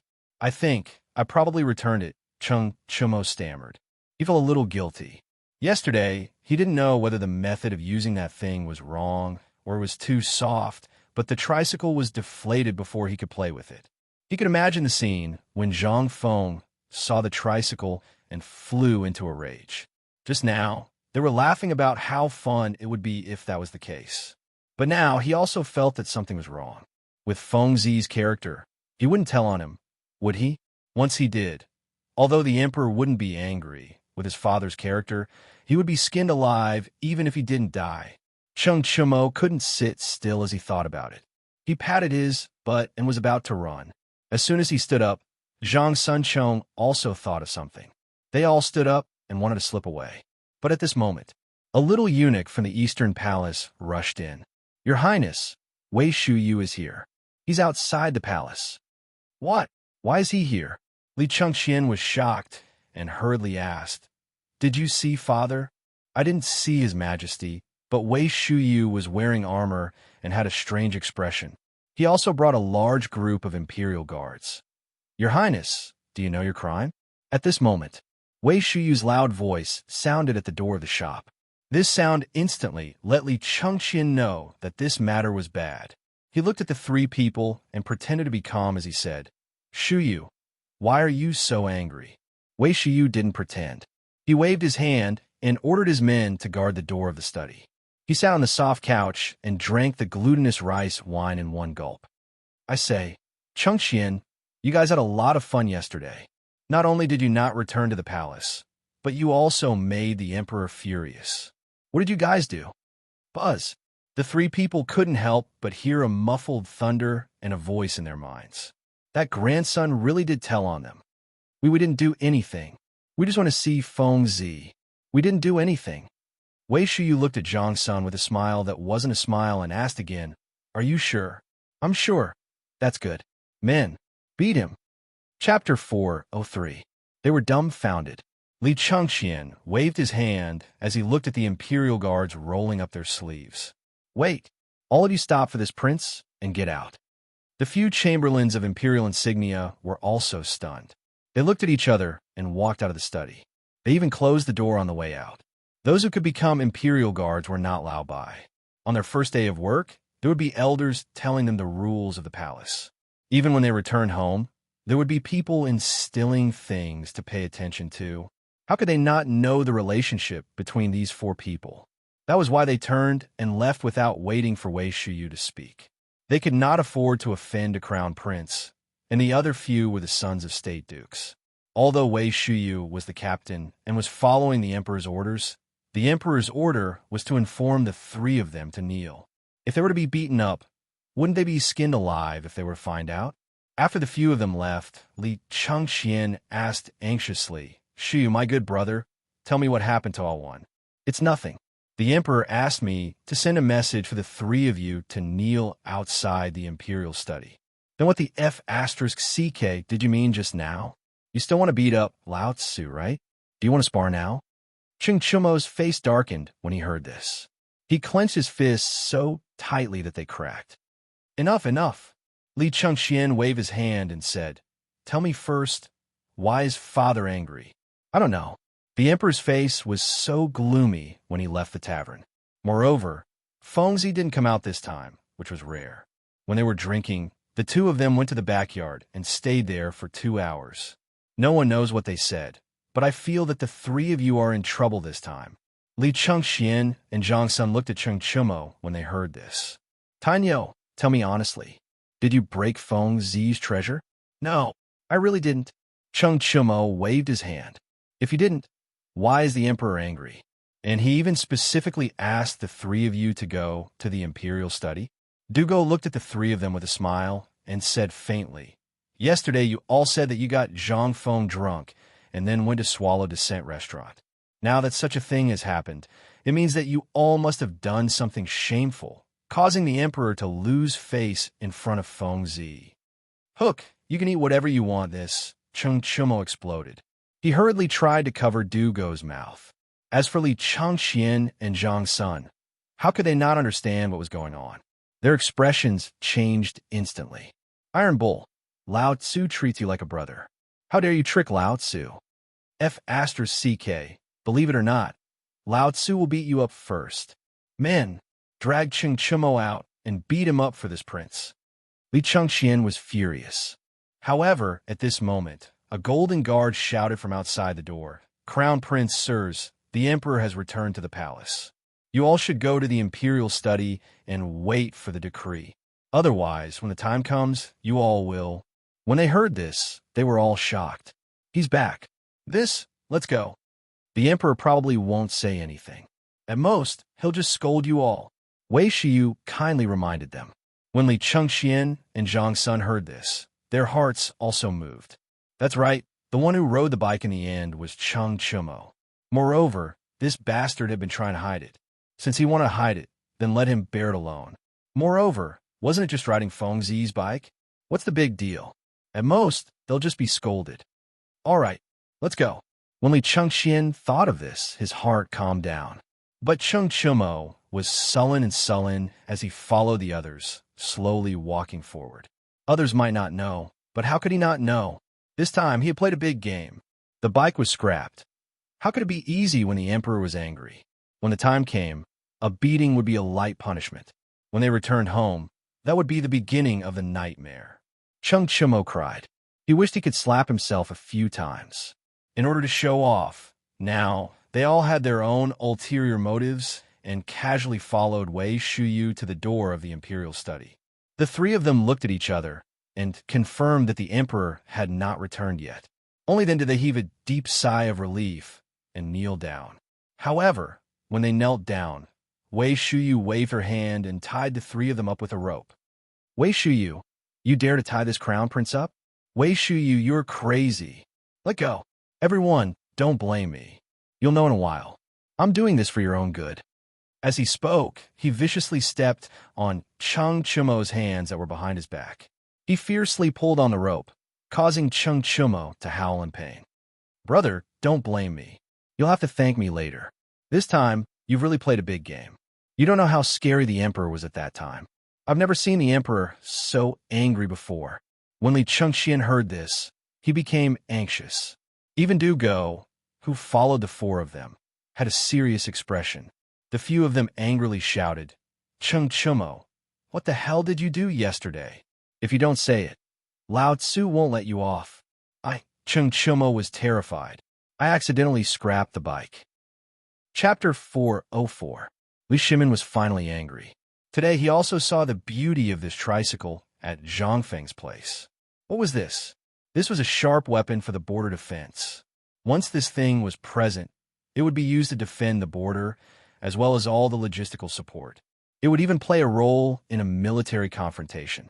But what were these brats doing? Such a precious thing, In just a short while it was scrapped? No wonder Zhang Feng's brother was angry. Now that he heard it, Li Shimin was so angry that he wanted to beat them up personally. Before entering the imperial study, Li Shimin waved his hand and said, Come, give me 30 strokes of the cane. If anyone dares to go easy on me, then he can wait for me. In the end, Li Shimin looked deeply at Wei Shuyu, causing her to tremble. She hurriedly accepted the order and left with the three unlucky fellows. In the imperial study, Empress Zhongsun was already waiting there. She had heard everything that happened outside the imperial study. Originally, she wanted to plead for leniency, but when Chung Chumo said those words, Empress Zhongsun was also angry. Li Shimin looked at Zhongsun Wugo and sighed slightly. Zhongsun Wugo pursed her lips and smiled. Second brother, what is this? Where did Zhang Feng's brother suffer? How is this suffering, Guanyin maid, you don't know. This time, if it weren't for these three brats, I would have brought that tricycle into the palace. Isn't it just a tricycle? Is there need to be so angry? Be careful not to hurt your body. Li Shimin gently held Zhongsun Wugo's waist and said, I'm not angry, but you should know that this tricycle will completely change the difficulty of our military's transportation, as well as the transportation of all the caravan's goods. I even faintly felt that this thing seems to have other uses from Brother Zhangfeng's words. Although he didn't say it, I can also feel it. There was really no need to think about this. Thinking about what Zhang Feng had done before, one could understand that Zhang Feng was the king of scheming. Every time he did something, it would definitely cause a chain reaction.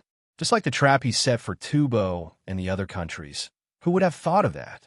Even if Zhuge Kongming was still alive, he probably wouldn't have thought of this. As he thought about it, Zhang Sun Wugo's expression gradually turned grave.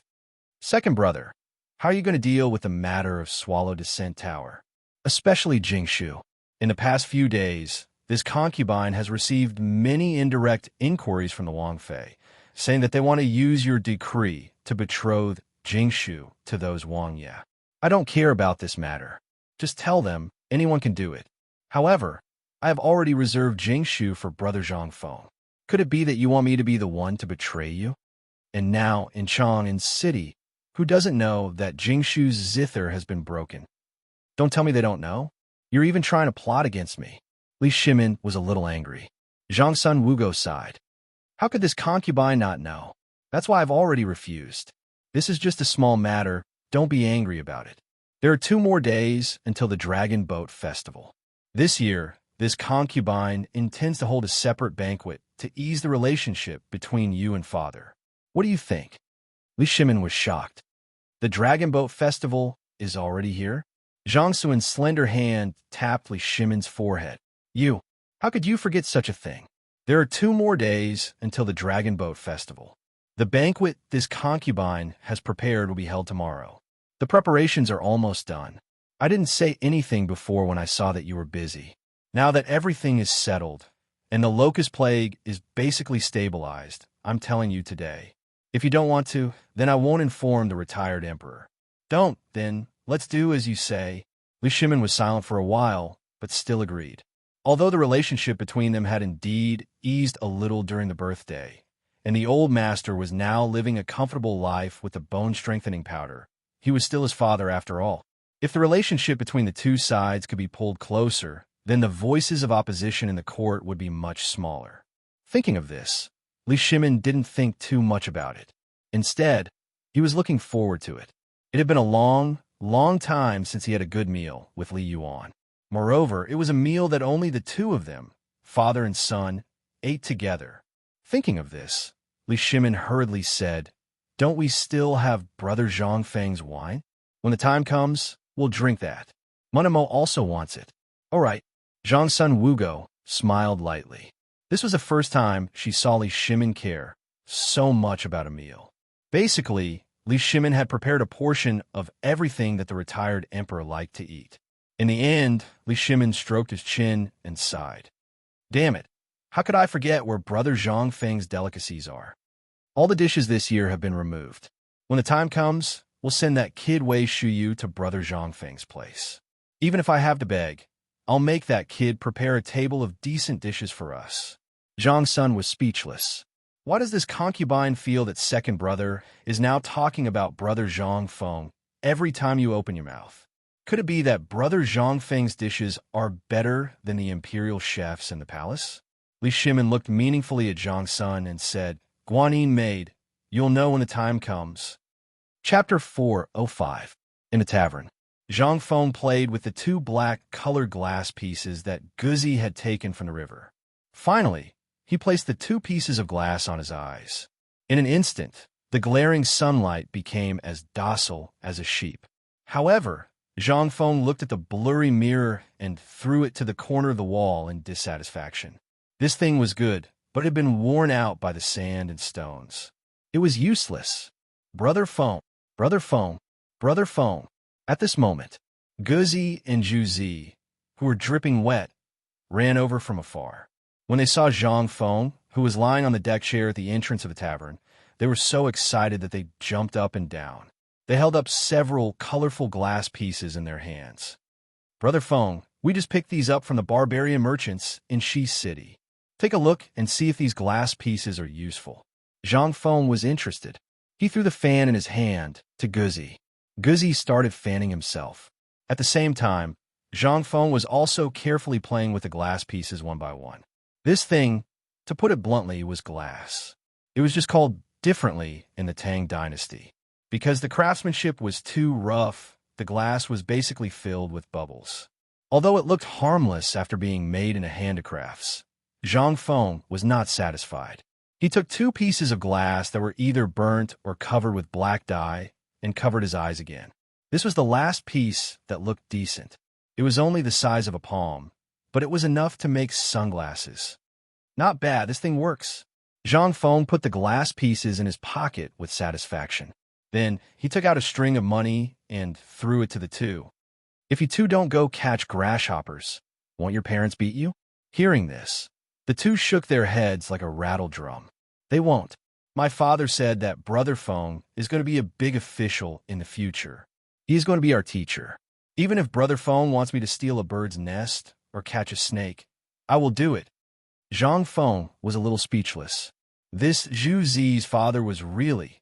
He dared to say anything? "Tell your father that he can't speak carelessly about such things. Save it, save it. Dad said that there's something wrong with Brother Feng. He doesn't want to be famous." As he spoke, Zhu Zi pointed at his head.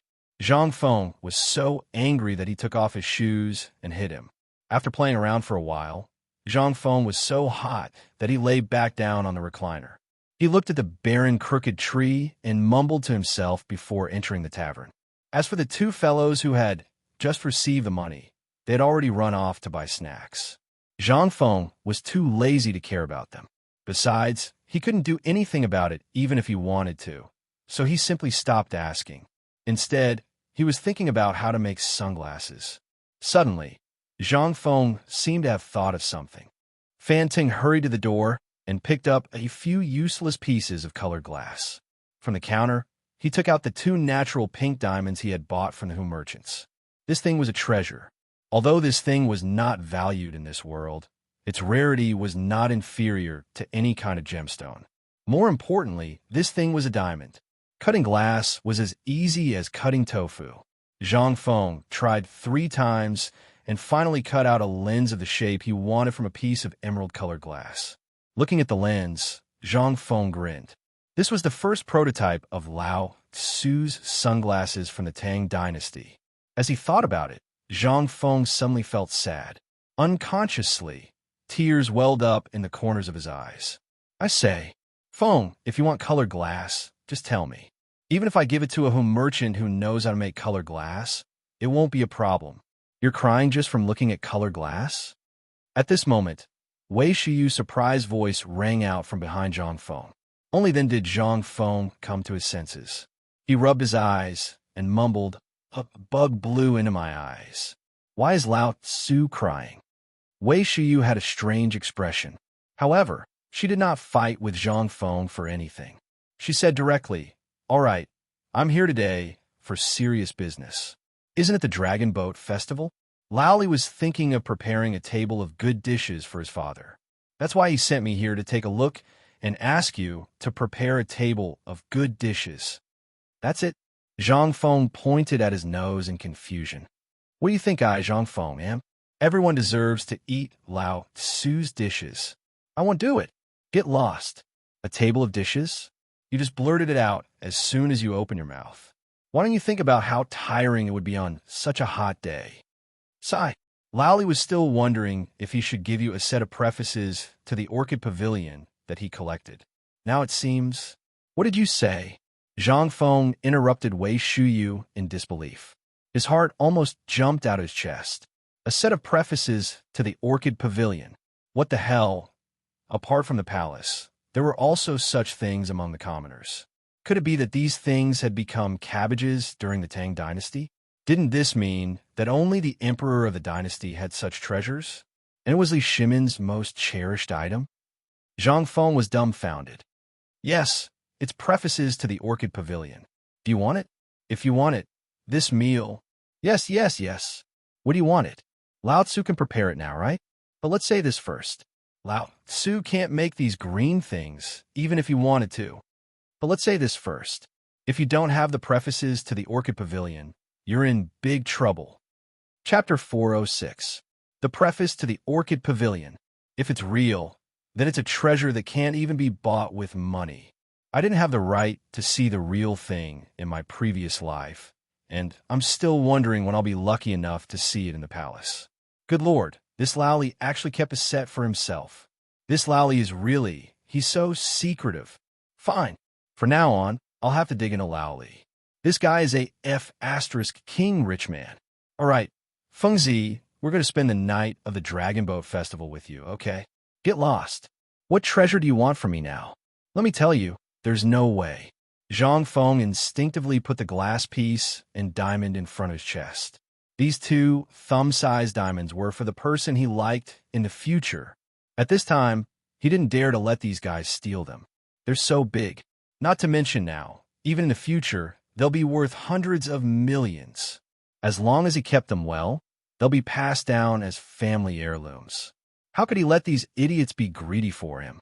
Wei Shiyu felt a little disappointed and couldn't help but feel sorry for Zhang Feng. What kind of situation had he become after being cheated by those guys? Wei Shiyu couldn't help but sigh. Sigh. Brother, you don't know. Do you know that Tai Nio and the others were beaten up miserably when Old Li went over today? They can't even get out of bed for the next half a month. Really? You're not lying to me? Zhang Feng was stunned for a moment. Why would I lie to you? But can you stop calling me Idiot Wei in the future? How am I an idiot? Can you call me by my name? Okay, idiot. Wei Shiyu left. When Zhang Feng saw that there was no one around, he closed the door and squatted in the backyard. He lit up the crucible and broke off a piece of a brass horse spoon that had been scrapped in the shop. He threw it into the crucible and started to prepare the tools. If one said that the sunglasses were easy to make, then it was. If one said that it wasn't easy, then it really wasn't easy at all. He squatted on the ground. Zhang Feng used charcoal to draw several frames of sunglasses on the ground. But in the end, he rejected them one by one. In the end, Zhang Feng couldn't help but think of the foldable reading glasses from the Republic of China. Yeah, Lao Tzu used 2 groove-shaped copper troughs to fix it in place with sheep tendons, and then poured the copper juice over it. Thinking of this, Zhang Feng couldn't help but thank the TV series that had become a little fuzzy in his memory. Once this thing was manufactured, it would be a treasure that could sweep the entire world. When he thought about how the sunglasses would have a wider market than table salt and tricycles, Zhang Feng almost didn't want to become an official in the imperial court. Instead, he wanted to be a real businessman.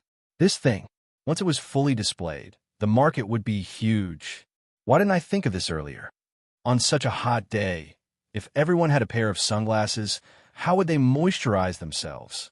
Waving a fan and wearing a pair of sunglasses, it was simply too cool. As he thought about it, Zhang Feng chuckled. But after a while, when he poured the copper juice into the grinding tool, he couldn't laugh anymore. Because no matter how he did it, in the end, the thing he grinded out would become a F***ing unbearable to look at. There was no possibility of repairing it. Again, no, again, F***ck your mother. In the end, Zhang Feng kicked over the crucible. He wasn't a patient person, let alone such meticulous work. After 5 times in a row, Zhang Feng was dismayed to find that he wasn't cut out for this line of work. Don't talk about making a fortune or sweeping the entire world. Damn, he couldn't even make a frame, let alone a hammer. When he left the tavern, he didn't know when Oldie had been pacing around outside the shop for a long time, and his face was full of worry. Zhang Feng didn't notice Oldie's expression, but asked, "Oldie, you came at the right time. Let me ask you, do you know where to find an experienced locksmith in Chang'an City?" Oldie was confused. Originally, he had something important to do today, but when he saw Zhang Feng in such a hurry, even his face and body were covered in black paint, he thought that Zhang Feng had encountered something big. He hurriedly said, "I know a locksmith, but he's a little old. He does meticulous work, and now he mainly helps people to open locks for a living. Well, it's him." Zhang Feng excitedly pulled Old He into the tavern, took out a banknote worth 10 taels of silver, and gave it to Old He. Then, he hurriedly drew something that Old He couldn't understand on the paper, and added a lot of words. "Old He, this is what this thing looks like.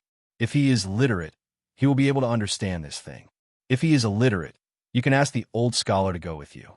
As long as this thing is done, I will treat you to some good wine." Too much money. Although Old He couldn't understand the words on the banknote, he heard that it was only the size of 2 fingers. It was black, red, and palm-sized. That was 10 taels of silver. So much money. Just for this? Not much, not much. I'll just take it as buying clothes for Mantu. Hurry up, I'm in a hurry. Old He saw this, gritted his teeth, and left. "Okay, I'll go now.